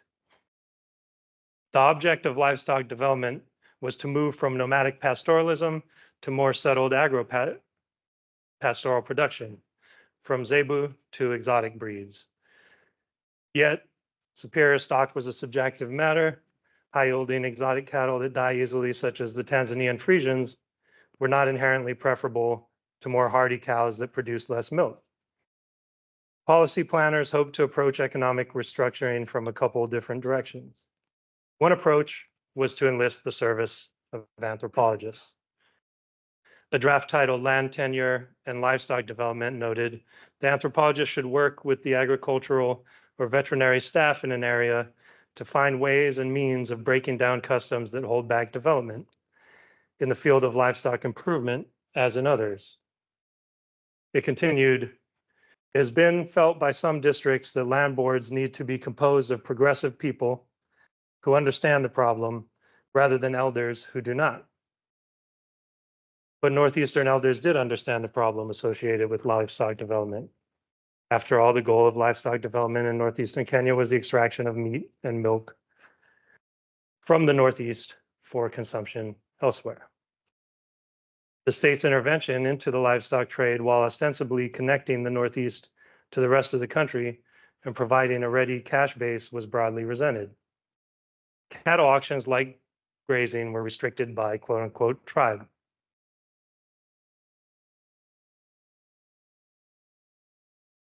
The justification for such restrictions was to stem the potential spread of disease. Government concerns about intermingling and disease were also the basis for quarantines, which were applied to particular tribal areas. Furthermore, stock sales themselves were subject to a litany of conditions, including branding and trading passes. Buyers took offense to taxes imposed at auction, and sellers felt prices were too low. Such uneasiness over price belied the depiction of pastoralists as ignorant of monetary economics. Even in 1941, the district officer of Marsabit remarked of Rendili trades there that for quote unquote unsophisticated sons of the desert, they seemed to have a very keen appreciation of money. But understanding how a cash economy worked was not necessarily an impetus to integrate into it, especially from a constrained position. Through disobedience and informal trade, pastoralists maintained a degree of mobility and control over their livestock trading decisions. The state's program of replacing domestic milk consumption with export meat production was inconsistent. The opposite goal, increased dairy consumption, had been trumpeted in the rest of Kenya only a couple years prior. These efforts to reduce demand for milk in the Northeast while pushing for increased dairy consumption in the rest of Kenya highlighted the other status of the Northeast in the Kenyan social political body. If the region was something like a cancer in the Kenyan social body, then opposition to it could be a rallying point for nationalism. However, such exclusive downcountry nationalism could not be expected to ring true in the Northeast. Little wonder then that such processes may be opposed by tribal elders. While elders' opposition to livestock development plans made sense even from the standpoint of a Western teleology, there was also a deep-rooted cultural dissonance behind the reticence to embrace artificial insemination and decreased mobility. During the so-called Shifta War, Northeastern peoples were confined to fortified settlements known as manyatas, while soldiers confiscated or slaughtered stock and water project known as the Dixie Scheme went about drilling boreholes to increase watering points and encourage settlement. These projects, coincidental to the war, were intended to, quote again, arrest the nomadic way of life of the pastoral tribes in order to intensify progress. According to Provincial Commissioner of the Northeastern Province, J.G. Mburu, meanwhile, in the words of the District Commissioner, last name of Mlamba, of the Ministry of Agriculture and Animal Husbandry, the livestock development plan was an approach which in essence attempts to remove the biological limitations of subsistence pastoralism. In concert, these initiatives amounted to scientific necromancy. In enlisting the aid of former colonial administrators and the clerical class to spearhead development efforts, the Kenyan government was essentially trying to fight the colonial hangover by imbibing a steady stream of gin and tonics. That is, they were bridling against the inherited structures and strictures that were the very fabric of the post-colonial nation state. Among these was a livestock hierarchy which revered exotic breeds based on a nationalist subtext and a proclivity towards production for the sole end of consumption. For Northeastern peoples, livestock were not simply intended to produce meat and milk for conversion into capital. During the 1960s, the veterinary office for Marsabit echoed his policy. The veterinary officer for Marsabit echoed his policy writing peers when he observed, one of the main problems is that the inhabitants have no use for money and therefore have no incentive to sell their stock. Though we have already seen that pastoralists were not ignorant of the workings of capital, sometimes choosing to trade livestock on their own terms, it is equally clear that there was a lot more than money at work in calculating the value of stock. The concept of nuru, or grazing nourishment, connected Somalis directly to their herds. Scholar Musa Galal, who wrote contemporary to the so-called Shifta War, observed that nuro is thought to be a life-giving, intangible substance which animals can sense but which people cannot. The weatherlurist knows of its existence only through observation of his animals. The places where Neuro could always be found in certain years were generally named for livestock, further reinforcing the link. For instance, the place named Gel Kalilye, the fatter camels, or Dabarwenye, the place of udders big with milk. The latter example again presents milk as a metaphor for prosperity and is one of many, all of which are linked to camels themselves, a symbol of Somalis. Places lacking Neuro followed the same symbolic formula. Consider, for instance, Gelwar, the starver of camels. Another Somali concept of significance to this study is that of barakin, or medicine.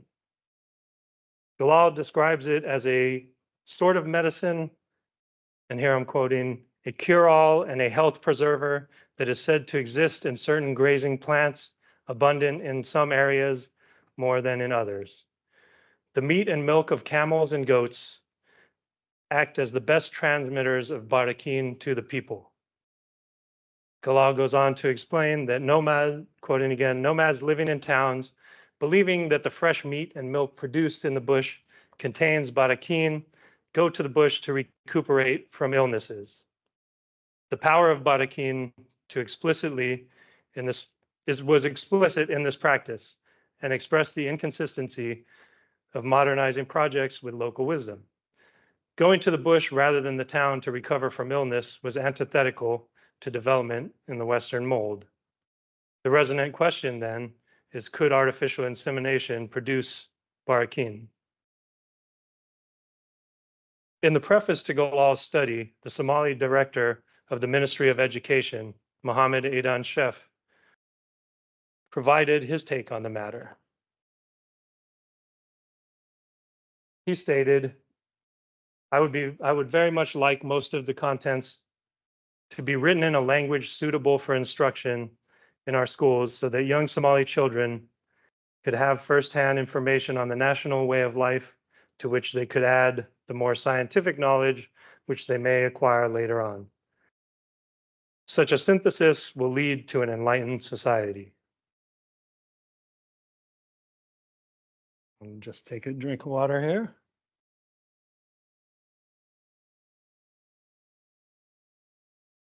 And now move to a Borana poem from the poet Jarso Wako Goto. The poem reads thus: Children of Gabra and Gare, sons of Guji and Boran, if you quarrel among yourselves, you are like the hyenas of one land, who when they like, eat each other, or when they like, eat something together. That is like the kicking of a cow in a mounting mood. This poem employs metaphor of family and lineage familiar throughout the Northeast. The children of Gabra and Gare and sons of Guji and Boran were Boran Oromo groups rhetorically linked to their respective mythical ancestor. Within oral tradition, all these children shared the same father, Somali, the ancestor of the Boran Oromo and Somali peoples. Something all Boran knew from childhood was the importance of rain. As cattle grew restless and the musk of rain pervaded the air, those Boran who could headed for Diri or Liban in Ethiopia. Both places were considered the core of the Boran Oromo homeland.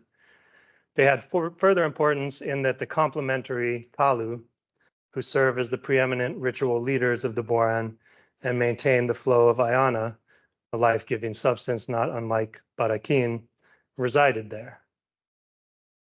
In adherence with temporal cycles, the Boran were organized into age and generation sets, which anthropologist P.T.W. Baxter had described as a time worm.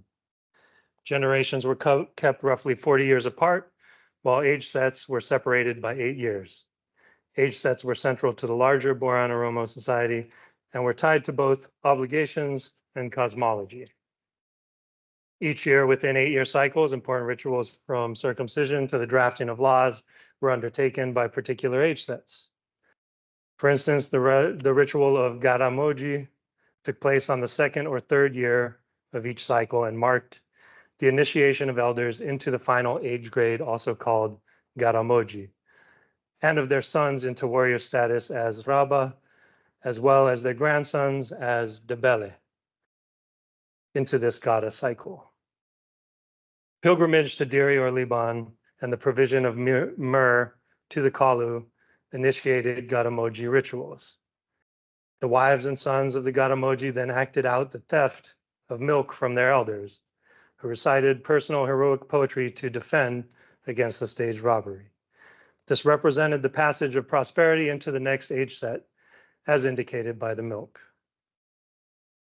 Further, passage into new responsibilities had to be earned through respect of the elders who ensured their good name passed on. Hence, for the Boran, it was the maintenance of the social obligations intrinsic to age sets that ensured the rains would fall. Somalis, for their part, did what they could to honor the rains as well. The pre-Islamic aspect of Somali cosmology were very similar to those of the Boran Oromo in the lineage and the relationship of important personages to greater power responsible for rain and fertility, which were central aspects. So in the 1960s, there was an irreconcilable disjuncture between the development projects of the newly independent Kenya and the cosmology attached to natural cycles among Northeastern peoples. The former sought to stop time in pursuit of immortality, while the latter relied on the passage of time and the coming of rains and movement of herds to remain vital. Conceptually, scientific necromancy was beneficial to the state, offering the potential to avoid mortality through stasis, but cataclysmic to Northeastern peoples, offering only immobility.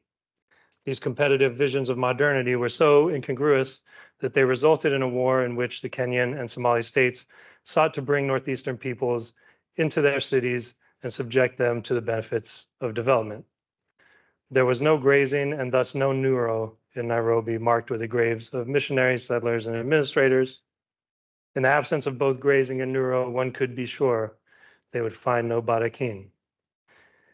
Indeed, it was to the bush that Somalis went to recover from ailments through eating meat and milk infused with barakin, a substance for which scientific necromancy had not yet found a suitable replacement. Even in the contemporary Somali diaspora, wild black seed infused with barakin continues to be sought out by some patients suffering from a range of ailments. Perhaps one day bovine carcasses could be resurrected through scientific necromancy, but that would require submission to Western cosmology and the regimes of time associated with it. Though Mohammed Aidan Shef could see a middle ground where scientific necromancy could be harnessed to provide more milk, others saw less opportunity to reconcile competing worldviews. There was clearly no barakin in a genetically altered heifer, because if there were, the cow would be a better survivor.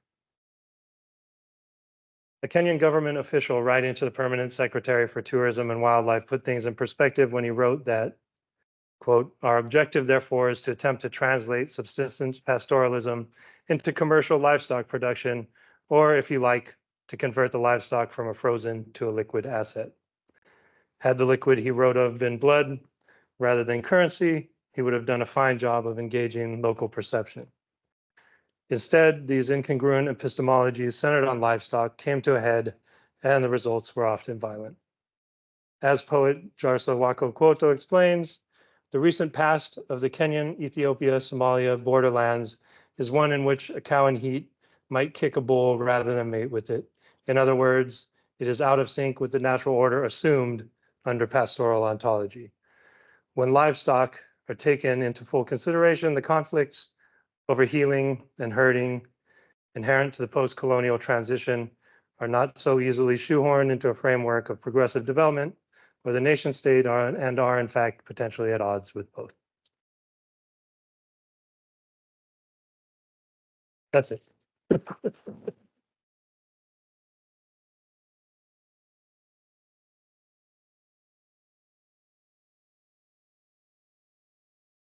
Dr. Block, I'm going to invite Cheryl Coleman, graduate student who will be commenting first.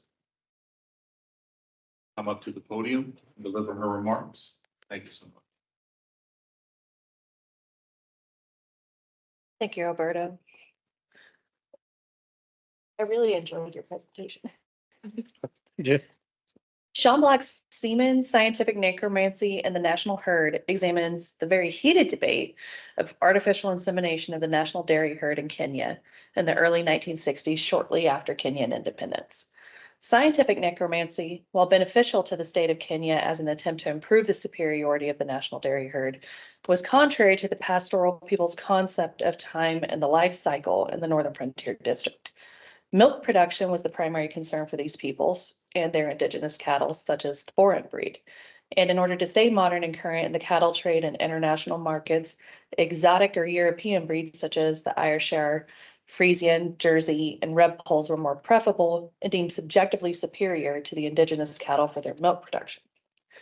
The issues involved with transitioning from post-colonial to an independent nation state are very complex and not easily grouped into, as Block states, a framework of progressive development, and the state and its people were at odds with how that should look and take place.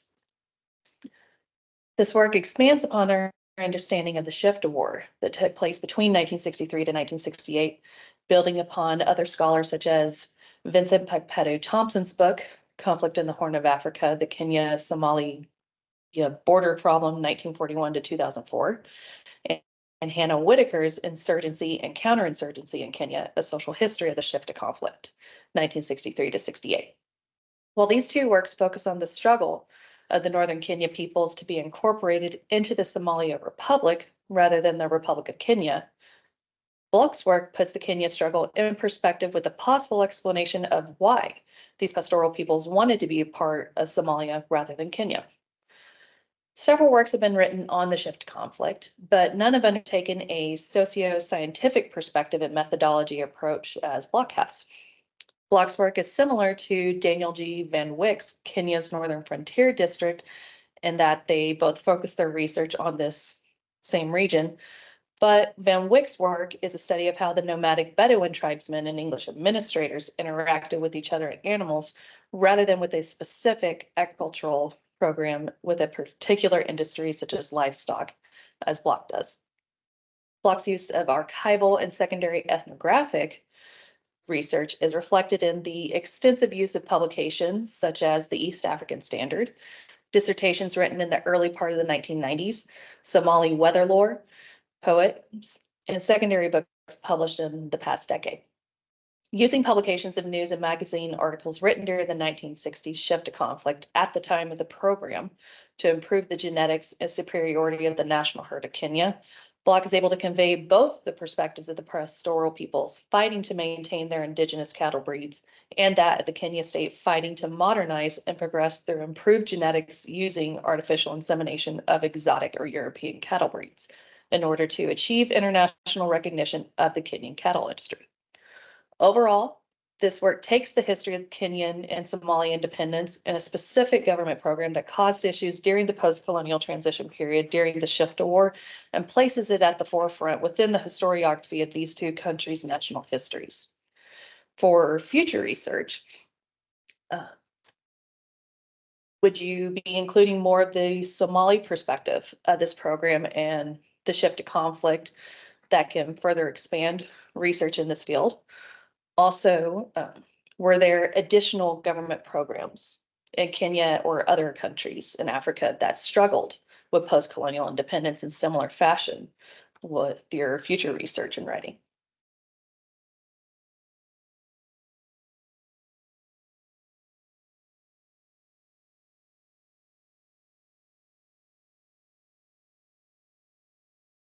Thank you, Cheryl, for those excellent remarks. Using bulletins, livestock records, weather lore, and poetry, Dr. Bloch's fascinating paper argues that scientific necromancy in 1960s East Africa posited a generalized northeastern Kenya perspective in which principles congruent with the scientific method were attached to different forms and meanings. Indeed, a different language of understanding, one irreducible to a mechanistic version of Western science. Through an examination of the international trade in cattle semen during the so-called Shifta War, He uncovers conflicting ideas about human ecology and nationalism, which in turn offers a window into cosmology, its epistemic conflicts, and the cultural contingency of ontology. Ontology here meaning a way of being.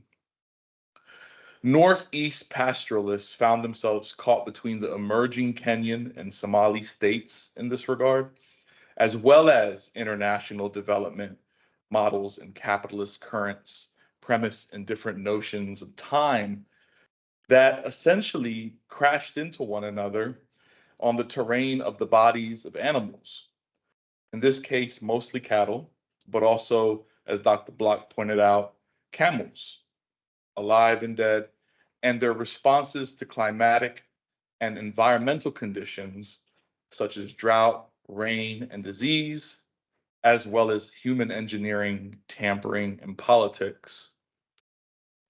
Dr. Block shows that within the realm of cattle breeding, eugenic narratives applied to people remain viable, even if translated over when applied to cattle later in the 20th century, as opposed to human beings earlier in the 20th century.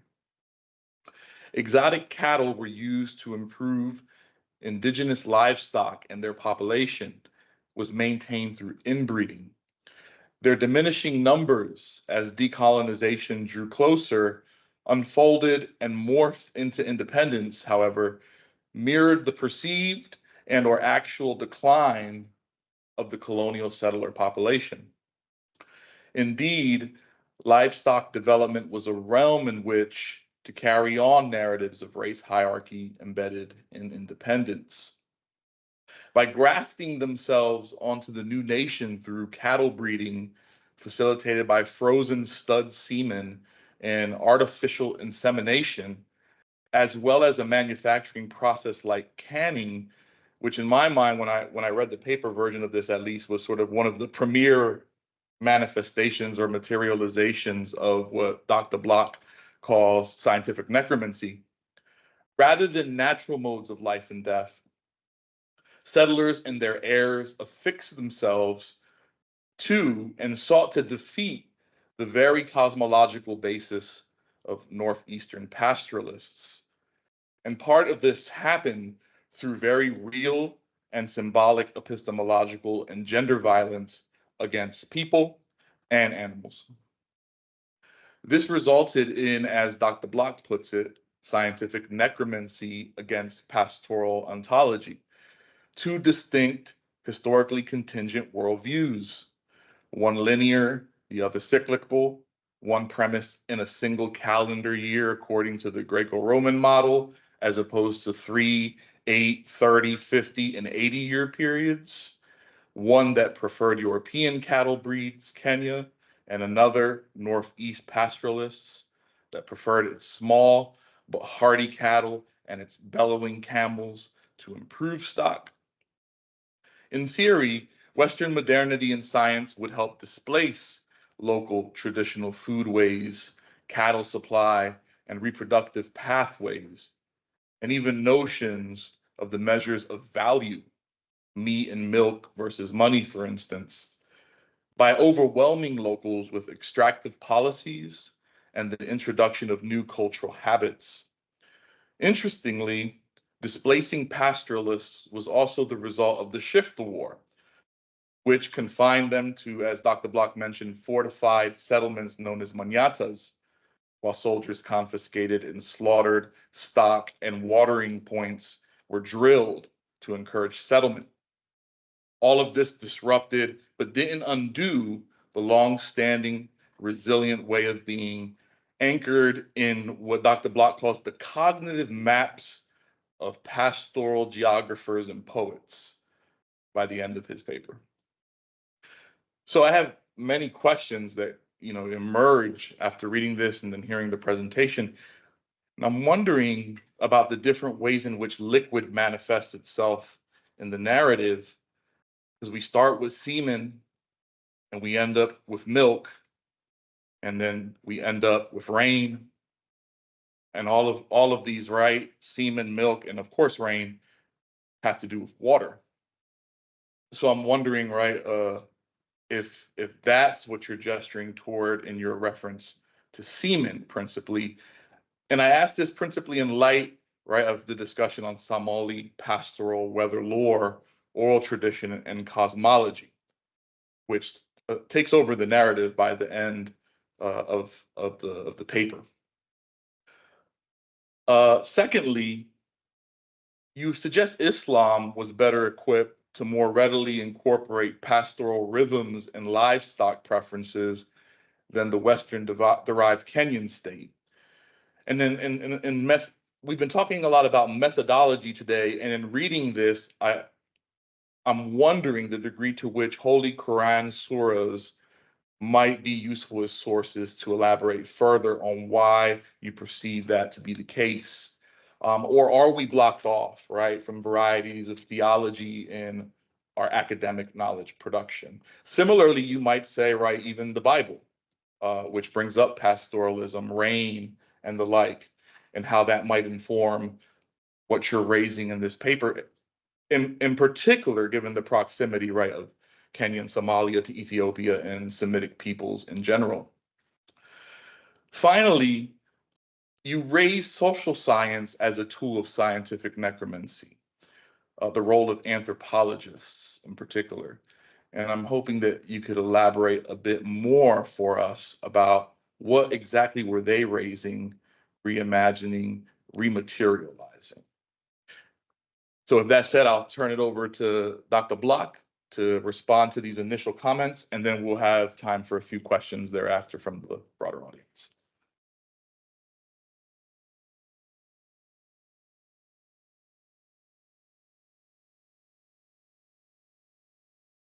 I think I can keep these responses mercifully brief. In terms of liquid, rain and semen are often imagined together as representative of each other.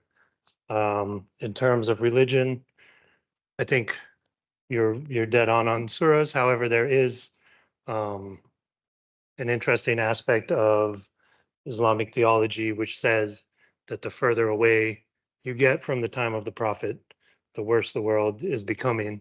And so inherent to that is a certain idea that freezing time, if you could do it retroactively, would be a good thing.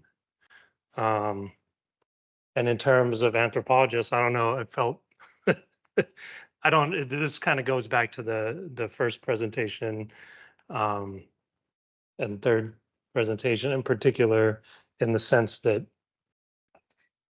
I don't know that there's a way around it. I'm able to use the, contemporary ethnography from the time that I'm looking at as a source that I'm then looking at, but it doesn't help me escape feeling that I'm contemporaneously in that role as I stand up here. Excellent. Thank you so much. All right, to the broader audience, any questions, Dr. Block, beyond the ones that have already been posed? Peter, I'll head over to you.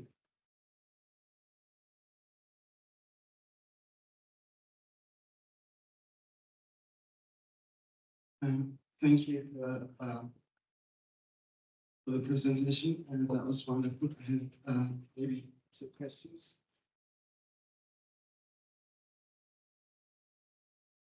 So the first question I have is, do you think the disqualification of traditional knowledge systems and practices by the British was due to ignorance, in the sense that they were convinced that were actually going to work, or it was calculated because it was structural to the enterprise of colonialism as a system of domination, because they sort of did this sort of things pretty much everywhere they went, in certain places as well.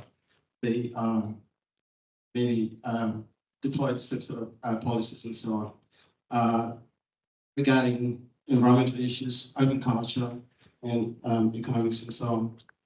And because this is a clear disjuncture between capitalist and subsistence production and consumption systems. from what you have said, and obviously from some of the material that I have read. But even so, the post-colonial administration retained some of the structures and policies that the British actually had before. And so the last question is linked to that. What is the current state of affairs today? And so what are some of the ways that they have been able to, if it still exists, for pastoralists in terms of resistance and maybe adapting and so on? Thank you. Thank you, Peter. Sean, you can go ahead and respond. Okay, yeah, thanks. From what I could tell, the development initiatives and the desire to rework the Northeast is calculated and perhaps somewhat introspective. That comes back to this knowledge production question, right? I think people did have, even if they were maybe having a dialogue of the, maybe that's not used anymore, but a dialogue of the deaf, where they're talking about the same thing in different ways and often misunderstanding each other. Probably anthropologists in particular were well placed to, through intermediaries, to have a good sense of what's going on. So in my sense at this point, you have people specifically talking about plans to change foodways, bring people into consumer capitalism in a manner that attacks like a fundamental aspect of everyday life, being livestock. And then the introspective piece, I think, is just, the fact that their livestock are supposed to be the best but can't survive leads to, like, this is the best, isn't it? But they're not sure. The current state of affairs, I would say things didn't work out too well for the Northeast in that time, and ultimately it's been incorporated into the Kenyan state. However, it's still seen as kind of like what here would be flyover country. Thanks. Anyone else have any questions before we end this particular lecture? All right, thank you again, Dr. Locke.